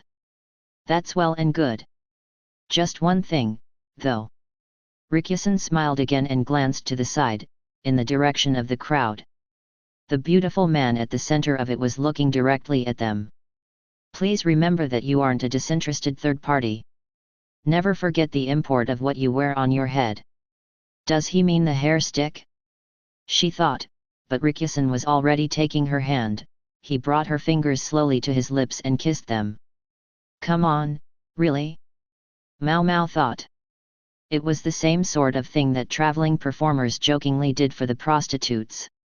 The moment the song was over, they went back to standing by the wall. La Han was still muttering to himself, calculating, and Rikusen disappeared someplace. Mao Mao felt someone watching her closely from a distance, but chose to ignore it. She lightly brushed her hand where Rikusen had kissed it, then looked around. She found a young woman sitting right up against the wall. The veil over her face gave away that it was consort Li Shu. There was no one near her. The consort appeared to be looking fixedly at a middle-aged man who was swirling a cup of alcohol and chatting amiably. Li Shu's half-sister was with him, smiling broadly, confidently. If her father hadn't doubted her mother's faithfulness, perhaps Li Shu would also be grinning and talking. Maybe she wouldn't have become the timid young woman she was today. "May I ask where Lady Aduo is?" Mao Mao said, approaching Li Shu. But then she involuntarily pressed a hand to her nose, exclaiming, "Oh!" Li Shu looked up, shaking a little. Mao Mao suspected she'd been crying behind the veil. "And may I also ask, what that smell is, milady?" "Someone bumped into me and their perfume bottle spilled on me," she said. The billowing, rich fabric of Li Shu's dress seemed to have soaked the stuff right up, and now the unusual, very fragrant fragrance was all around her. Certain perfumes were made from animal musk, and properly diluted, they could be perfectly fine aromas, but in larger quantities, well, they smelled like excrement. "Lady Aduo went to prepare a room for me." "I see." And consort Li Shu, knowing she couldn't mingle smelling like that, was pinned in place. Mao Mao thought about summoning a server to get something for her, but there didn't seem to be any around. "Who was it who bumped into you?" she asked. "I think Lady Aduo is looking for them too. She said to sit here and wait." The table of food was up against the wall. Everyone else had already lost interest in the now cold dinner and was focused on dancing, chatting, or just generally being seen. Mao Mao took several pieces of meat from the table and put them on a plate. Sure, they were cold, but they still tasted fine. She tucked in, not caring in the least that she was ruining the rouge on her lips. "Want some?" she asked Li Shu. "Yes, please," the consort said hesitantly. She'd eaten one of the local meat dishes at the formal dinner the other day. It might be cold, but for want of anything else to do, Li Shu accepted a plate. The dancing came to an end, and something most unusual was brought into the banquet hall. Several large, strong men hauled a huge square thing covered in a white cloth into the room, pulling it along on a cart. "What's that?" Mao Mao wondered, her eyes widening a little. With a flourish, the men pulled off the covering to reveal what was inside. A low growling could be heard, and the crowd was confronted with a reddish-brown creature whose presence was only accentuated by its great mane. Even lying down, it was obvious how much bigger it was than any person. So it wasn't a tiger. The thing wasn't striped. A lion? She'd never seen a live one, only a skin. Unlike the flat, empty pelt, the real animal was overwhelming. Even chained inside a cage of thick bars, its terribleness all but wafted through the air. The lion, essentially a gigantic cat with a scarf, was looking around angrily. Yikes, Mao Mao thought, although she studied the scarf cat intently. The fur of the pelt had been rougher than that of the average feline, although she wasn't sure about that of the living creature. The tiger, another large cat, had some medicinal uses, and Mao Mao looked at this new creature hungrily, wondering if it might make any good medicines itself. Mao Mao was practically vibrating with interest, but Li Shu was quaking with fear. Each time the lion's roar echoed around the room, she would flinch back. It was all too much for the timid consort. It's not like it's going to eat her. Well, all right, if it got out of that cage, it could very well attack someone, but they seemed to have taken suitable precautions that the lion stayed where it was. The men who had brought the lion in produced a plate piled with raw meat. The lion reared up, such as it could in its cramped confines, and reached out with one massive foreleg through the bars. "Would anyone like to try feeding it?" one of the men inquired. The lion had been brought here to be entertainment, and apparently had been starved for the purpose. It was growling, hungry for the meat, drooling as its long tongue emerged from its mouth. Several interested spectators came forward. One of them skewered some meat on a stick and slowly approached the cage. The lion smacked the meat down with its great paw, causing the man holding the stick to fall on his behind. The crowd murmured. Each time the lion was given a hunk of meat, it would be moved closer to the crowd to give people a better view. The lion, annoyed at only getting one meager bit of food at a time, began to growl again. "Shall we move somewhere?" Mao Mao asked Li Shu, who trembled each time the lion got closer. At this rate, Mao Mao feared she might faint clean away when the lion was right in front of their eyes. Consort Li Shu, however, didn't move. "You'd prefer to stay here and watch?" Mao Mao asked. "I can't seem to," the consort began, but her voice was hardly louder than a fly, and Mao Mao didn't catch the rest of what she was saying. "What's that?" "I can't seem to stand up." Li Shu's earlobes, just visible behind her veil, were bright red. "Ah, yes, of course." With this consort, she should have guessed. Mao Mao didn't so much as laugh. She didn't really feel the impulse but looked around, hoping to find a duo. At that moment, the lion on the cart began to growl threateningly. At first Mao Mao thought it was angry at being fed piecemeal, but no, that wasn't quite it. Its nose was twitching, and it began throwing itself against the bars of the cage. Several strong men pulled on the chains restraining the agitated animal, but that didn't calm it down. In fact, it seemed to make things worse. The lion slammed against its cage again, and then finally, one of the bars gave way with a crack, breaking apart and giving it enough room to squeeze partially out. Then a second bar snapped, and the lion was free. The broken bars bounced off the animal and rolled along the carpeted floor. "Hey, somebody stop that thing," someone shouted, but it was much too late. Even the men holding the chains weren't strong enough to hold the lion as it bounded away. They were dragged forcibly into the bars on the other side of the cage, one man's nose shattering in the process. The rest of the handlers were at least able to hang on, but it did little good. They were simply dragged along, unable to stop the beast.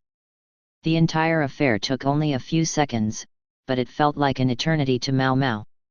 Her father had told her that when humans become intensely afraid, their perception of time slows down. She had just experienced it firsthand. Before she knew what she was doing, she was flinging the packet of medicine that she kept in the folds of her robe. The lion came running at her. Its wide, bloodshot eyes showed that it was in a heightened state of agitation.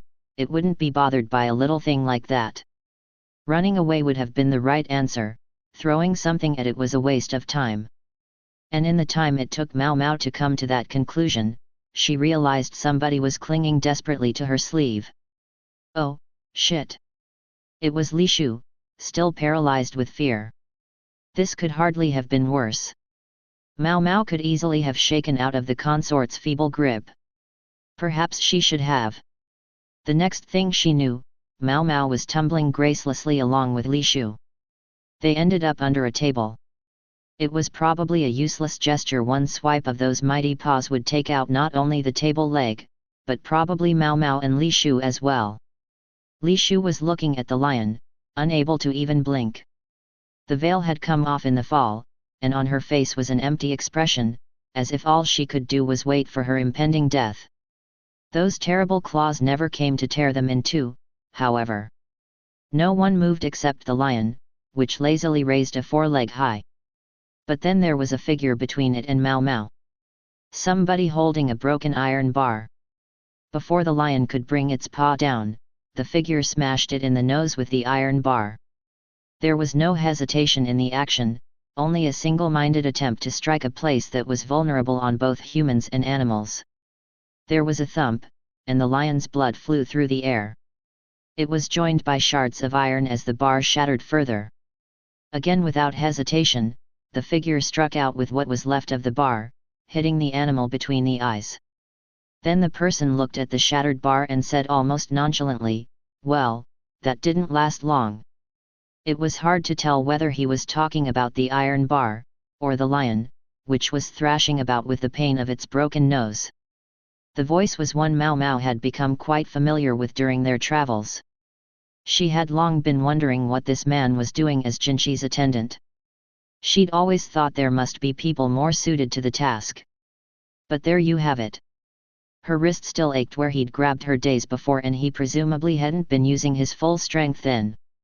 He had, after all, managed to break some limbs while apprehending the bandits. As Jinchi had said, he was enough to handle them all on his own. He was right to worry whether women would be afraid of him. Suddenly it all made sense. Now someone else spoke up, someone with a lovely voice. "Quickly, now's your chance to recapture it." The lion keepers responded by wrapping the chains around the pillars holding up the building. Then they brought new chains to make sure the lion was completely restrained. The man who had attacked the lion tossed the useless iron stick away and crouched down, appearing under the table with a wrinkle in his brow. "Are you all right, milady?" Only after that did the man notice Mao Mao was there too. He frowned openly. Another thing Mao Mao had been realizing recently was that he did not consider her to be among the women he was charged with protecting. His expression quickly shifted again, though, thanks to the young woman next to Mao Mao. It was Basin who had attacked the lion with nothing more than an iron bar for a weapon. But now he blushed and didn't say anything more. It was more or less his usual reaction to any woman more womanly than Mao Mao, but even so, the silence seemed rather longer than usual. Consort Li Shu, tears beating in her eyes, was blushing too, and didn't say anything either. Quite a change from the way the color had drained from her face in terror at the lion. Her pallor changed quicker than the sky at twilight, Mao Mao observed. And as for Mao Mao, she didn't say anything either. The main difference between her and the other two was that her face remained its usual color, although the awkwardness was getting to her a bit. What was going on here? The only thing Mao Mao could tell for sure was that the other two were so busy blushing at each other that as far as they were concerned, she didn't exist. It was like this, in those illustrated novels that had been all the rage in the Rear Palace, the stories always ended with a picture of the man and the woman together. It was practically a given.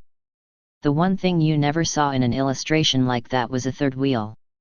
Get it together. Mao Mao thought at them. It reminded her of the landlord's daughter and the quack's nephew back at the paper village. They hadn't been able to take a hint either. For better or worse, the awkwardness was promptly dispelled. With the lion subdued and moved into a new cage, a lot of noisy chattering began. "Someone call a doctor. We have an injured man here." That got Mao Mao's attention. She scrambled out from under the table. Consort Li Shu was still staring into space and didn't seem to realize she'd left. When Mao Mao saw Aduo approaching, it was an even better excuse to make tracks. She worked her way over to the injured person, thinking maybe it was one of the keepers, but when she got there she discovered Yurihuo with a scratch on his cheek. "Father, be strong.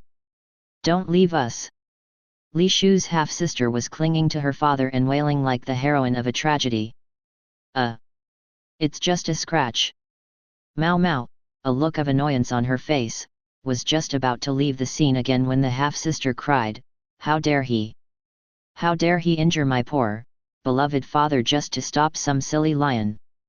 Evidently, the scratch had been inflicted by a piece of flying metal when Basin had brought the iron bar to bear against the animal. "He hurt my father.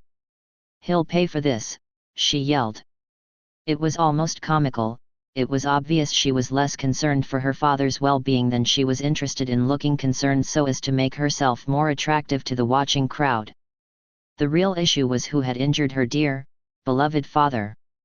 There was a voice like a sharp blade. "I must apologize for that. It was beautiful, yes, but what was beautiful could also be terrible. I see you've taken exception to my servant's actions." It was Jinchi, a slight frown on his lips. Basin stood behind him, looking stunned. His right hand, the one that had been holding the iron bar, was red and swollen. However, Jinchi said, if he hadn't intervened, Consort Li Shu would have been in danger. "I must ask you to forgive his impropriety." Jinchi was being extremely reserved. If anything, Yurihuo should have been in his debt after Basin had saved his daughter, but Yurihuo acted less than impressed. "I see. My thanks, then." Consort Li Shu was watching her father from behind Aduo. She was obviously anxious for him, knowing he was hurt, but with her sister there she wasn't willing to get close. "Come to think of it, we still don't know, do we?" Mao Mao thought, remembering the request Li Shu had made of her. There were things even Mao Mao couldn't figure out. She'd thought that if she couldn't work out the truth on their trip, maybe she would write a letter to her old man to ask if he knew any way of ascertaining parentage. The bond between a parent and a child, is it?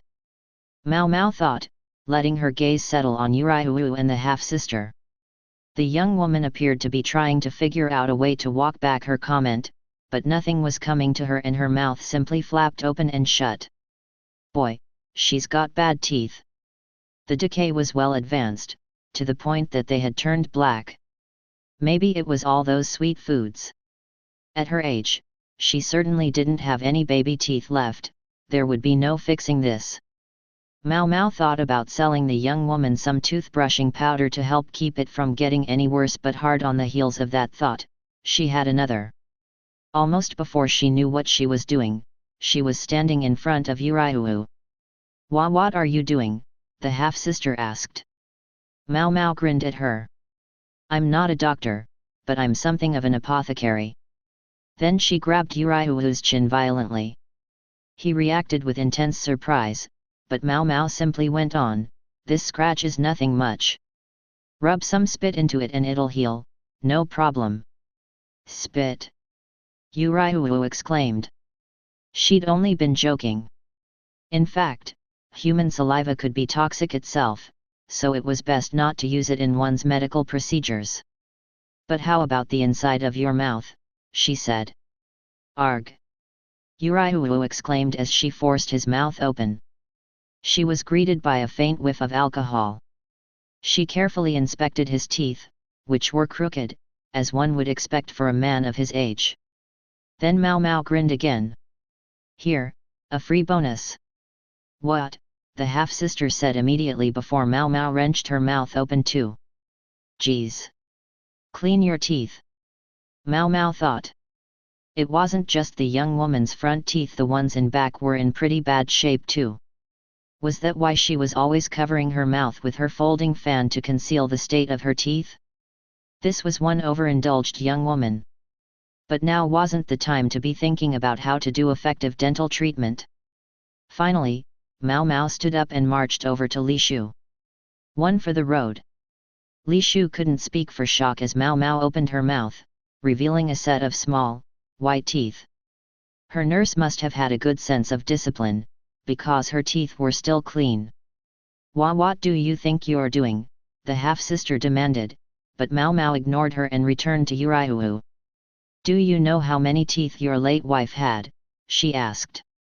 "How the hell am I supposed to know that?" he demanded, giving her a "don't ask me stupid questions" look. "Fair enough," Mao Mao said. "But she wouldn't happen to have been missing a front tooth, would she? Like you?" At that, Yuraihu's expression changed. In general, human adults have between 28 and 32 teeth, depending on whether their wisdom teeth, the ones farthest back in the mouth, come in or not.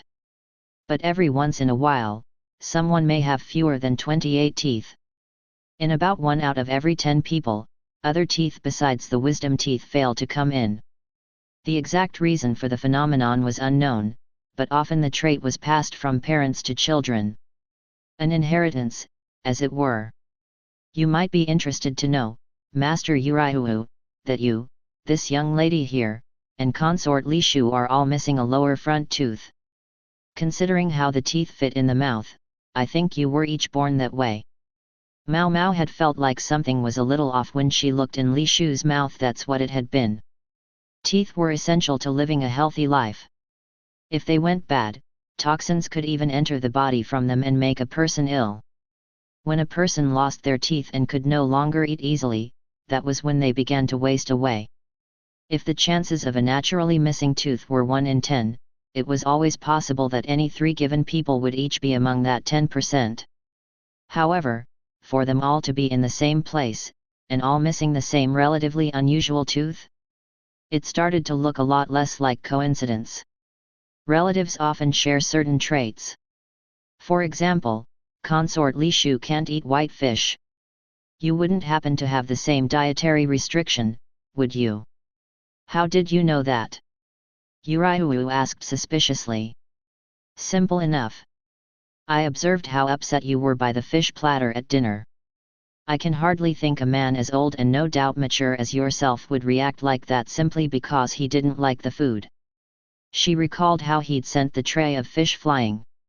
And I'm certainly confident that no high official of this nation would treat someone so poorly because of simple personal preferences or misunderstandings. Mao Mao smiled thinly and looked from Yuraihu to Li Shu and back.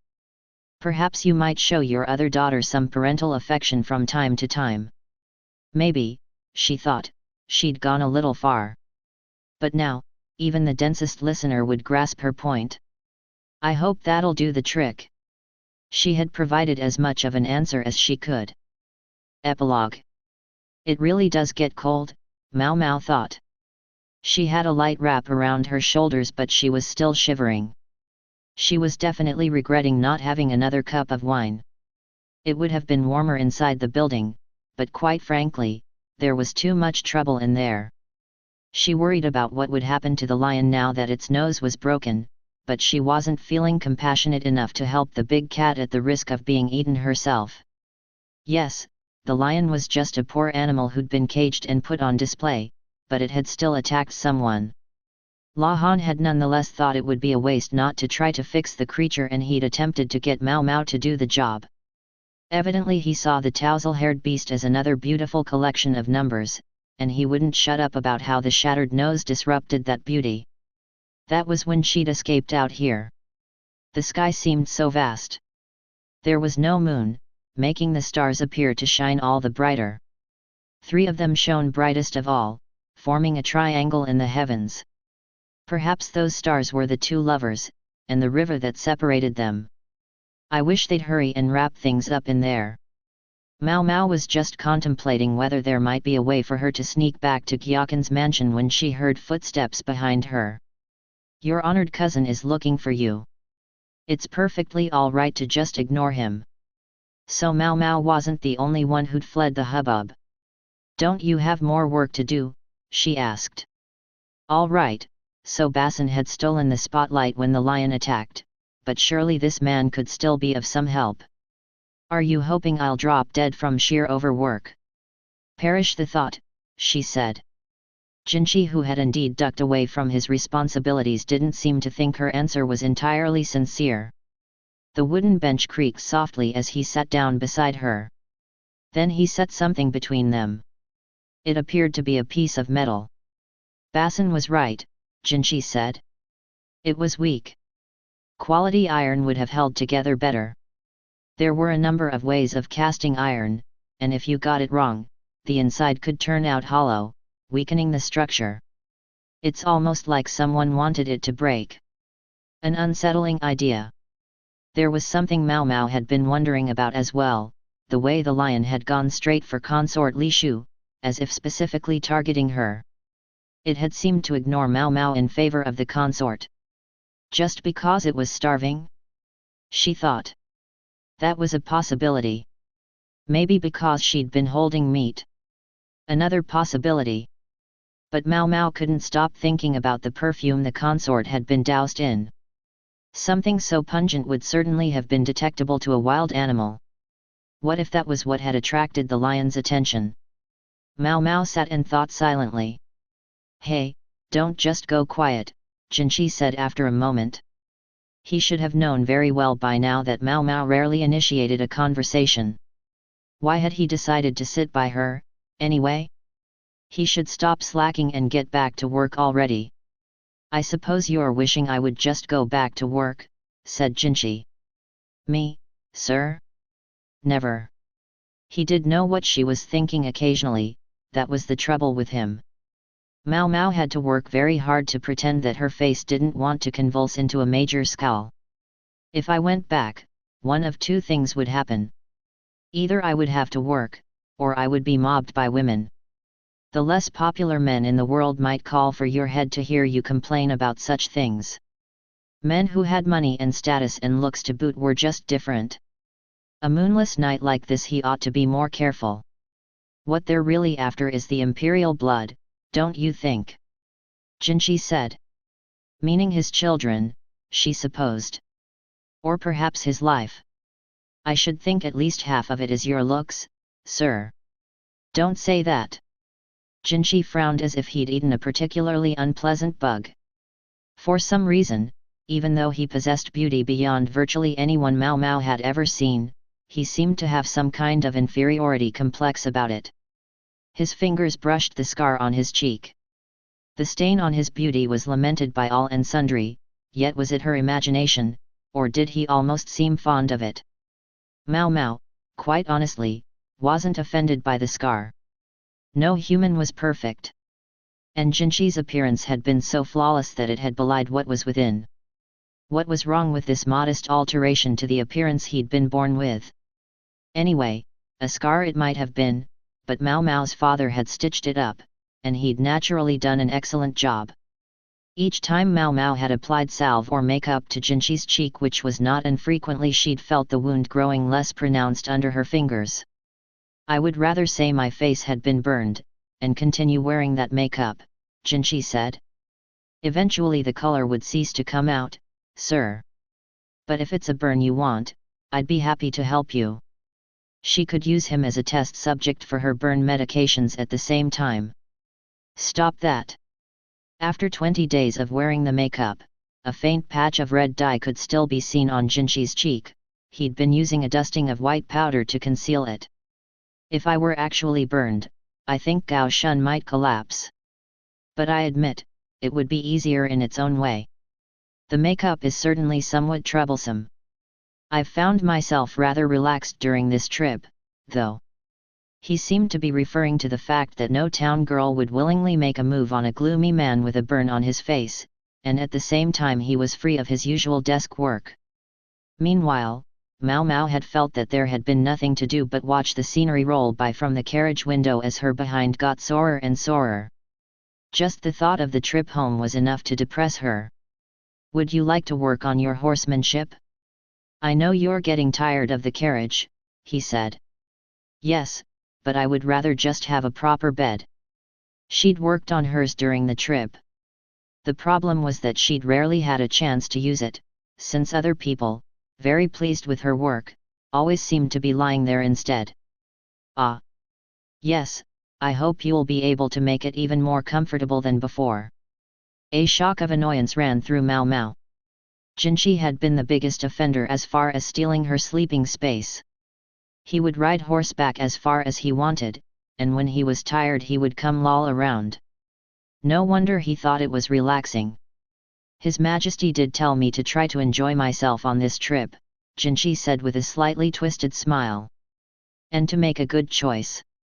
Which choice he was referring to went unspoken, he meant choice of bride.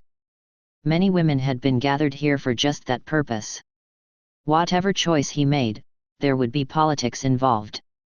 It might affect the very government of the nation. He could strengthen ties with a neighboring country, or gain the support of a domestic faction.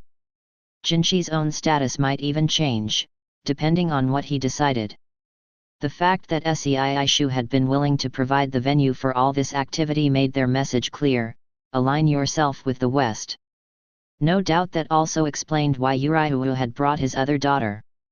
I wonder who he'll pick, Mao Mao thought. Not that it really mattered to her. She was just a humble apothecary. That was her perspective, anyway. No sooner had she registered something brushing her fingers than a hand grabbed her wrist. It pulled her until she was palm to palm with his other hand, their fingers intertwined. The other hand was a good bit larger than hers, and rougher. Long fingers clutched Mao Mao's hand so that she couldn't get away. Perhaps you'd be so kind as to let go of me, sir. But if I let go, won't you run away? Are you going to do something I'll need to run from? You do make me want to hit you sometimes. Jinchi looked at Mao Mao like a wild animal hunting its prey. His expression made her think of a starving wild dog. It wasn't the face of either the eunuch Jinchi, or of the emperor's younger brother. It was someone else again. Not in the face. It would be too obvious. I wasn't actually going to hit you. I know, sir. Jinchi wasn't the type who would lay a hand on a young woman. No, wait, actually he was to make them vomit when they had ingested poison. I know you wouldn't do worse than pin me and force me to empty the contents of my stomach. You brought that on yourself. Why would you even drink poison? I'm not sure I know how to answer that. First-hand experience was just so much more memorable than merely asking questions. That was all. Mao Mao wasn't any smarter than the average person, just a little more dedicated.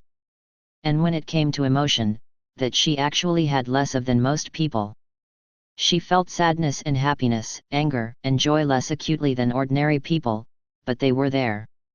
But there were other emotions that people allegedly possessed which Mao Mao still didn't understand. She could feel Jinchi's pulse in the palm of his hand.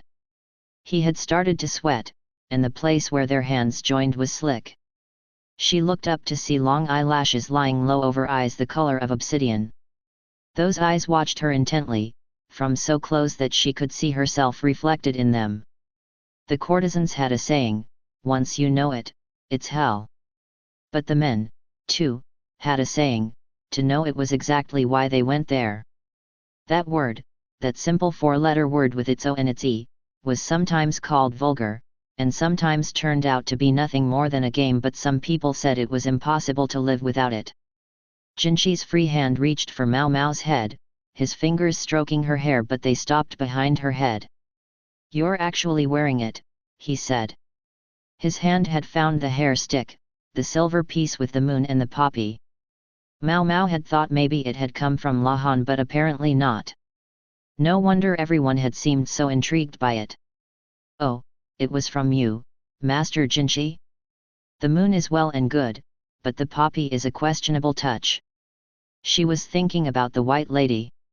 The flower on the hair stick looked like a larger version of the common poppy, but it was technically an opium poppy. It could be used to make the drug. Please. I had that made before we left on this trip. To replace the other one. His voice came from above her, his chin resting on her head.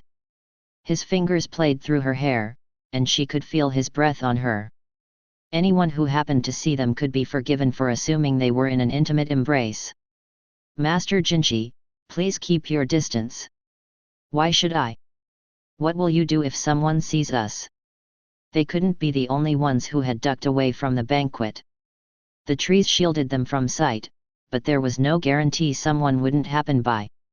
Jinchi of all people knew exactly why this banquet was being held. "Sir, Consort Li Shu is not your niece. You don't have to worry about closeness of blood," Mao Mao said calmly. Jinchi's face, though, grew tighter. Mao Mao went on, "Wouldn't she be the safest choice? She would forget all about the moment she'd seen Li Shu and Basin gazing at each other. Yes, she'd pretend it had never happened. Even if something were to blossom between them, it could have no meaning. Better to act as if it had never existed. The safe choice. Like hell." Jinchi's voice in her ear was like a cold blade. His fingers stopped running through her hair and slid down to the nape of her neck, curling themselves around her throat. Long, slim fingers that began to press. "It hurts." "Oh, does it?" It was painful, but Jinchi only squeezed harder. His other hand, still intertwined with hers, worked its way up her back. "No, no." He was going to twist her arm out of joint. With her throat crushed and her arm wrenched, Mao Mao's face contorted with agony. She tilted her head back in hopes of somehow managing to get some air, her mouth flapping open like a fish. She must have looked ridiculous, and there was Jinchi, looking down at her. Until finally, Mao Mao greedily sucked in the air she was suddenly allowed. An aroma of flowers tickled her nose. Jasmine. Somehow, she'd always thought a celestial nymph would smell like peaches. Her thin lips felt dry and hot. The hand that had choked her moved to support the back of her head, while his other hand disentangled itself from her fingers and wrapped around her waist instead. She didn't know how long they sat that way. All she knew was that Jinchi was looking down at her with a faintly triumphant expression, as if he saw that the breath had reached every corner of her body now. He wiped away the tears that had sprung to her eyes as she struggled to breathe. It was then that Mao Mao felt a flash of intense anger. "I said that if you were going to kill me, you should do it with poison," she told him. "I refuse to let you poison yourself," Jinchi said, his fingers tracing her lips. "You can't pretend you didn't know that you were one of the candidates. As much as I'm sure you'd like to." He wasn't done, either. "Who was that man, anyway? I'm sure you're not a dancer." So he had been watching them. "I was just paying for my drink," Mao Mao said. "It didn't cost much."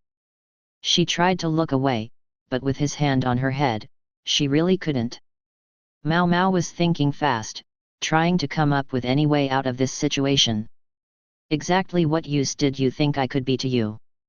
Lahan accompanied you, didn't he? That's what everyone else will see." Mao Mao understood what Jinchi was getting at. Perhaps it was even what Lahan had been counting on from the beginning. She felt the anger again. She would have to give his toes a good crushing later. The Law family was unique among the named clans in that they had no faction at court. One could argue that made Mao Mao a safe choice in her own way, much as Rikusen had said. There was just one problem. You'd make an enemy of you-know-who. She meant the monocled freak, of course. She could only imagine what might have happened here had he been present. He would have made a scene so big that an escaped lion would have seemed like child's play in comparison. Jinchi shivered. How could he not? But it quickly passed. "We were going to continue things later, weren't we?" She found herself pinned again. He was pushing her down onto the bench. His hand in her hair pressed so hard. Something more than breath came past her lips.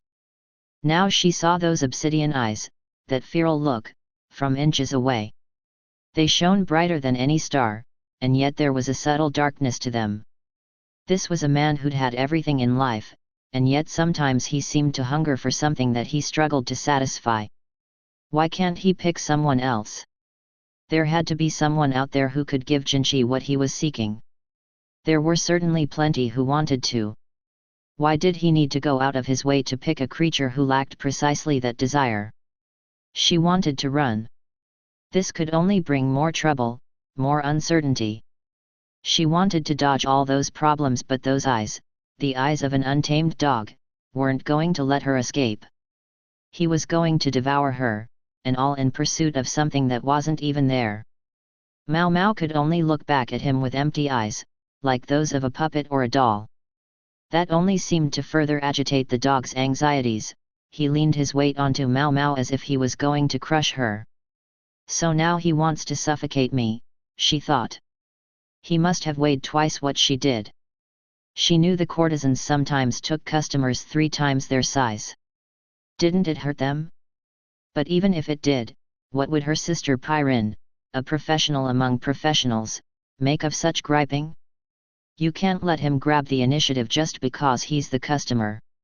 Mao Mao remembered hearing her say that once, a bit of advice she'd accompanied with a sultry gesture. That was back when she'd been teaching Mao Mao the courtesan's trade, very much over the younger woman's objections. Mao Mao said nothing. Honestly, perhaps it would have been better to remain still and quiet, like a doll.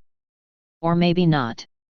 What we can say is this: remembering Pyrin meant remembering the techniques Pyrin had taught her, had drilled into her despite her protests.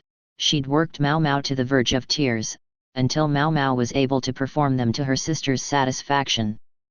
Until those techniques became not just a response, but an instinctive reaction. So let it be said that Mao Mao could not be held responsible for what she was about to do. Meaning what? Meaning. Mao Mao swallowed the saliva in her mouth with a heavy gulp.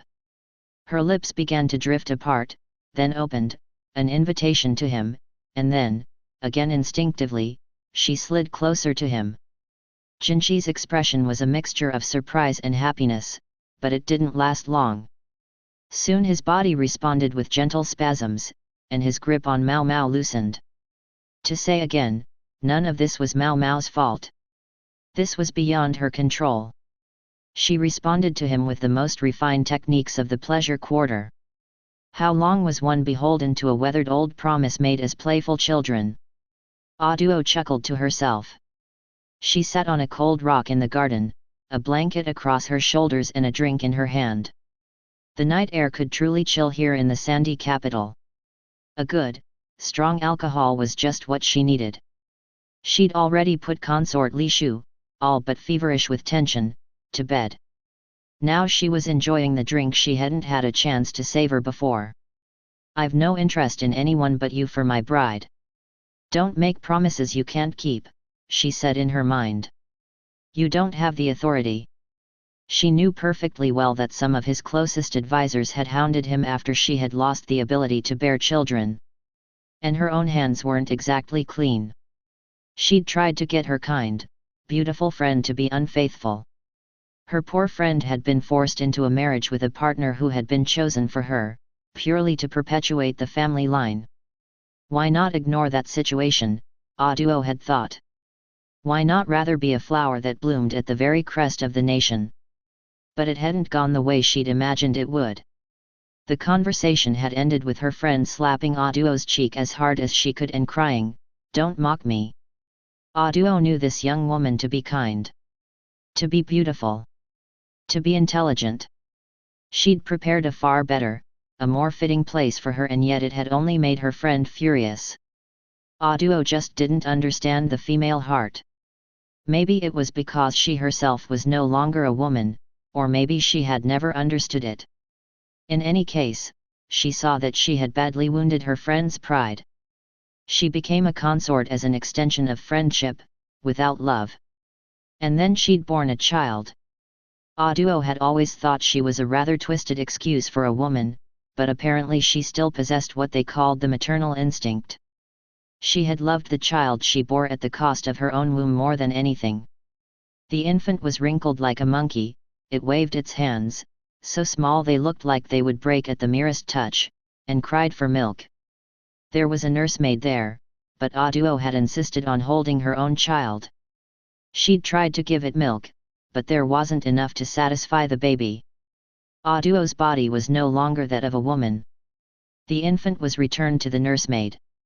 Racked with despair, Aduo thought only of her child.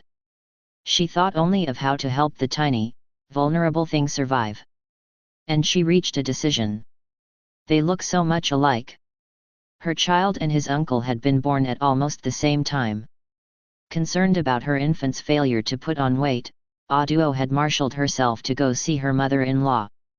You could switch them, and it seems like no one would know.